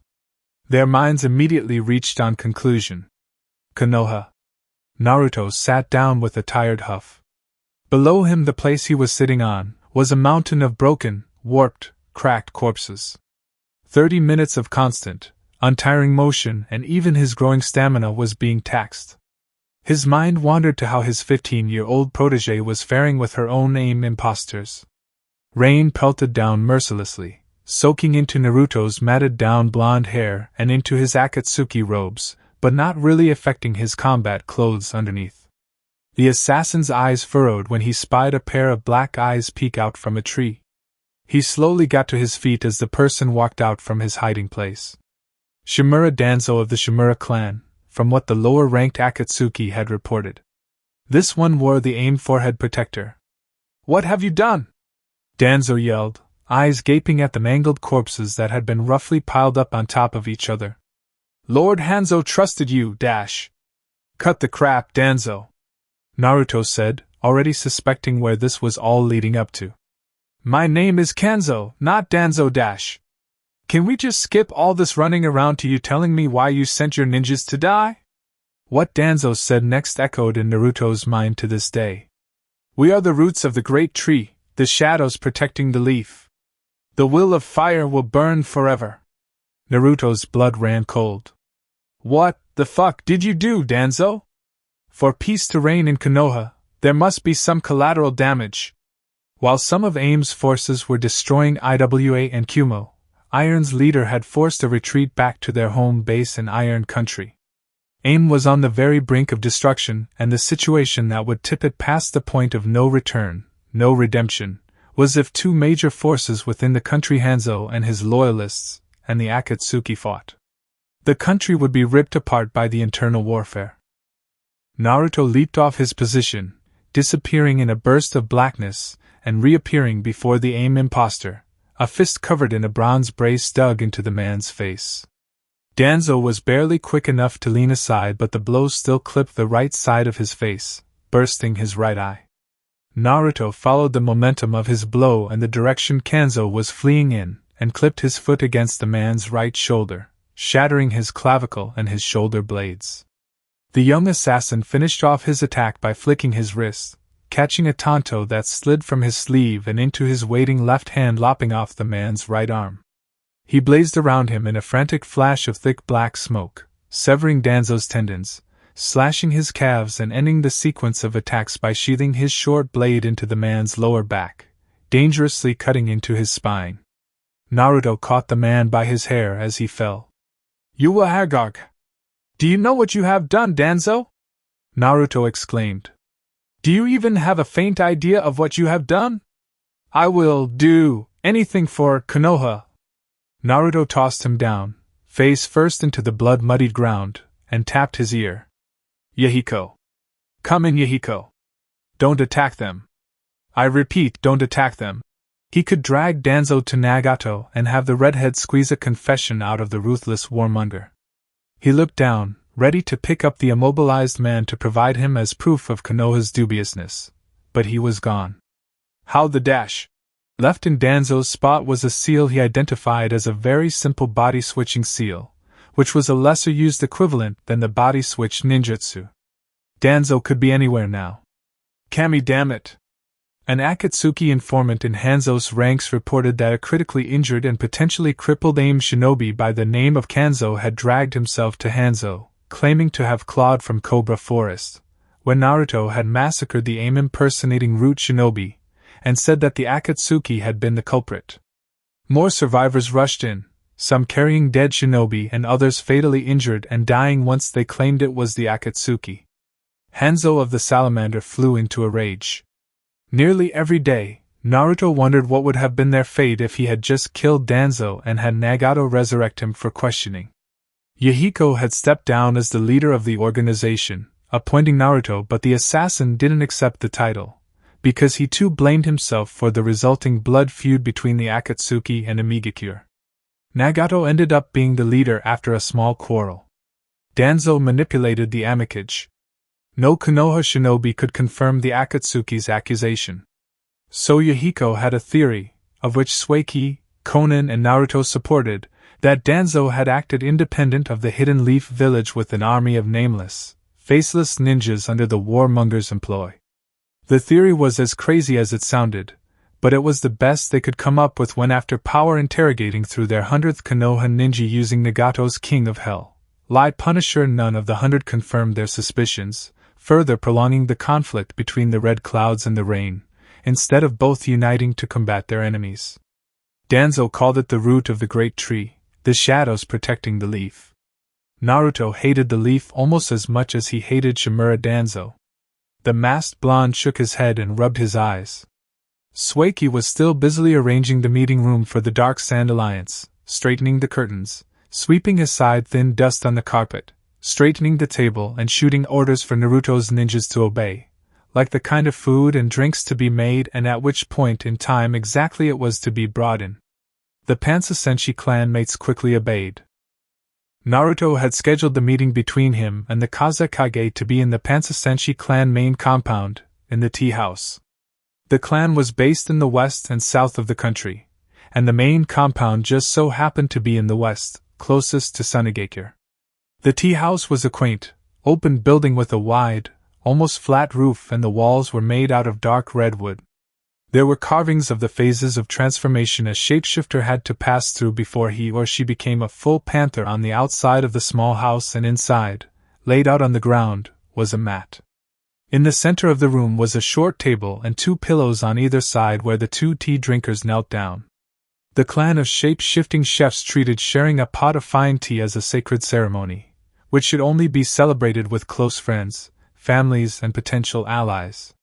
There were only a small number of tea houses around the country, and whether or not the person was from the Pansa Senshi clan, they recognized the significance of sharing tea with someone in a tea house. There wasn't a specific number or age restriction for people in a tea sharing. It was a high honor for all involved. It was all symbolic. The country leader stood before the tea house with the clan head. Daikihara was a tall man with a toned, muscular build, broad shoulders and a strong, stubborn chin. He stood at level height with Naruto, with midnight black hair cut very short and pitch black, pupilless orbs. On both sides of the clan head's neck were troubling-looking claw marks. The man was in the Pansa Senshi ceremonial robes of a dark purple kimono with short sleeves to show he had on a long-sleeved bright red shirt underneath. There were wild, artistic slashes ripping down the back of his robe from his neck to his lower back. In the very center of his back was his clan's symbol, a stick house with an inverted T cutting from the roof of the house to under the house. The man had his arms crossed, his sharp claws on his muscular upper arms and his eyes staring straight at the supreme commander of the country. Naruto's eyes smiled. "I hope you don't mind me imposing, Daichi." The man cracked a toothy smirk, showing his dangerous fangs. "Not at all, Lord Naruto. It is an honor for my clan to host such a historical event." "Oh, and..." Naruto winced. "I'm sorry about Mito finishing all the bread in your store. I assure you, I will make her cough up every ryu." Daikiharu scratched his clawed neck, sharp smirk still in place. "It was my fault. I shouldn't have challenged her to an eating contest. I just didn't know she'd choose bread. Still, a whole year's supply of wheat bread gone. Uzumaki pride is really something to fear, huh, Lord Naruto?" Daichi laughed, and Naruto joined him. "My son got into trouble for beating one of them in an arm wrestling contest." "Really?" "Hi, he spent the rest of the night arm wrestling his friend's whole family." The panther shapeshifter laughed boisterously, holding his belly. Naruto cackled, placing his hands on his forehead and holding himself up by the frame of the double door. Mito was in a food-induced coma in the guest house back in the capital from eating more than half of the year's store of bread. "Nothing can appease the pride of an Uzumaki." "Agreed." Daikiharu squinted up at the midday sun. "It should be about time for the Kazekage to arrive. If you would excuse me." Naruto nodded and waved for the man to leave. 5 other ninjas of Jounin rank accompanied Daichi out of the clan gates and towards the western gate, where the border wall was being built, so that they could escort the Kazekage and his people past the strict defenses. Sueki took Daikiharu's place at Naruto's side, holding a clipboard in her hands and a readily inked brush. "All the necessary preparations have been made, Naruto-sensei." "Great. Do you want me to run you through the alliance points again?"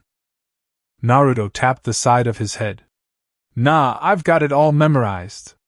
His hands dropped to his side, hiding under the long black sleeves of his leader's robe, except his wide-brimmed hat, and he said as he gazed across the courtyard of the clan head's house.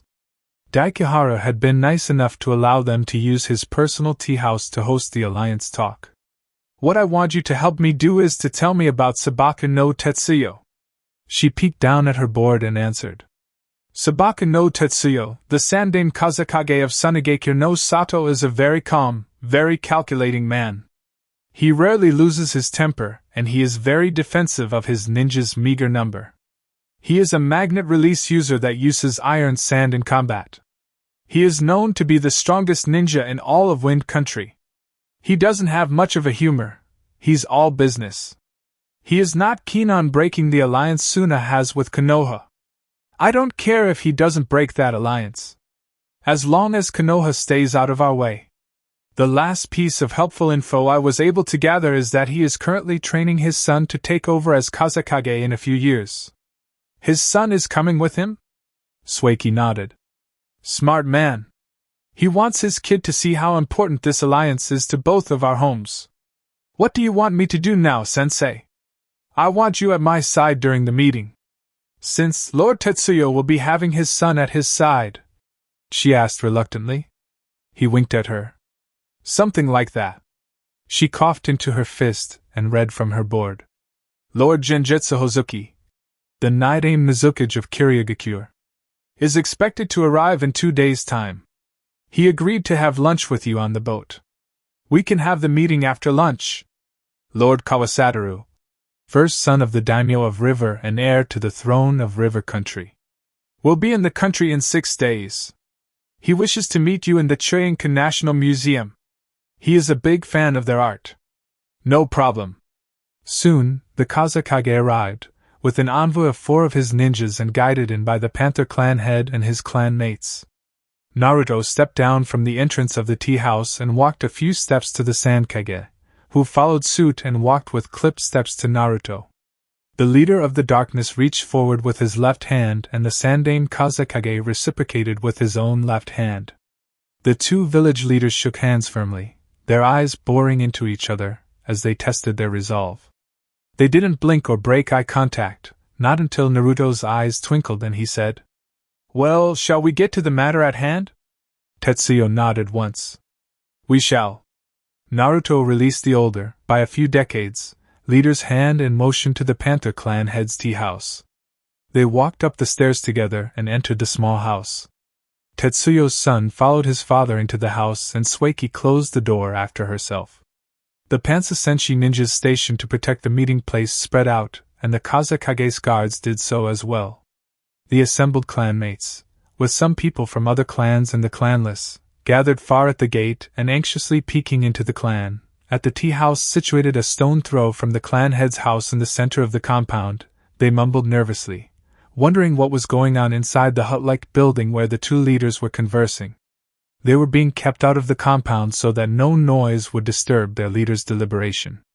Some of the more eager spectators at the gate, notably identified as journalists, held up cameras and took snapshots of the tea house that hosted the tea-sharing ceremony of the 2 Kage-level men and their prospective successors.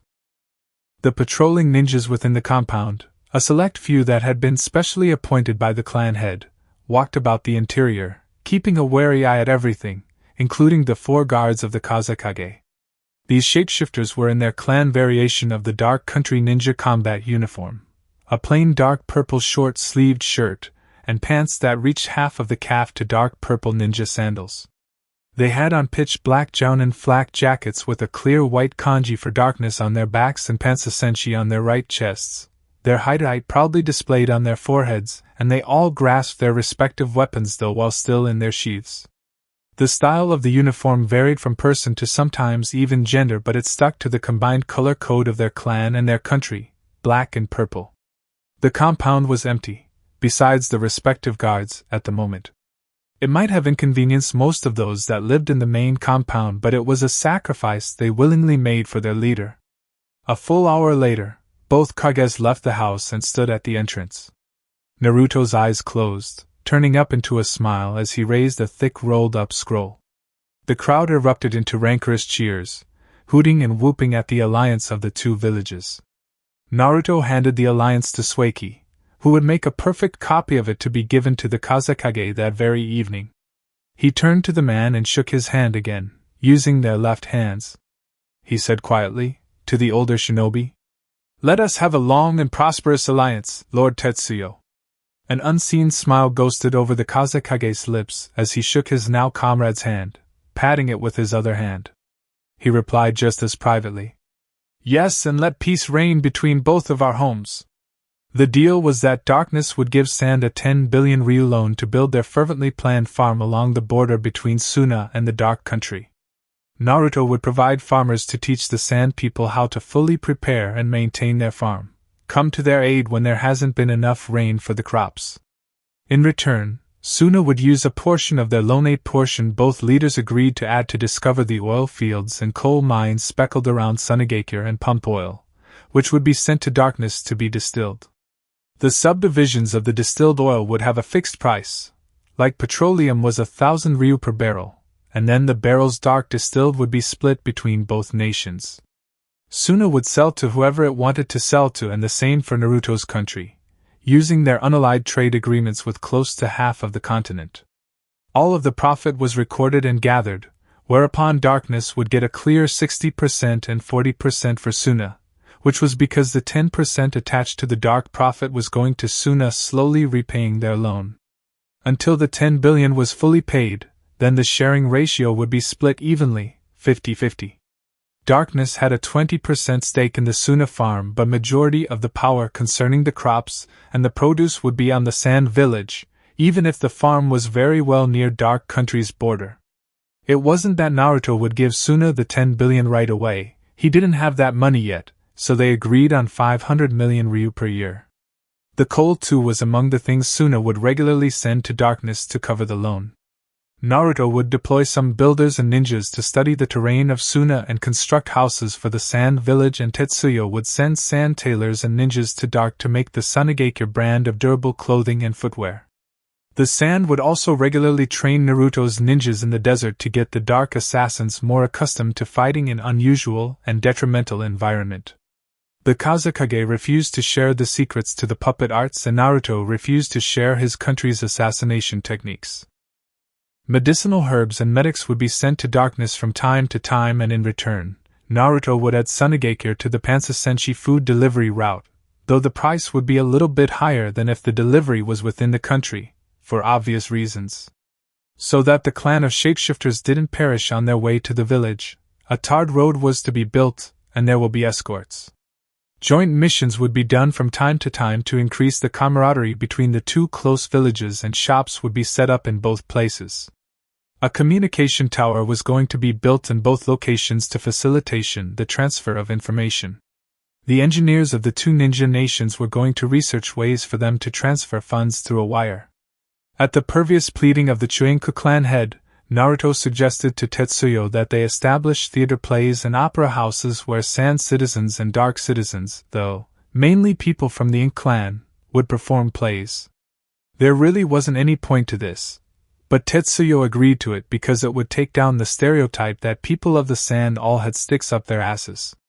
There were small details in the agreement, but the main point was that Suna and Dark were going to be allied for a very long time. Not in the alliance, there was going to be a national bank constructed in Darkness that foreigners, those strictly allied foreigners, could make accounts. There would be a rigid card system involved. Lady Kamina, clan head of the Chuenku clan, wanted me to invite you to her clan's opera house in the capital, Naruto said, releasing the hand of his newest comrade. If you're not in too much of a rush, would you like to watch the show with me and my student this night? My close friend, Chio, is taking care of my village in my stead. My son and I would gladly accompany you and your student to the show, Tetsuya said, the now almost permanent, undetectable smile on his face as he patted his teenage boy's shoulder with a strong hand. The boy bowed to Naruto, carefully studying the face of the man his father respected so much, and then looking to the white-haired vampire dutifully at Naruto's side. It would be an honor, Lord Naruto. Naruto clapped his hands together, pleased, and said with a chirpy glint in his blue eyes. Well then, how about we have lunch in the capital and we can talk about other things?